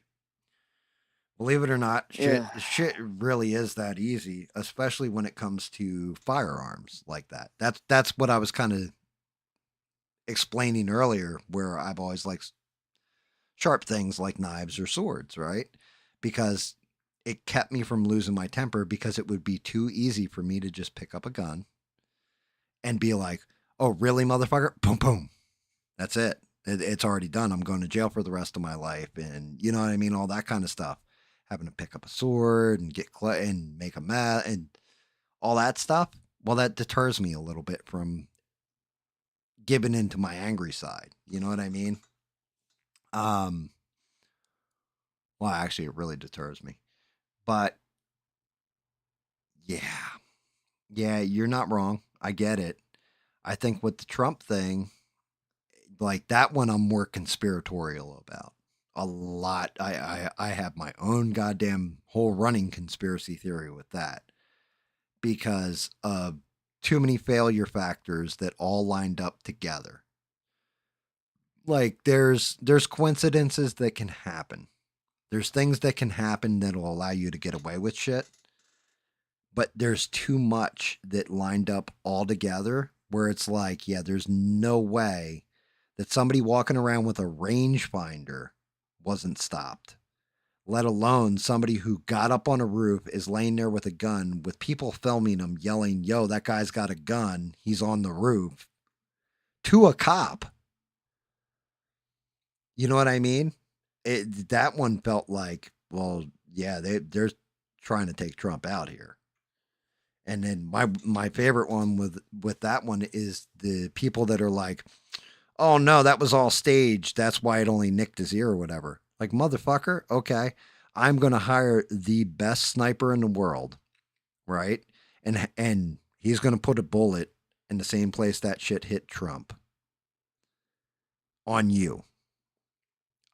You get $1 million if you let that sniper take that shot. Would you let that sniper take the Yeah, shot? and Gam, No. I've heard people like again other fucking conspiracy theories say that was all staged, that was all set up. He wasn't actually shot. There was no bullet. He had a blood pack in his hands that put next to his ear. And it's like, oh, so was the other bullets fake as well? The ones that killed the few people in the audience were they fake? So like I'm pretty sure that a fireman got shot and another person got shot. Yeah. They died in the audience. So was Corey, those bullets fake? Were those people's fake? I right. mean, what? Corey So Campatori lost his life protecting his family. And yeah. So what was that? right, So how do you that's explain actually that? a hero in my book too. Not just because he was a fireman. He's a hero in my book because he gave his life for his family. He shouldn't have had to give his life for his family. But that there's no shit in there that any of that stuff was fake. The thing is, why don't we know everything about it? That's the part that gets me with it. It's like you're telling me a former what if that was Obama? What if that was Clinton? What if that, any other president, George W. Bush, any of the living presidents? You're telling me Joe Biden even. You're telling me you wouldn't have like everything down about this guy. Like I said, oh, he pisses 3 times a day. One time, like usually right around 2 a.m. Like you wouldn't have everything about this guy laid out. Instead, there is nothing about him. He was a terrible shot at the range. Well, obviously, he was a terrible shot because he missed it, but he didn't. The whole thing is, if Trump didn't turn his head, it would have been the same thing. It was just dumb luck that Trump turned to point it at that immigration chart, right? That's what saved Trump's life was the fact he turned at the last second. But then again, I also like subscribe to the theory that hey, maybe we jumped timelines and somebody altered the timeline where Trump did get shot the first time, and we jumped to a different timeline where he didn't. I don't know. I can't explain that shit. And maybe it's like Sheree said, like, you know, God would protect him. Like God altered the path of the bullet somehow or whatever and saved Trump's life because he had work to do. Who knows? It's fucking weird. That one is a weird one, but I want to know about the assassin. Why don't we know anything about him? Yeah, and you're right. It's almost like he doesn't exist. I mean, I've got there's an advert of him, being an actor in a BlackRock commercial. That's as much. I mean, so No. there's links to BlackRock somehow. I mean, he was an actor of some kind in a commercial. So whether he was again, I don't. It's just too many fucking questions. Too many questions and not enough answers. You know what I mean? Yeah, well, that's just it. Questions and no answers. That's what I don't like. When I look at it, is just dumbass idiot on the fucking YouTubes here and running my mouth and everything else and talking shit and all that. And I can look at everything to do with Charlie Kirk and go, okay, this all makes sense to me. But then I look at the one for Trump and go, yeah, none of this lines up. Why was this failure? How did this happen? Oh, because they were incompetent. Okay, so you put the most incompetent people on, like on this specific day when this shooter takes the shot. Are those his normal bodyguards? No, they're not. Well, that's weird. Like with Charlie Kirk, like I said, I can see it. It makes sense to me. The shooter makes sense to me. And the crazy part is that's where you'll really get the hardcore conspiracy theorists that will come in and say, "Well, of course it makes sense to you. They set it up so it makes sense to you." And it's like, well, if that's the case, then why doesn't Thomas Crooks? Who gains anything by Charlie Kirk's death? I mean, I guess technically you can say now he's a martyr, but yeah, I don't know about that. I think he was doing more as not a martyr than he is as a martyr, in my opinion. So I'm not buying that. I'm not buying that's the only motivation I can see is that Charlie Kirk becomes a martyr and it inspires more people to start speaking out and everything. But and let's hope that's the case. Let's hope it makes people rise up and pull together and all that kind of bit. because that's the kind of thing that Charlie Kirk would have wanted. He wouldn't want you rioting and burning shit down or anything else. From everything I could tell about the man, that would be the exact opposite of what he would want. He would want everybody to focus. Uh,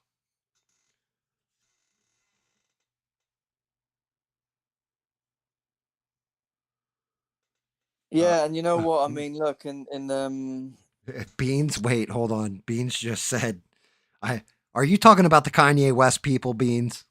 Because they haven't taken me out yet. So, I mean, there's that." yeah, because I'm pretty sure Charlie was like uh wasn't he questioning Israel and this whole stuff to do with just the whole war that's going on over there and the funding and stuff. I'm sure he was. I mean, anybody with half a brain is questioning that shit. I mean, the answer there is like that shit's super simple. The whole Israel thing and them with bombing everybody and doing all this stuff, that those answers are plain, simple, and seriously explainable too. The only thing is, they would have just shouted Charlie down as an anti-Semite. They would have just denounced him as an anti-Semite. Ben Yeah, Shapiro because would have again, gone after him. yeah, but it's this is the frustrating thing about what the right are doing to each other when it comes to this whole Israel issue is that like look, you guys know my thoughts on Islam. I don't have to say anymore. Right. But at the same time, what is going on Israel and Palestine when it comes to I don't care whether it's Palestinian side civilians or Israeli civilians, if it's innocent people getting wrapped up in this fucking mess and they're getting killed for it, it's fucking unforgivable. It's evil. It's wrong. It shouldn't be happening. That's easy to say. See, That's so. now what's fucked up is this. I know your stance on on Islam, right, and all that Muslim Islam, what have you. For you to say that, right? You can see that, and that's just it. Everybody can see that, and you know what? The whole thing is over. It's over the Greater Israel Project and Bibi Netanyahu not wanting to be tried for corruption. That's what it's all over. Those are your two factors. That's the whole reason all this shit's happening. The moment there's not a war, right? Like, so if you notice, the Gaza thing's kind of wrapping up because they've either A, killed everybody, or B, displaced them, or C, starved them out. Then what happened? Well, we got to go bomb Qatar. So now some shit's going to start up with Qatar while you're now in war. So therefore, we can't remove our prime minister and put him on a trial if we're at war, right? At the same point in time, they push for like, have you ever seen the map of Greater Israel? Look at everything they're hitting. Like it's right there. It's all there for everybody to see. It's just they want that land because they think it was promised to them. That's part of it, and the other part is Netanyahu doesn't want to be tried. He doesn't want to be tried for corruption because he's going to go to jail.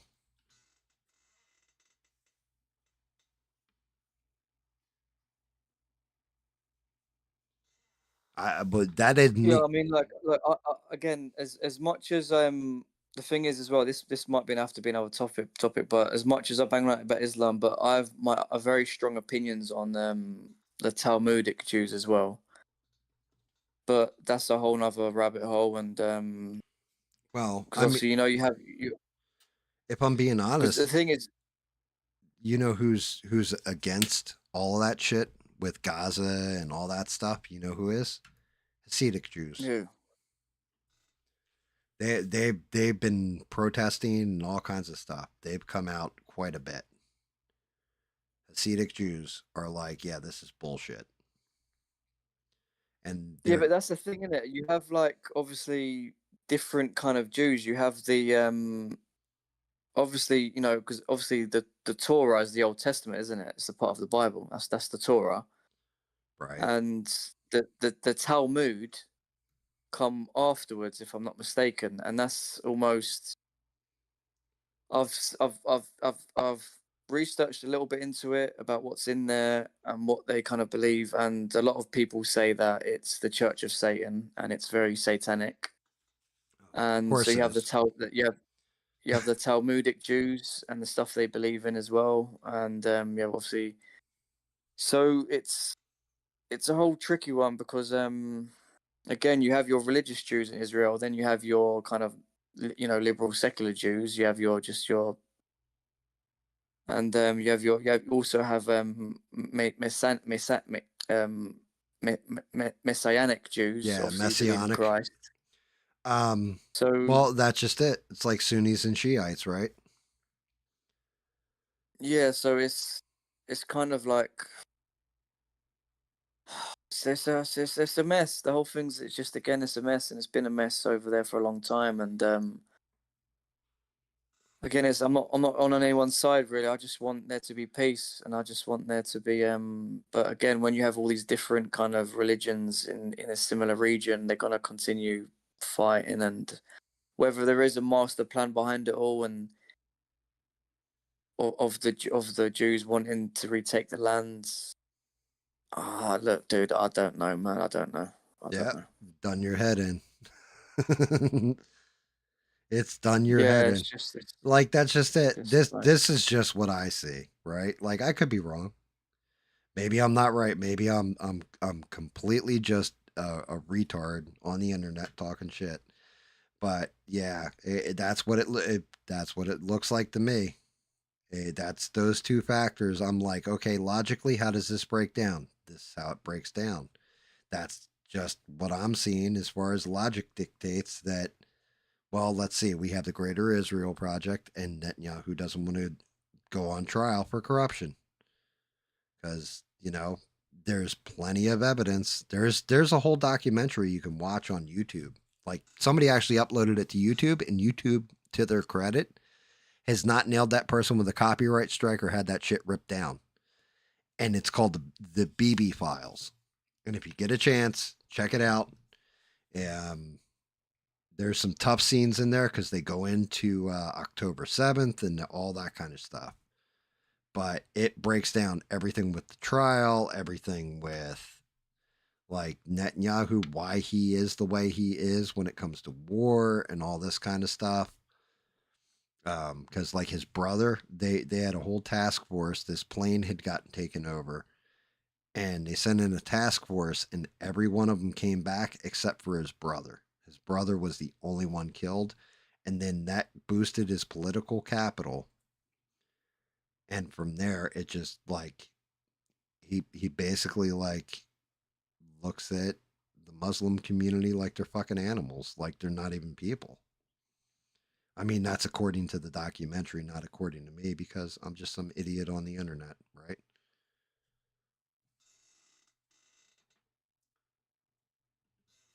sorry again. Say that again. Sorry. Yeah, I said that that's according to the documentary, not according to me. I'm just some idiot on the internet, so. No, so you broke according to the documentary. The what? Oh, like it. Well, no, it shows like all his because the whole documentary is him being questioned by the police, like everything, explaining his relationship and some of the corruption that he's done, and yeah, you have to watch it to really get Yeah, a I mean, feel look, for it. I wouldn't be surprised. I mean, yeah, and I'm not, and again, you asked a lot of the Muslims in over there what they think of the Jews, and if they're hardcore Muslims, if they're actually Muslims and they know the Quran and the Hadiths, then it's going to be right back at the Jews. So, I mean, look, what I'd want if I could click my fingers right now is Qatar and Saudi Arabia. They somehow fund and put pressure on these Islamist states, these countries, to say, calm the fuck down, stop doing this shit, stop being radical, stop again all the money we give you, all the funding that comes from us, just do it to look after your own people, focus on yourselves, stop worrying about making weaponry out of it, bombs, and then targeting Israel and doing all that stuff. And then the West, America, England, Europe, we put pressure on Israel. We say the same thing: no retaliation. Don't worry about Palestine. Don't worry about other countries in the Middle East. You leave them alone. They'll leave you alone. We all work together in peace. We do trade with each other. How about no Muslim immigration to the West? We're not bringing anyone in any Muslim countries anymore. Um, and anytime any country around the world persecutes Christians or goes around doing slaughtering, we're coming after you and we're going to slaughter you. So we'll do that. So when it comes to any African countries, you've got Nigeria, Congo, all these Islamists, Boko Haram go around slaughtering Christians. If you think that's fine, then we're going to send in the military and we're going to come and take you out and we're going to slaughter you. So as long as you just leave us alone and we be peaceful, we can work together. We could do trade deals. We keep it business. But when it comes to immigration, we're not gonna bring any of you people into our countries anymore. And that's just the way it has to be. We can all leave each other alone. We can all work in peace. So you ready for the But kicker? I reported. I brought this to the forefront a long time ago on a stream, and it's actually the peace deal that was negotiated. And what it was, Qatar, Saudi Arabia were going to take control of the Gaza Strip and manage it, rebuild it, and everything else. Palestinian people were going to be able to live there. All that stops the war. They recognized different settlements that were in the West Bank for Israel, and Israel is recognized as a Jewish state. All the hostages are returned. This is what the peace deal was. It just went up in smoke because Israel attacked Hamas on Qatari soil. And then 2 days later, guess what got released? Apparently, Israel did the same thing, tried to take out Hamas on Egyptian soil. So now any sign of a peace deal is basically like, yeah, there's no peace deal. That shit's out the window. It's gone. yeah, and Because I think that's the reality of it all. As harsh truth, I don't think there will ever be peace. And no, there I won't. mean, look, That was their best shot. the Palestinians, and again the Muslims, because the majority of these Palestinians and the majority of these people in that region, obviously they speak Arabic and they're Muslims. They see it as their land. They see it as their heritage. They see their ancestors always being there. The Israelites, the Jews, are going to say the same thing, that they go back even further, because obviously the Arabs come from the Arab Peninsula and Saudi Arabia and whatnot, and then they went and spread through Islamic conquest, and then settled in these in the Middle East. Because as I said before, Syria, Egypt, all these countries all Christian for hundreds of years before that. The Islamists turned up with a sword. So we can all argue till the cows come home about whose land it is, but again, it's obviously the people there. They're not gonna go back to Saudi Arabia, are they? They're not gonna go back to Qatar. I mean, Egypt are not even letting the Palestinians in, through the border. They're not. No other Muslim nations, Jordan, Egypt, around Palestine, are helping their Muslim brothers and sisters. They're not. What are they doing? I don't know what they're doing. I mean, It's the only simple. thing that seems to happen is Qatar seems to be funding it all, continuing their terrorism, and obviously Israel are going to do what they're going to do. Wait. So the whole thing is you're right about Qatar funding it all, but you're wrong. Do you know why Qatar was funding them? Because Netanyahu went and said, hey, I need you to give $1 billion to Hamas. The kicker is, I think it was Qatar, right, guys?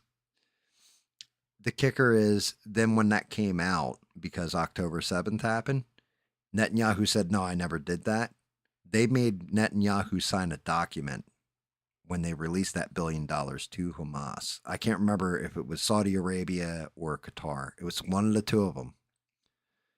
And they released that document showing that, yes, in fact, Netanyahu was funding Hamas because, as Netanyahu put it, it was rage that we can contain. It was hatred for us. We can control the fire, though, or the height of the flame of it. So he thought he had everything figured out and that they could kind of treat him some kind of way and that Yeah, but they but Gavin, that's the whole thing with that. As like the whole thing about it being set up and then obviously him using it obviously as an excuse so Israel can go and do what they're doing. It's like, but this has been countless decades of this constant, peace treaties and negotiations, and then it breaks down. And they've had plenty of wars in the past, and it's like, but why constantly?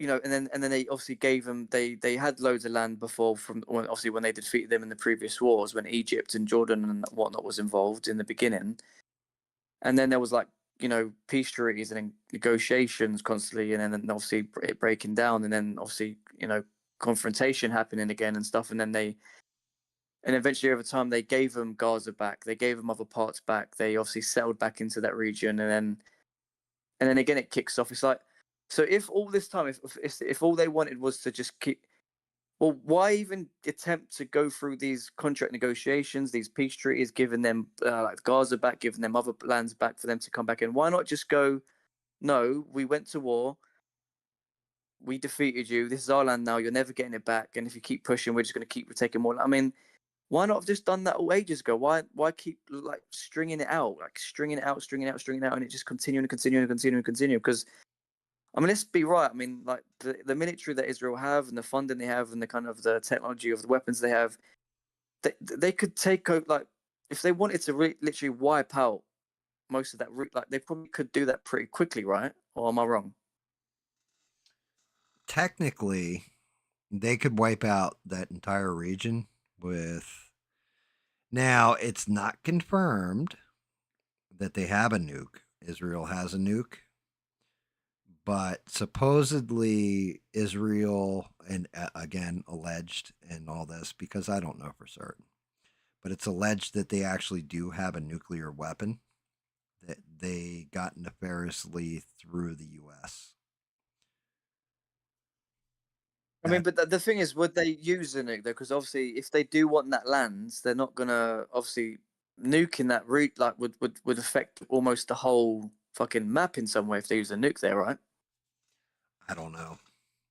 Dude, I'll be honest with you.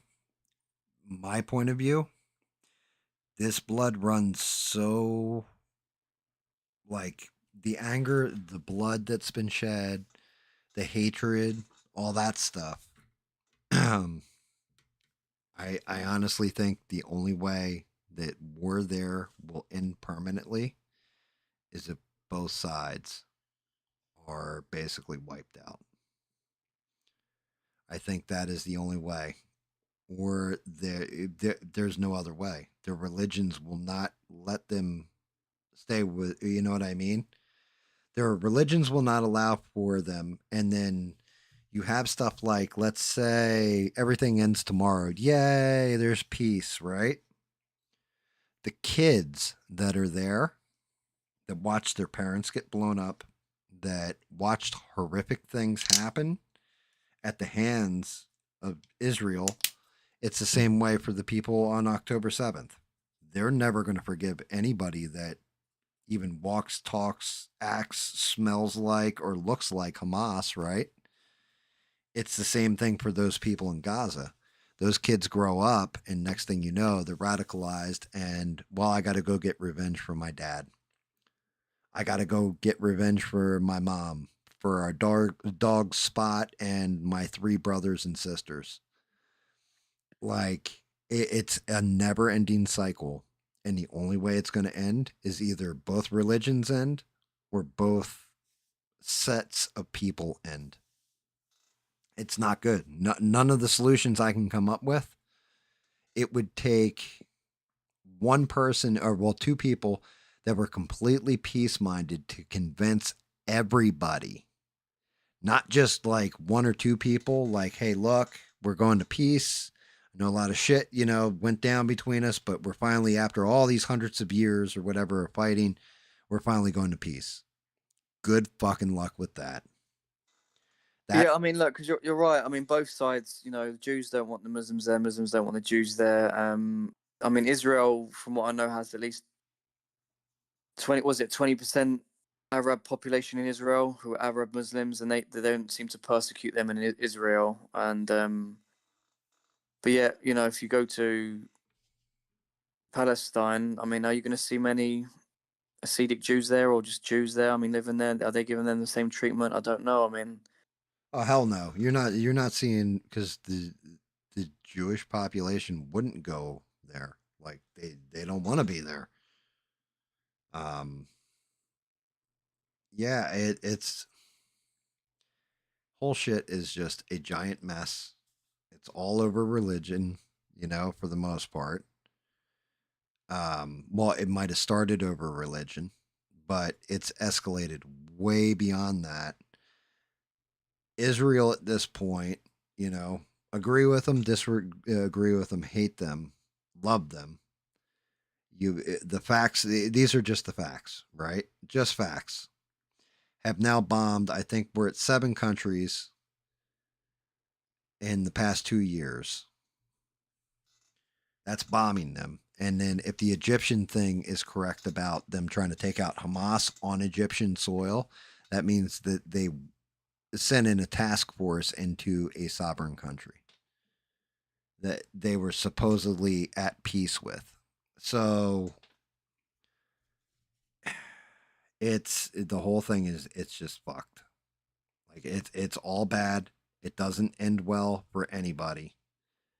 And I can't find I've thought about it. I was like, well, maybe if Netanyahu was out of power and this happened, that nope.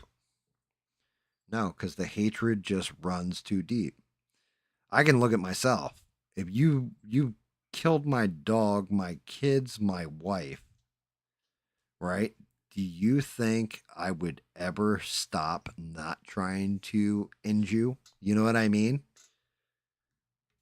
Like, yeah, I mean, okay, so just quickly, Gam, obviously before I go, because I need to go soon. But like, it's okay. So Saudi Arabia are already kind of they don't seem to really care about all these issues. They're more worried about setting up boxing events and and sports. WWE events too, because they just got Yeah, WrestleMania. and so they're moving into that kind of world now where it's all about entertainment, it's all about sports, setting up. I mean, look, Saudi Arabia is actually saving boxing in some ways because the amount of fights they're putting together and they're paying people all types of money to set up these fights that most likely would have never happened. It's actually insane. But so they're doing all that. And meanwhile, their brothers and their Muslim brothers and sisters around the world are obviously, as we're being told, are being genocided and they're being slaughtered. And I'm just thinking in my head, look, you've got Egypt, you've got Jordan, you've got Qatar, Saudi Arabia, you've got all these Muslim nations. You would think, look, take refuge, be asylum seekers, come to our countries. And I understand from their point of view, the Palestinians, they're like, well, no, this is our home, we're not going to leave. Why should we leave? Why don't the Jews leave? So obviously that's what they're going to say. But at the same time, it's like the way they've been acting, the government they've elected, Hamas, and obviously their agenda, what they want, what they've been doing. Israel are going to respond, and I know a lot of people would argue, well, they've responded a bit too much, and obviously they're not stopping, and what's their end goal? Fair enough. Obviously, there doesn't seem to be an end goal. No one really knows what's going on. I mean, I've not seen any of the Muslim nations step up and take in the Palestinians. Egypt don't seem to be doing it. I mean, I could be wrong on that. Maybe they are. I don't know. But no one seems to really be helping and inviting them into their nations and sort of which would maybe then help end the conflict and would stop all the unnecessary slaughtering. And I mean, I mean, do you hear what I'm saying, Gam, or am I just talking crap? I mean, I don't know. So I get it. I get where you're going with it. Like, how come, you guys are the same religion, same this, same that. Why aren't you trying to help them out? Like, if you're all supposed to be one family under your religion, why aren't you helping, right? Thing is, um, just because they're the same religion doesn't mean they're the same people. So the Saudis, for example, we'll take them. Like you just said, they're putting on boxing events. They're doing this. They're doing that. They're doing the other thing. Would you say the Saudi government is just like the Iranian government? Oh, sorry, Gam, you're breaking up again, mate. Oh, no, okay. I'll repeat the question. So the Saudis are putting on boxing events, sporting events, all this other stuff, right? Yeah. Would you say the Saudi government is just like the Iranian government? Oh, not at all. I mean, like, this is actually a conversation I've been having with my mate recently about. He basically said to me that the Saudis that we see and all these princes and stuff like that. He actually said that they're not even Arabic ethnicity wise. They're actually like they're actually Okay. Indians. Okay, fair, And fair, right? Would and you he's say talking about how. would you, Sorry, go on. would you say the Iranian government is like the Egyptian government, or the Jordanians are like the Saudi government or the Qatari government? Just because they have the same religion doesn't mean they're the same people. Well, So, that's the thing as well. Yeah. So within obviously the faith within Islam, as you spoke before, you have the Sunnis, the Shias, and they're obviously slaughtering each other as well. And they have conflict in certain countries in the Middle East between themselves. So obviously, like you got the Taliban in Afghanistan who are, I think they're Sunni, and then you have the Shias in Iraq. I mean, sorry, mistake. Someone can correct me in the chat, but obviously, again, they're not particularly great fans of each other, obviously, and they're killing each other as well. But at the same time, there's still obviously the Palestinians in Palestine, obviously Muslim. I think they're Sunni. I think they're Sunni. I don't know if they actually are, but I think they're Sunni Muslims. And there's plenty of other Sunni Muslim nations around the world who could take them in. And apparently, Egypt have a good relationship with Palestine, right? They see them as their Muslim brothers and sisters. So can Egypt take some of them? I mean, like, I don't know. I'm not, I don't know, but I just feel like a lot more can be done, and obviously what? nothing seems to be, Well, you know. see, that's just it. They don't want to go for the most part, and those Mm. countries don't want them because they took a bunch of them in at one point, and I can't remember which country. I know I read this shit somewhere, but like it was some article I was reading. But one of the countries took them in, and their crime started spiking. All kinds of like they started screwing up the nation because they're from a war torn nation. So when they came in with their people, they couldn't adapt to those people's way of life. I don't know. Maybe it was Egypt. I think it was either Egypt or Jordan. One of them took a bunch of refugees in, and like immediately their crime went up. Like they don't know how to behave in that because the society in like you said, like Saudi Arabia, boxing events, all this kind of stuff. Like they're starting to step up into a different place, right? And it was the same thing for like Egypt. Like they may not be the US or UK or anything, right? But in that world, they're this step up where they become way more civilized. And they got these people in, and apparently their crime rates went up, rape went up, murder went up, like all that kind of stuff. And they were just like, yeah, we will not take any more refugees. And that's pretty much why, because they can't adapt. So even if they are the same religion and believe the same things, they're just simply different people. They, Yeah, no, I agree. I agree. It's not so simple. Yeah, it's not so I simple mean, I as wish it just was just that simple. Like, hey, you know what? Like, you're a white guy. You know what? I'm a white guy. You know, and or I'm a white Christian. You're a white Christian. Yeah, you can come live with me, buddy. Yeah, I got you. It ain't that simple. Like, you got a whole lot of nuance there that you have to get past. Yeah, And well, look, I mean, and again, I've said this before, and I'll keep saying it again. I would happily swap all of the again Islamists that we have over here for all the African Christians, for all the Middle Eastern Christians, for all the Palestinian Christians, for all the Saudi Arabian, all the Christians around the world. You can come to England And then all the Islamists that we have over here want nothing but destruction for the West and hate our culture, hate our country, hate Christianity, and whatnot.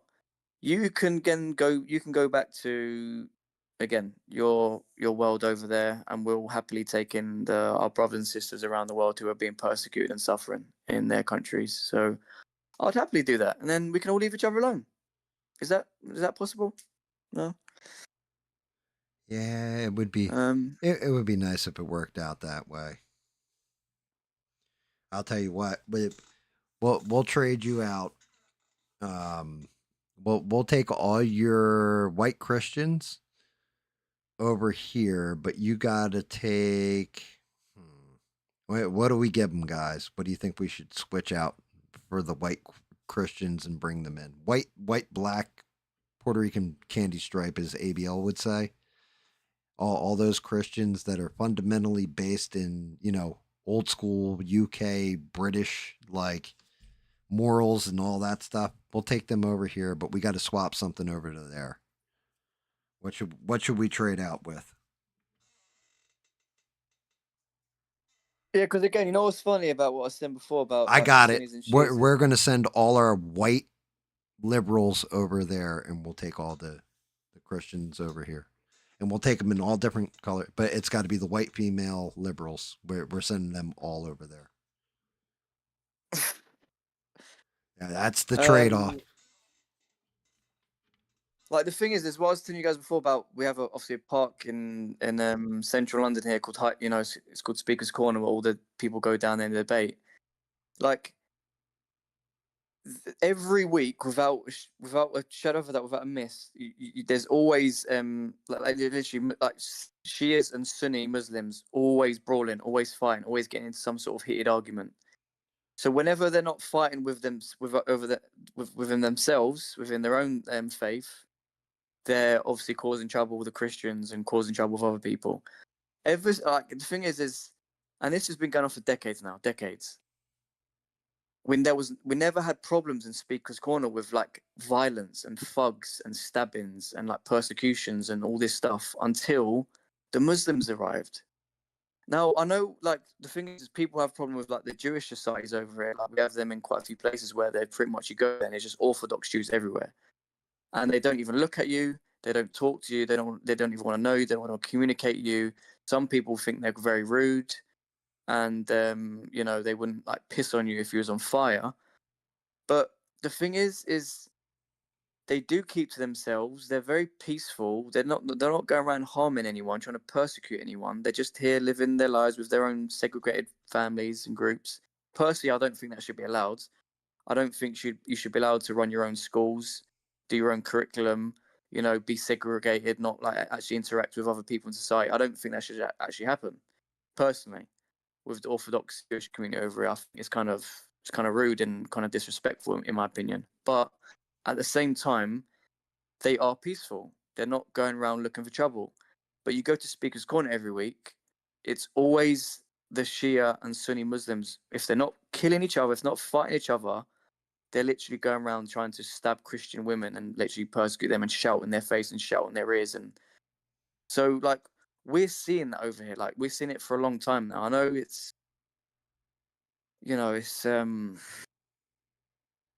but if you see that all the time, you're obviously going to be pissed off with it, aren't you? You're going to ask questions. You're going to be like, why are you acting like this? Why are you behaving like this? Where are you getting this from? Like, and then obviously, then you look into the faith, you look into the Quran, you look into the Hadiths, and then you realize why, you know? Right. And I don't want that in this country. I don't want it in this country. I'm sorry, but I don't want it anywhere in the world because No, it's not. and that's just it. But so now, right? You just said all that. Now you can understand why Egypt doesn't want to take those refugees and Jordan doesn't want to take them because they're moving away from that shit. And the people that you guys are ending up with are the people that they don't want. And that's why they don't want them because they do the same shit in their countries and they've already moved past it. They're like, yo, we don't want that shit here. Get the fuck out of here. The only difference is like your government. I'm not saying the people over there. Well, I'm sure it's some of the people over there probably do. But your government, 1,000% is just like, yeah, we'd be dickheads if we didn't take them. And it's like, yeah, there's a reason why they're not being accepted other places. Like, why nobody else wants them? Because they do shit like that.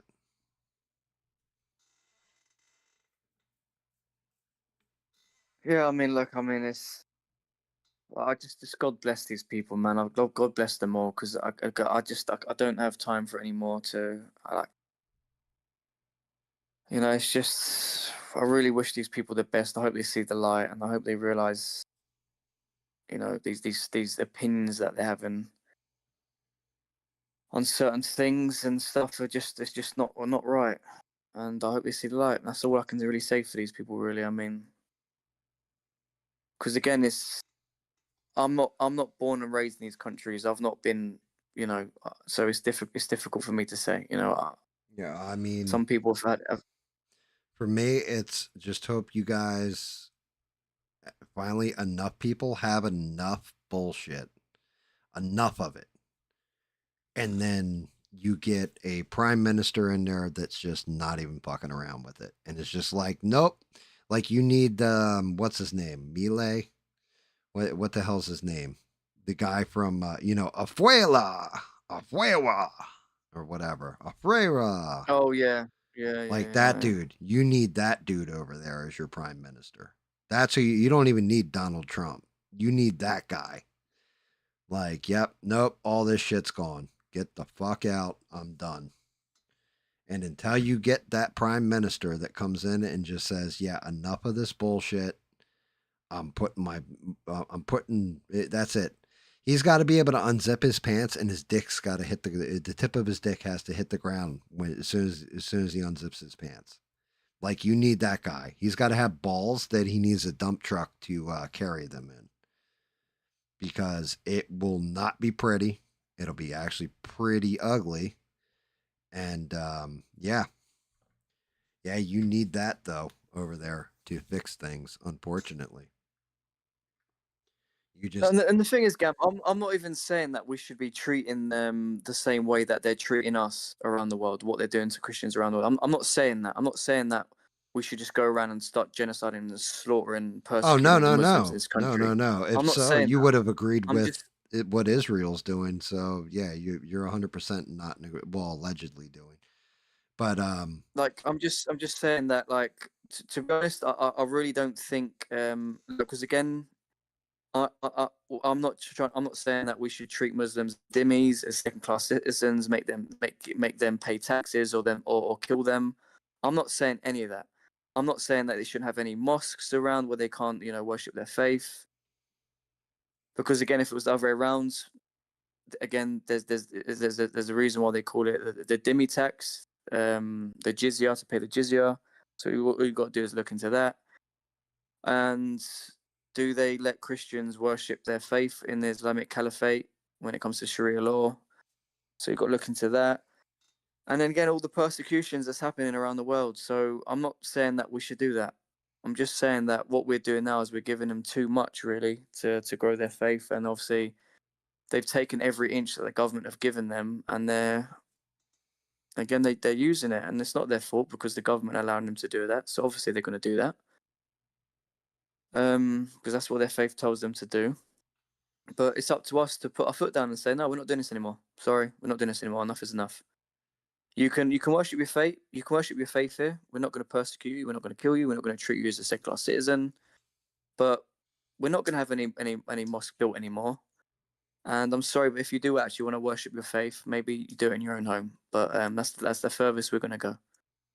If you don't like it, then there's plenty of places around the world where you can go and you can actually be with your people and worship your prophet. You know. yeah, I I mean, think that's a I fair. don't. I think I that's a fair way to go. like I said. I mean, put me in charge for a day. I'll just be like, yeah, y'all got to get the fuck out. Like what? Yep, pack your shit. Yeah, you don't you don't have to go home, but you can't stay here. You got to get the fuck out. Like I'm done. Boop. But the hotels, all that, well, we'll be homeless. Well, then go be homeless somewhere else. Like I'd just be booting people out left and right. Get the fuck out of here. But I don't have that power, and there's a reason I don't have that power, and that's probably why. You know, um, like I'm not completely heartless, but in that situation, I kind of would be heartless because, yeah, sometimes you gotta be. Well, look, Sometimes, I mean, and let's just be real. I mean, Islam doesn't want to coexist with any other religion. It wants to just be Islam. And I don't want to live in an Islamic society under Sharia law. I don't want that. I mean, some people do. Great, that's fine. If that's where if it suits your way of life and it suits the women's way of life as well. If they think if the women are happy living under Sharia law and they're happy with all that, great. You go do that. That's all power to you. You know what I mean? I can't take anything away from you if that makes you happy and you think that's the right thing to do in life. Great. I don't want that in Great Britain. And the same way, I don't want to live under Orthodox Jew, the way the Orthodox Jews live, the way Hindus live, the way Sikhs live in that culture and that religion. No, I want this to be a Christian country. I mean, end of. It used to be a Christian country, and we went down the whole Enlightenment period and the whole liberal secularism. And look at the fruits that's come from liberalism. Everything that is up is now down. Everything that is now left is right. Everything that is, everything's just turned upside down. Man is a woman, woman is a man. All this fucking, it's just everything just gone to fucking shit. Multiculturalism. Let's just all get along. Every religion can get along. All these different cultures can get along, and it's like, dude, it hasn't. It really hasn't. A lot of these different religions and cultures have segregated themselves into different communities. Like and a lot of kind of a lot of bad shit has come from that, and we've just let these people get away with too much. And I'm sorry, but enough is enough. We've got to stop giving these people everything they want, because every time we give them stuff, they keep begging for more, and then they keep spitting back in our faces and it's like, I don't know what more these people want. We're bringing these people, giving them everything they want, but yet they still despise us and still hate us. How does that make any sense when we're giving you pretty much everything you want? We're giving you council housing, we're giving you free education, free NHS. What more do you want? We're giving you everything, but yet you still want to bring that religion, that culture from what you had in that third world, which was, again, Islam is a 5th or 6th century religion that come from Arabia. So you want to bring that into our modern day culture that we have here in Britain, and you want that to rule the government. I mean, if you want that, you can go back to that place where it has it. yeah, well, I mean, that's just it. Why did you leave then? You know what I mean? If it's so great, why did you leave? But we get the same shit here. We do. Like the whole when ICE was coming in, people out there waving Mexican flags and stuff and burning the American flag. And it was like, really? So you're waving the flag of the country that you fucking ran from and are burning the flag of the country that you are trying to stay in. Make that make sense, please. Makes no sense. And thing is, the only thing you can do is vote. Like, so California stays blue. Well, that's on them. They done did fucked up. You know what I mean? They had a chance at recalling Gavin Newsom, for example. They had the recall votes and the signatures and everything else. Guess what? Gavin Newsom's still there, still in charge. Doesn't matter if he won by one vote or a billion. He, it didn't work. That's just it.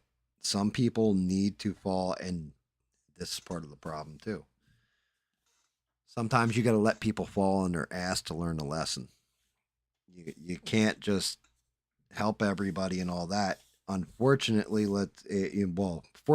unfortunately, let's hope your government realizes that before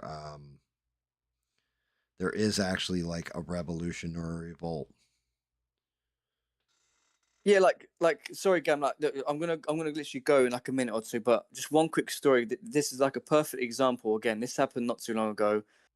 Dad come down from the care home. My mate was here, and he's mixed race, so he's half black, half white.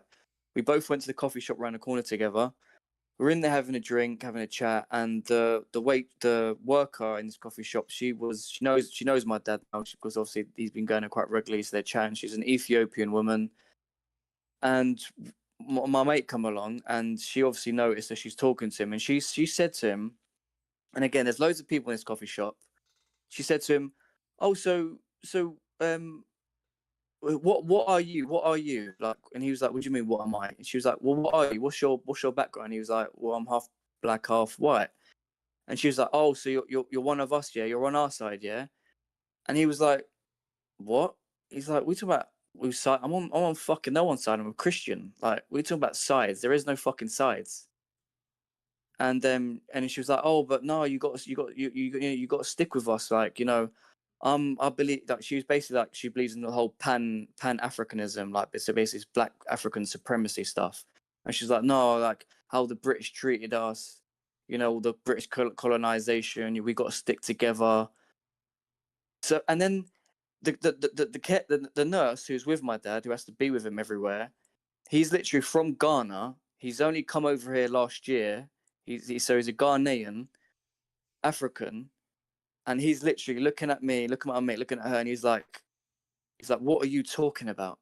He's like, I've only been here in the UK for a year, and they've given me so much opportunity. I've had no racism from no white man here. Everyone's treated me polite. They've actually given me the opportunity to come here and make a better life for myself and work. And there's this woman who's obviously she's born and bred here, but she's Ethiopian, so she has this whole liberal indoctrination of the white man evil, the white man bad, British colonialism, all they do is evil, bad, bad, bad, blah blah blah. We got to stick together. She's saying this like blatantly, being racist in front of like my dad and everyone in the coffee shop. And then you've got a Ghanaian who's literally just come from Africa, who's literally saying the complete opposite, who's actually appreciating what this country is offering them. Like, bro, it was actually insane. Like, I was so close to really flipping my shit and just saying, you know what, love, if you like Ethiopia and you like Africa so fucking much and you're all about sticking together, then please fuck off back there, like ASAP, like right now, like quit your fucking job and fuck off back there right now, because none of us want to hear this racism bullshit. Like, we're all made in the image of God, and we all need to fucking stick together and treat each other with respect. None of this fucking white supremacy, black supremacy, whatever supremacy bullshit you're on. Like, we're not about that in this country, you know what I mean? Like, you want to call people like us the racists when it's actually, in fact, you lot who are the fucking racists, spreading fucking division and hate. But again, because my dad's there, and you know, I don't want to kind of like make this thing a whole fucking argument and set him off because he'd start going mad as well. So I had to sort of try to be civil, like, yeah, it's a fucking absolute cheek. Yeah, you're not wrong. Dear Lord. No, Yeah, this is the crazy thing. You got these like dumb fucking like liberals who come up with all this shit, but then you literally getting people who are coming from these countries who are born and bred there, and they've lived through the poverty, they've lived through all that, and they come here and they're grateful to this country. Like we need people like Samuel, like he's this that's the nurse who coming, like we need people like him coming over here working hard, appreciating the country. Not people like her who are literally doing nothing but to spread hate and division. How about you? You can go back to Ethiopia. Why don't you go back there and be with your people? Like, why? Why not? yeah. I mean, you're not wrong. Like what you need over there, right? When you're having that argument, and you're gonna think I'm making this up, you need the greatest mod on these internets, Sheree over there. Sheree would have set that bitch straight. She would have fucking pulled out the Vaseline and been like, all right, that's it. You need to shut the fuck up, lady, and walk away. And when she kept going, she would rub that Vaseline right on her face. She would have taken fucking razor blades, hit them in her cheeks. Like, she would just fuck that bitch up. Yeah, and she would. I'm sorry, I mean, she would have deserved it. Because Yeah. look, Allegedly. it's so Yeah, normalized I now. forgot the allegedly.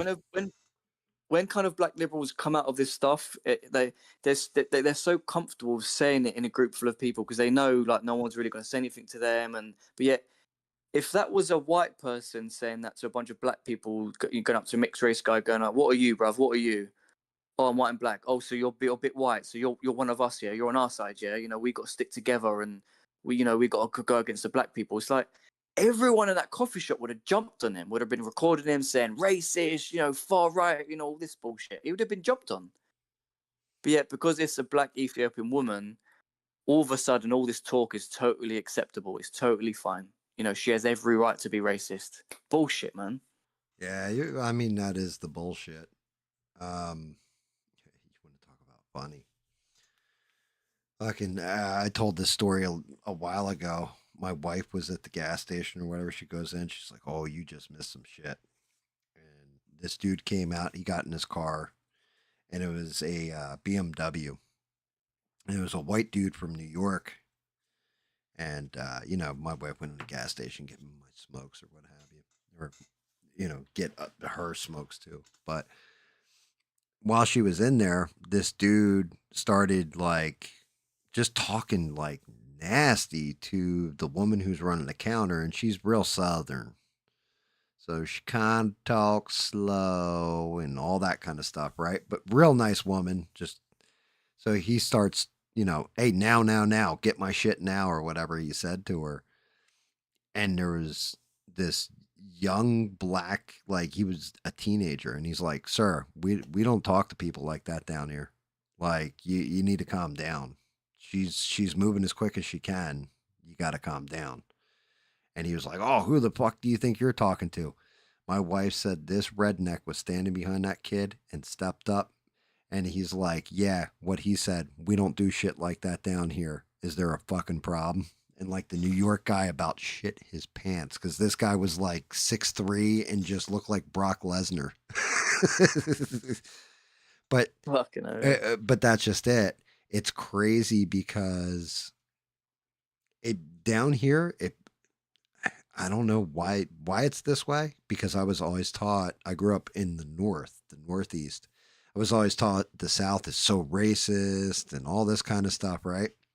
Dude, it's so much less racist down here. So much less racist.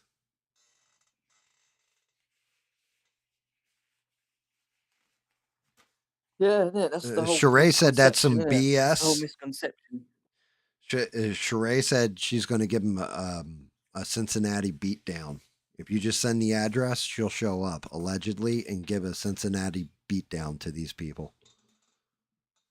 Yeah, I mean, look, I mean, it's because, and the thing is, it's like, look, like again, free speech, right? Say what you want, that's fine, that's totally fine, but Evo, none of us can speak like this, or we can all speak like this, and we can all say what we want. So if you want to come out of all this whole black supremacy, like Pan Africanism, we've got to stick together, we've got to fight the white man, all this stuff, then don't get mad when the white supremacists say the same things, but the other way. Don't get mad and don't try to cancel them and don't try to get them arrested for hate speech and all this stuff.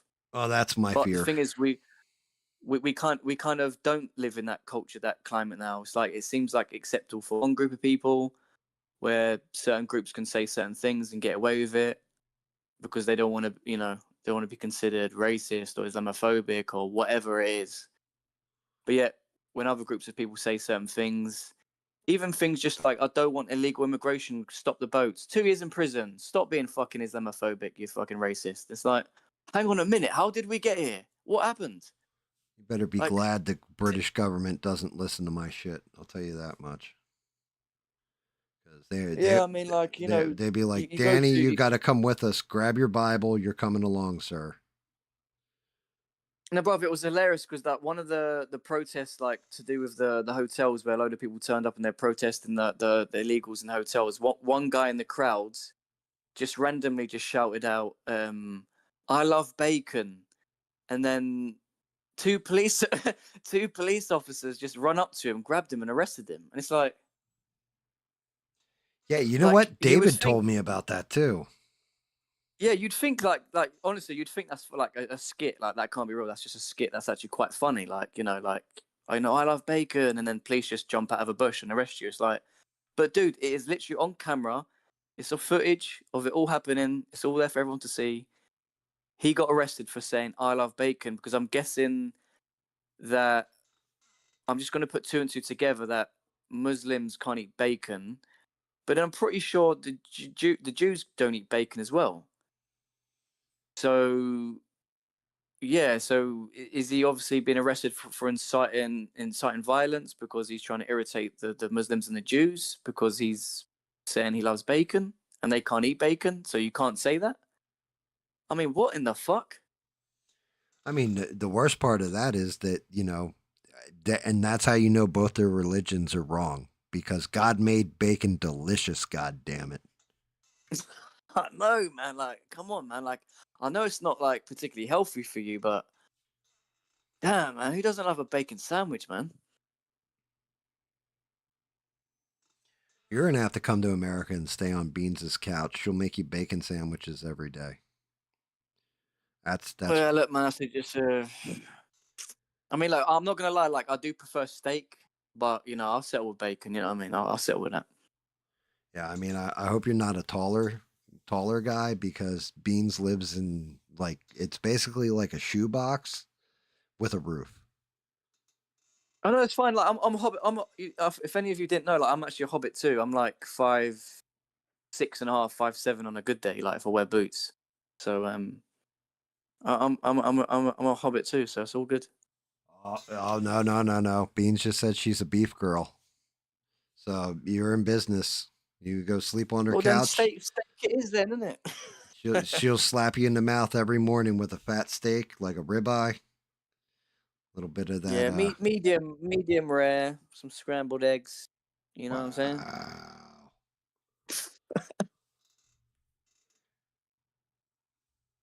Yeah, she said Oh, thanks for this having weekend. my back, Danny. Why was it? What? Wait, what? So Was I not having her back, or I'm confused? No, no, no. She said you had her back because you went right to the beef. Ah, okay. Fair enough. Fair enough. Yeah, I think that's what she's saying. You let her else she'll be like fuck you, Gam, in a minute. One of the two. I think I got it right though. I think I read that the Like I right. think I think like bacon is tastier in some ways because it has that nice saltiness to it and that but when you eat like a good quality steak, you just feel amazing afterwards. Like, you know what I mean? You just feel so flipping good. Well, I do anyway. Every time I eat steak, I just feel fucking amazing afterwards. I mean, I like. I don't know. I'm always a mix on everything. I eat something different damn near every day. So sometimes it'll be steak. It depends. When we go shopping, I'll be like, yeah, I'm in the mood for steak this week. Okay, so 3 days worth of steak. I'm in the mood for chicken this week. All right, 3 days worth of chicken. Like it depends.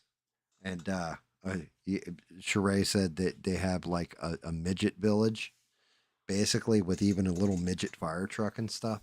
Apparently near her, and she said for us fun size people, the fun size thing always makes me feel a little dirty whenever somebody says that. I don't know why it makes me feel a little dirty. It just makes me feel a little dirty.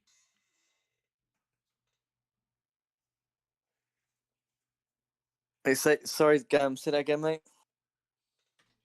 I said like whenever somebody who's shorter says I'm fun size, it always makes me feel dirty for some reason. I don't know why.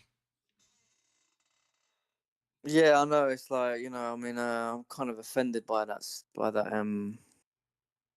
fucking fun size. You know what I mean? Like, I can jump in someone's fucking pocket. Well, I'm not saying anything bad about Mister and all that stuff. The only person I ever knew that used to use the word fun size was probably 5'4", 5'3", somewhere in there. I think it was 5'4" for some reason. And she was a shorter girl, and she was a stripper or used to be a stripper. And that's what she used to always say. Guys like me because I'm fun size. So something about it always makes me feel dirty. Maybe Mister knows her.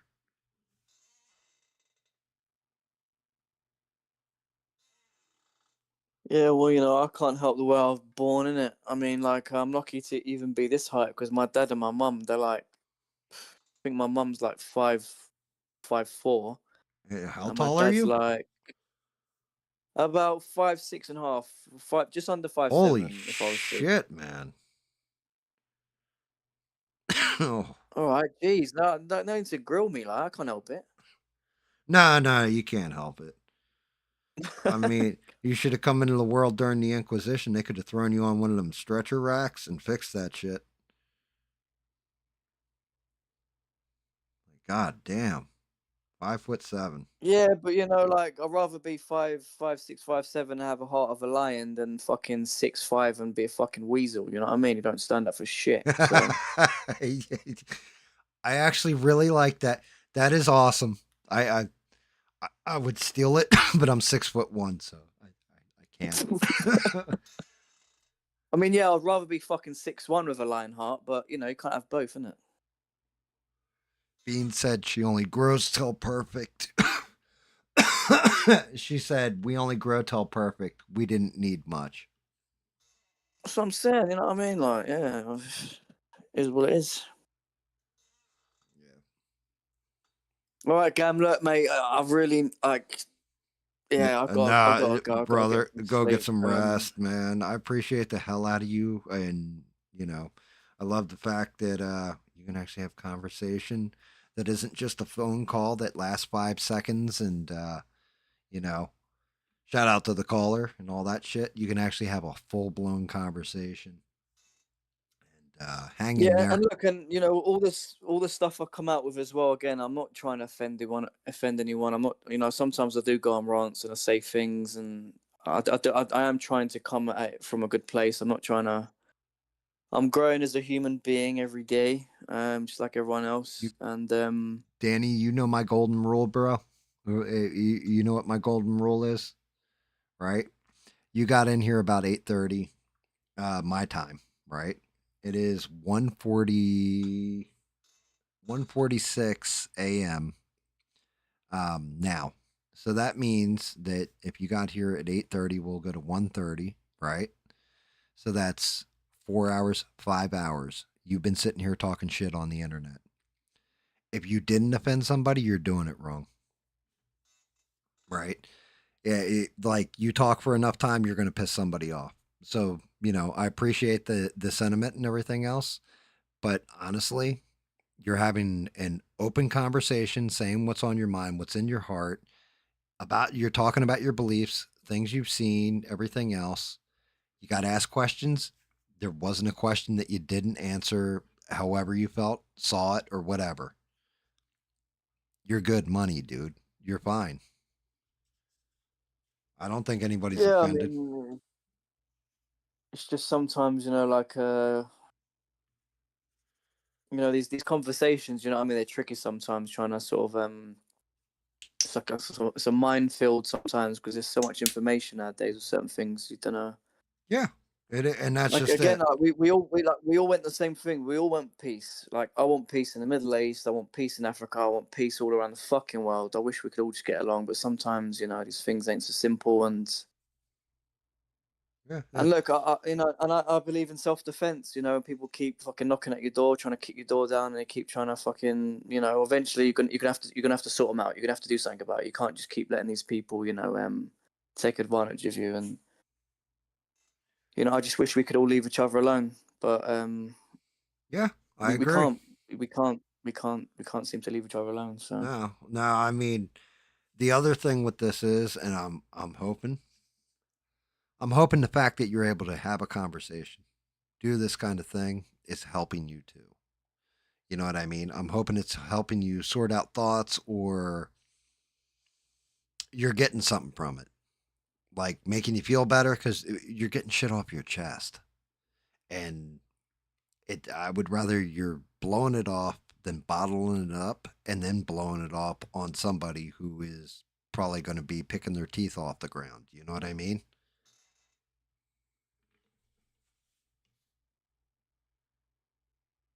yeah, I think there's police at my door, Gam. Again? I'm only messing. I'm only messing. Hey, you never know. 2 years in prison, Danny. I was like, oh, for fuck's sake. Look, if they haven't arrested David yet for for performing buggery, then they're not coming for you, bud. Yeah, I mean, look, like, fortunately, like, I don't have any social media. I'm not going on there writing all types of shit. I mean, look, now and then I do write a few comments on YouTube, but I'm never like threatening anyone's life or being, you know, wishing. You know, I'm just like arguing facts. Like I'm bringing up certain like actual scripture from their book and stuff, and I'm just engaging. So I'm not. I don't think I'm doing anything illegal. I don't think they can get me on any of that if they looked at it. Well, Um. So I'll get a free ticket over to England if they come for you. yeah, all That right, means mate. they're coming for me too. So you should be good money. Yeah, and again, anything on the street, it's all anything's a go really on the street. I mean, they can say whatever they want to me. I can say whatever they want to them, and that's just is what it is. That's just between me and them. No one else needs to do that. Yeah, I mean, but usually when you do that and then you pee on their shoes, people get upset about that. Well, that's fine, man. I get the end of the day, and that's fine. Like, I'm not walking around the streets, walking around my society that I've been born and bred in my country, tiptoeing, not trying to offend anyone. I'm not like running up to people, shouting fucking, certain things to them. It's like if it presents itself and the discussion comes up, then fine. Then it's all guns blazing. I say what I want. You say what you want. We can agree to disagree. Or if you get angry and you feel like you can intimidate me and you feel like you want to try and say I can't say those things, then obviously we're gonna have a problem because I can say those things. I say whatever the fuck I want. This is the UK, remember?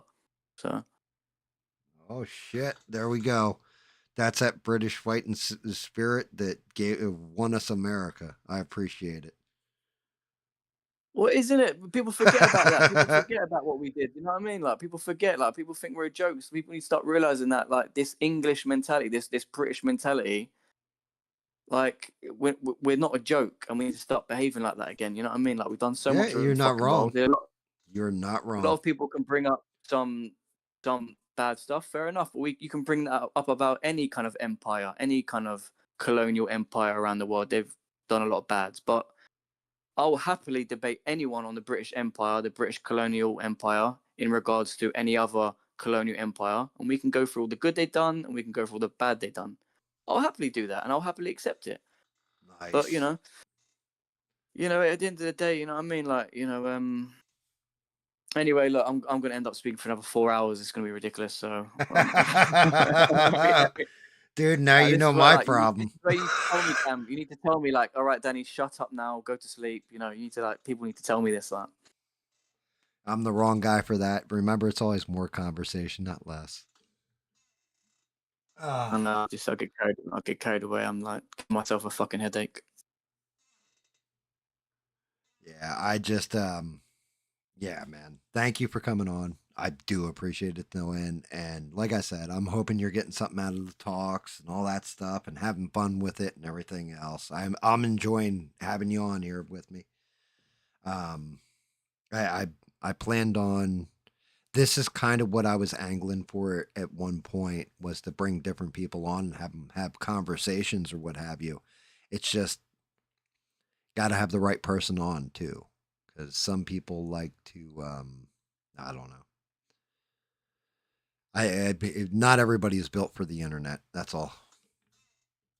Yeah, I mean, look, anyone in the chat, like, you got Beans, you got Sheree, you got Six, you got all these other Sheree, and everyone, like, if they want to jump in next time, then I'll be happy to jump on as well and have a little talk about something, it'd be nice. Nice, nice, nice. By the way, Six said this type of conversation between you and I is exactly what Charlie would have wanted. Well, exactly. This is the kind of mentality that we need to have. Yeah. Oh, Because yeah. Absolutely. like obviously what they want is they want us to cower into a corner and start crying and wish screaming for mum and Oh, yeah. Well, that's just it. You control people through fear or love, and most people use fear because yeah, yeah. it's just easier. Yeah, and people need to stop just aren't you fed up or being just fucking fed up, and these people want us to be afraid and to be scared and to be petrified. It's like, no, bullshit. You should be fucking afraid for what's coming. Like, you've awakened a fucking beast. Like, literally, you've awoken a fucking beast. Like, We've been asleep. We've let all this fucking happen. You've pushed and pushed and pushed and pushed and pushed, and now you've fucking awoken a beast. So don't start playing victim now when shit starts kicking off. That's what I'm gonna say. You know what I mean? Yeah. Yeah. Bean said, maybe next time you call in, she'll hop in and have a conversation with you.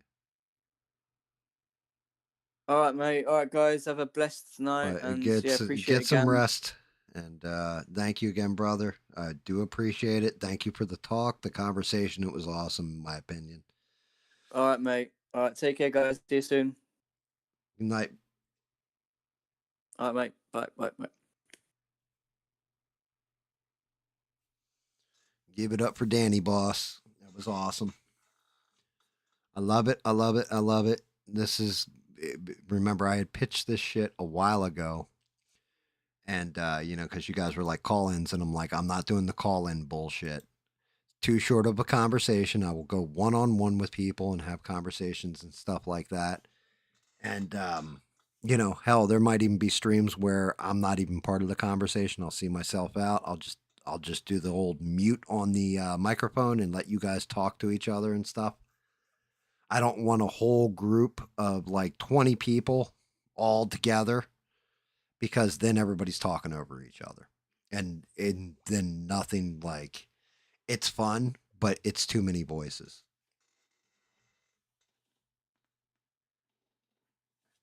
Danny, Jesus Christ, bro. Thank you again, bro. I do appreciate. I love having the conversations like that. I do.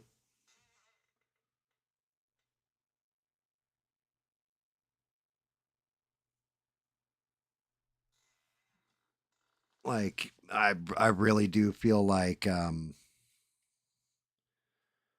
I feel like hearing different points of views on things, and having actual open discussion. I think that is the best way that any of us, like, I learned shit tonight. I don't know if you guys did, but I definitely did. I learned things, and I'm all for it.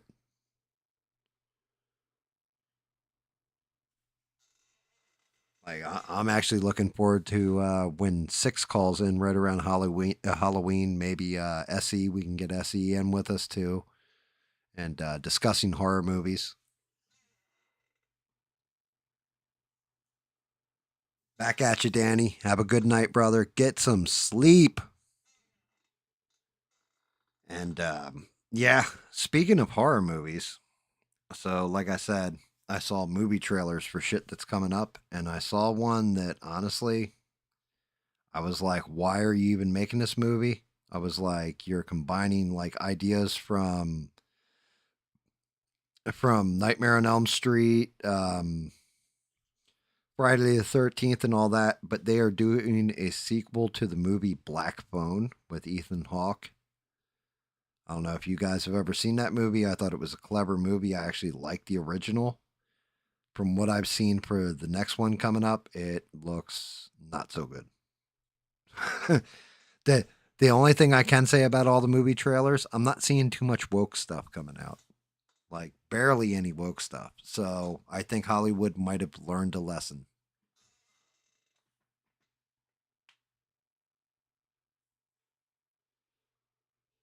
Six is next. Why are you, how are you volunteering Six? Like, poor Six, it's like it gets on the mic again or it gets the hose again.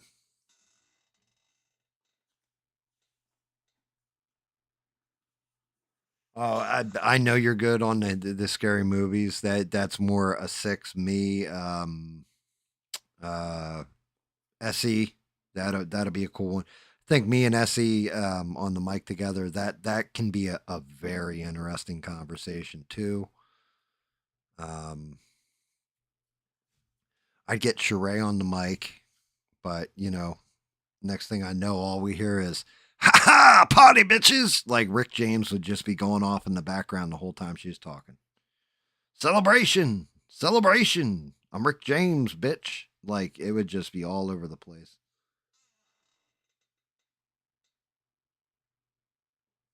Putting the lotion in the basket.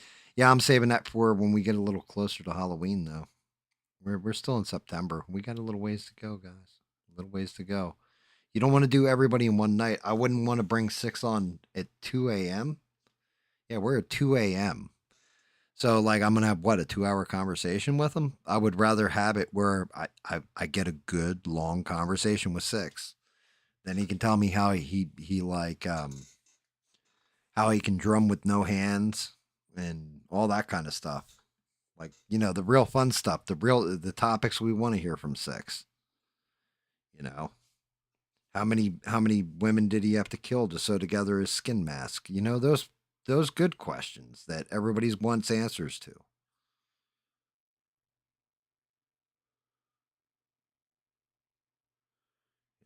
Did they pay you to have sex with that bear? That should definitely be one of those questions.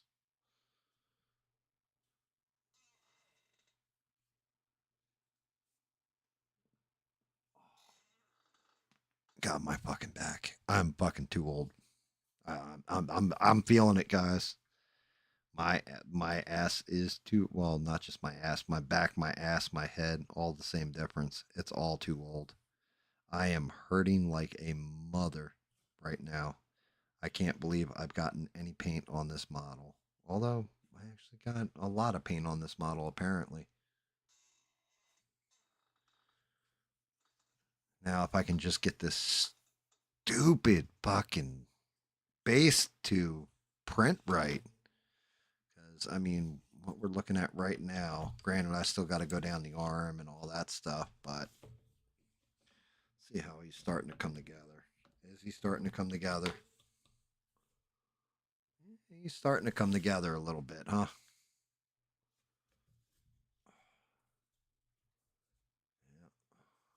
Yeah, he's starting to come together.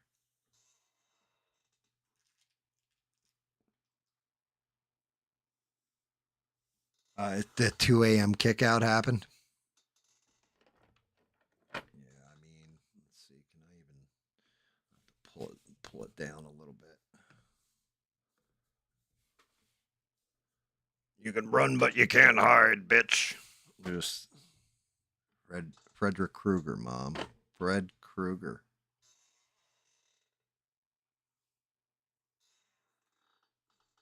Yeah, I just got the 2 a.m. kick out too for my chat thing.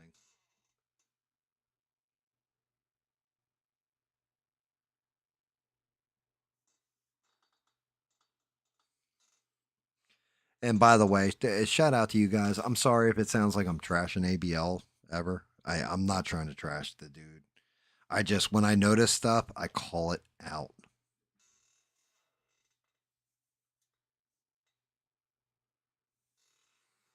The funniest part is they're not even like blue jean color, believe it or not. They're actually like a gray. Let's see if I can get in there. Yeah, they're more like a gray workman color. They do have like a bluish tint to them, though, huh?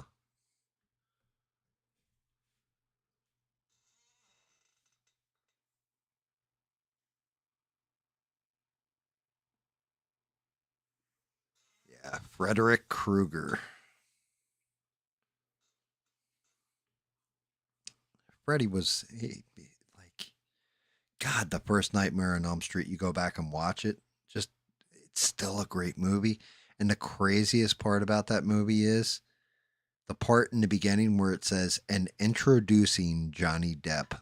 Like, really? That's where we got Johnny Depp from?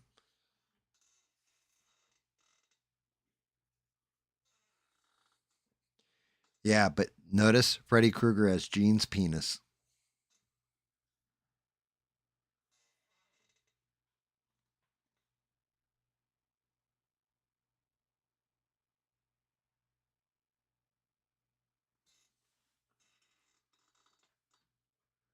Yeah, opinions are like assholes. Everyone has one.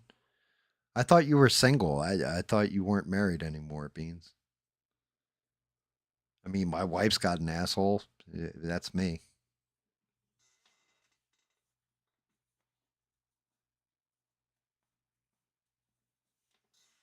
Oh, dear Lord.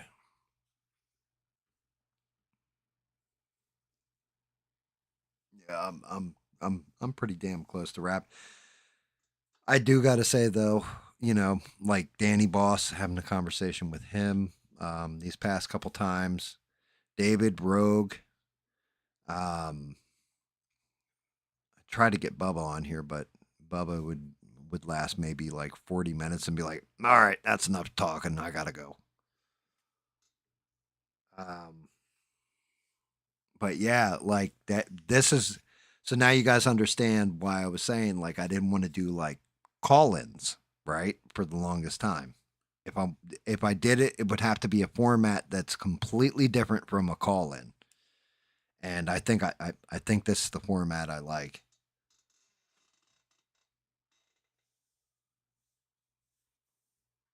because everybody, like call-ins are kind of an ABL thing, and then I've watched somebody else mimic them unsuccessfully for the most part. And then, yeah, like I'm just kind of like the calls are cool, but doing it where I can have kind of a long form conversation with somebody, especially like somebody like Danny, where he's overseas and the culture is completely different to ours. Not in every aspect, but enough where it's like, cool, teach me something.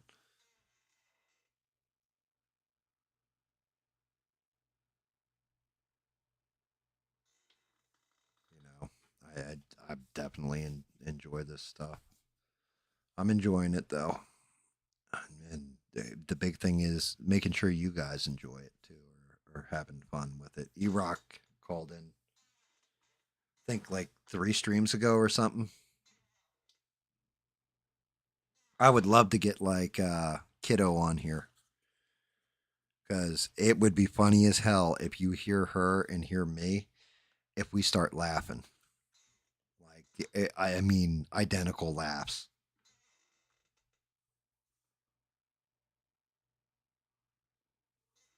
I mean, the first one I've actually seen use it effective, I guess call ins are pre ABL. But the first one I saw use it where I actually enjoyed listening and watching was ABL.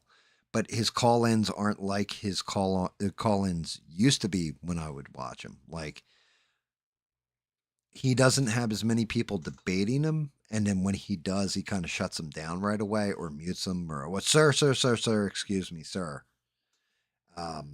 That sort of thing. So it's mainly people calling up like, "Wow, what a fantastic show! You told me all kinds of stuff I didn't know because I didn't watch Fox News 5 minutes before the show." Like,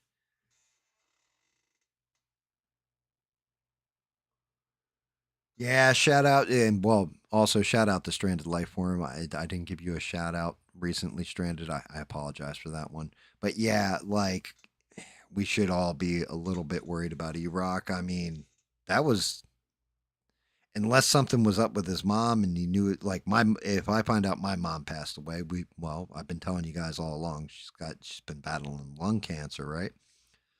Um, with E-Rock, that shit was just out of left field. He was like, "Oh, I got to go. My mom. I just got a call that my mom passed away." Like what?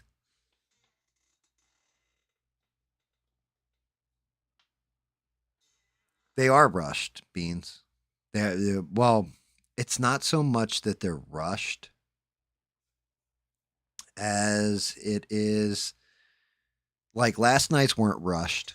He actually took them for quite a while. Actually, if I'm being fair to him, because he took call-ins for almost an hour, and some people talked way too long. Other people were faster with it, but it's because he waits till like 10:30 and then ends the show usually right around 11 o'clock. So half an hour for a call. If you take 5 calls in half an hour, that's 6 minutes per call, right?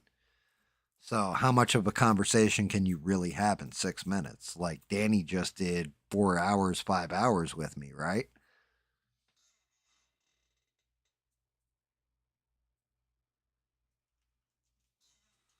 Like that's kind of the way it should be. But yeah, I mean, I do. I hope E-Rock's all right. That's might have just caught him off guard and shocked him. I don't know. I don't know, guys. Well, we'll give it like a day or two because he's going to have shit to deal with. But we'll check in on him. We'll make sure we check in on him.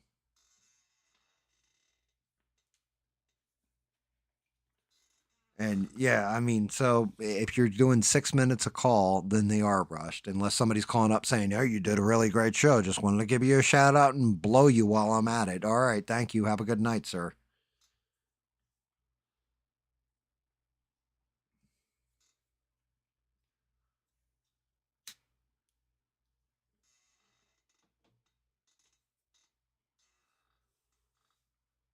You know, I think every call, everybody that I bring on and talk to, going forward, I think it should be like the rule. We're gonna have to make up a rule. Like when they first get in, instead of saying, "Hey Gam, great stream, glad to talk to you," be like, "Hey Gam, you're an asshole. I fucking hate you." And so anyway, let's have a conversation now, or something like that.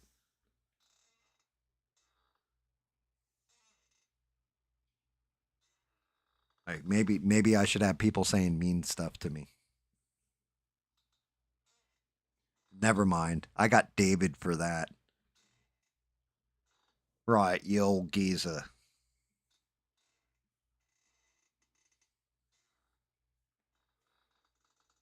Oh, good lord. Let's bring this up higher.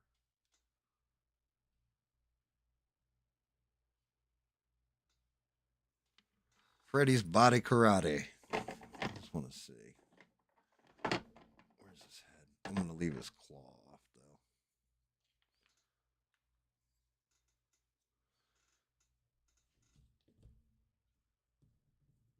Goddamn pants.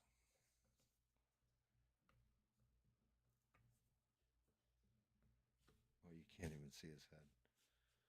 I gotta bring him down. Uh, no point. Can't even see his damn head.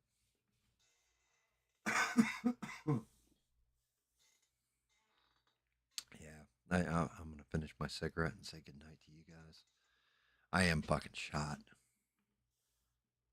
Danny definitely helped me stay focused, awake. Oh, and because I was bullshitting with him and not and like still working on painting and everything else, I kind of ignored the pain in my back, which may have been a bad thing because yeah, it hurts to move now.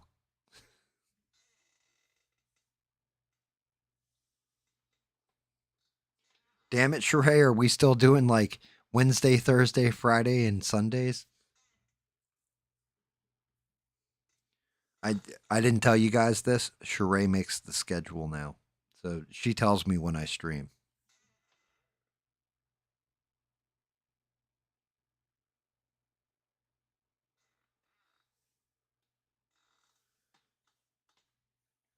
Yeah, I mean the vid's a very nice thing, and I'm glad people get to share the grief, get it out of themselves, and the pain and all that. Because he did mean a lot to you know tons of people. Like he meant the world to some people.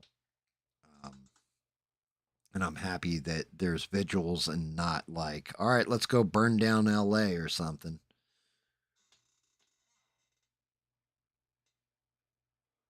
I don't know, Sheree. I have no idea. I've not heard. Smurf hasn't said boo to a goose. I have not heard from him. Nothing else. He had messaged me not this past Wednesday, the Wednesday before. Well, actually, no. I think it was Friday. He had messaged me and said, "Yeah, sorry I missed the stream. We just got power. We lost power. I was waiting in Discord for you to hop on, and we lost power. I'll be back for next stream." And then, according to David, David's like, "Oh, Smurf's playing Grounded 2 right now." I'm like, "Well, he ain't fucking stream." So, as David was messaging me on the side, he's like, "Yeah, I see him online. He's playing Grounded 2." I was like, "All right, well, guess he's doing that. I'll play Valheim by myself then." So I have no idea. I mean, I wouldn't even have started the Wednesday streaming, but I moved it for him. So we'll see. We'll see what happens.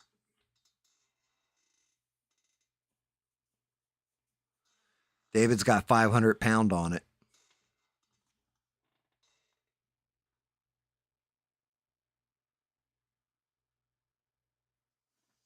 Dude, Sheree does call the shots. She's like, Gam, you're going live tonight. I'm like, Sheree, I don't feel like you're going live or I'm sending Rick James slap a bitch. You understand me? I'm like, yes, Sheree.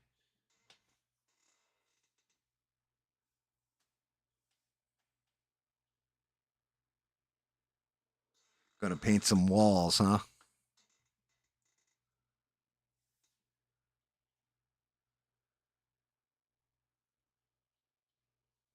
Very nice, very nice. Yeah, fucking David. Oh, oh shit.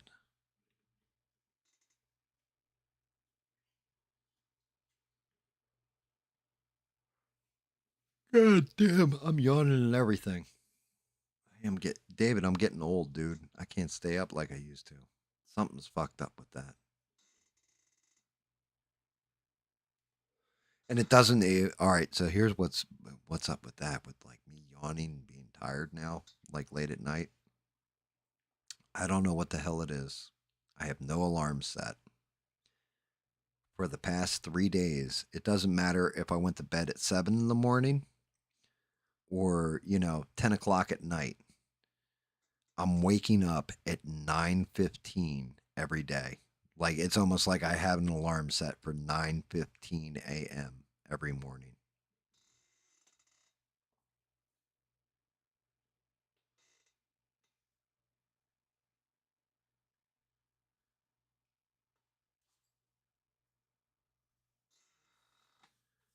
Beans breathing's overrated. Six, that's awesome, dude. That's gonna, man. Yeah, I think that drum room's gonna look nasty when you're done. We'll have to eventually get David to bust out his acoustic guitar and play you guys some songs that he wrote. Maybe we can talk him into doing the Ballad of Paul and Vane live. Yeah, I honestly like. I'm joking about the breathing being overrated, but I do hope you feel better as well. Because, like I said, for the past couple days, I thought I was like coming down with some kind of crud, and I was like, nah, it's just allergies. I'm all right, but it still sucked. I was like, damn, poor beans.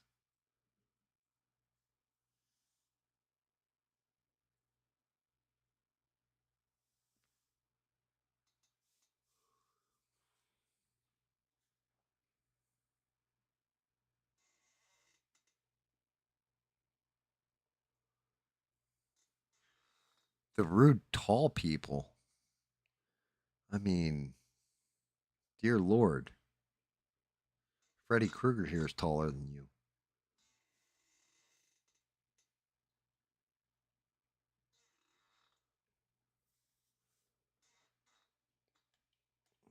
Yeah, I'll tell you the other thing is actually when I'm done this stream, there is something I gotta watch. Even though I know the result of it, I've got to watch Canelo versus Crawford, and because Sheree said Rick James said that was like a great one of the best fights he's seen in like 15 years. So I've got to watch that fight.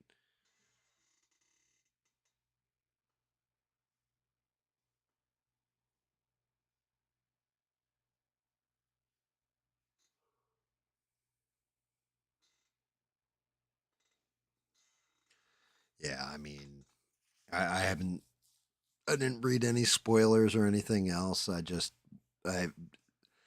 I, I asked Sheree, I was like, Canelo won, right? She said, no, dude, Crawford won by decision. So I know it's going to go all 12 rounds, but if they're a good set of 12 rounds, I'm down for it.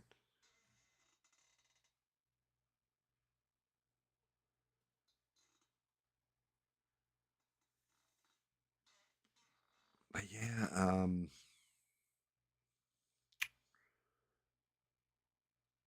I'm looking forward to a lot now.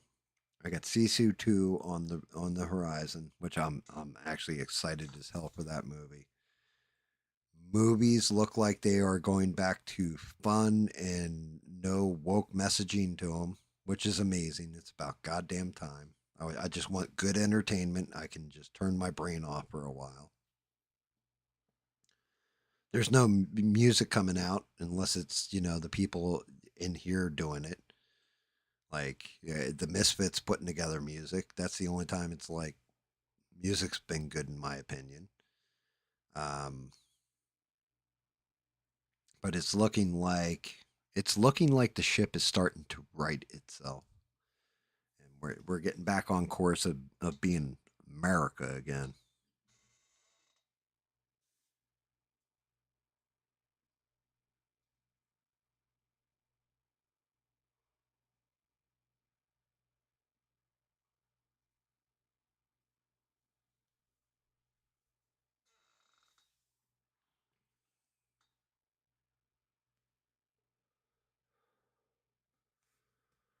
Oh my god. Yeah, I'm dragging. All right, I'm putting out the cigarette before I bore you all off this fucking stream.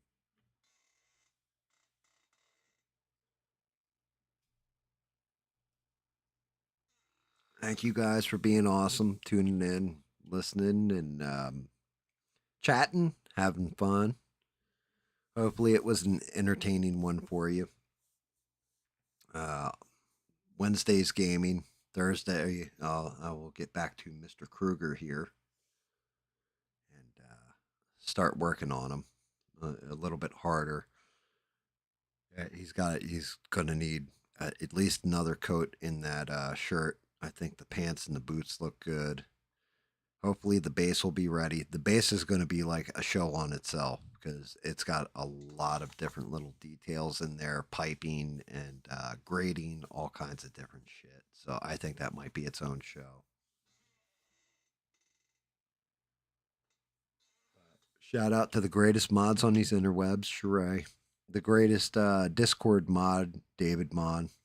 Yeah, I'm going to give David his flowers from now on because Discord's how I chat with everybody. Um, Shout out to Bean6. You guys made it through the whole show. Shout out to Stranded, who's watching this on the replay, probably working her poor ass off and not being shown much love while she's there. Shout out to Danny. Thank you for jumping in. Um, my deepest sympathies, condolences to Erock.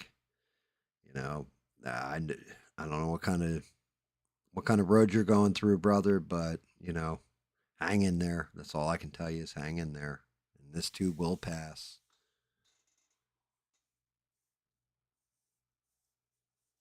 But thank you guys. Thank you for hanging in, being cool. Stay cool. I'll be back Wednesday 8 p.m. I'll be playing Valheim, and I'm definitely gonna just build a base. I think. I guess if Smurf's not going to play, then I will go set up a base somewhere else and make it look pretty and all that fun silliness that goes with it. But yeah, thank you guys. I appreciate every last one of you. Hang in there. I'll see you guys Wednesday night, 8 p.m. Eastern Standard. And until next time, don't take shit from anyone. Good night, everybody.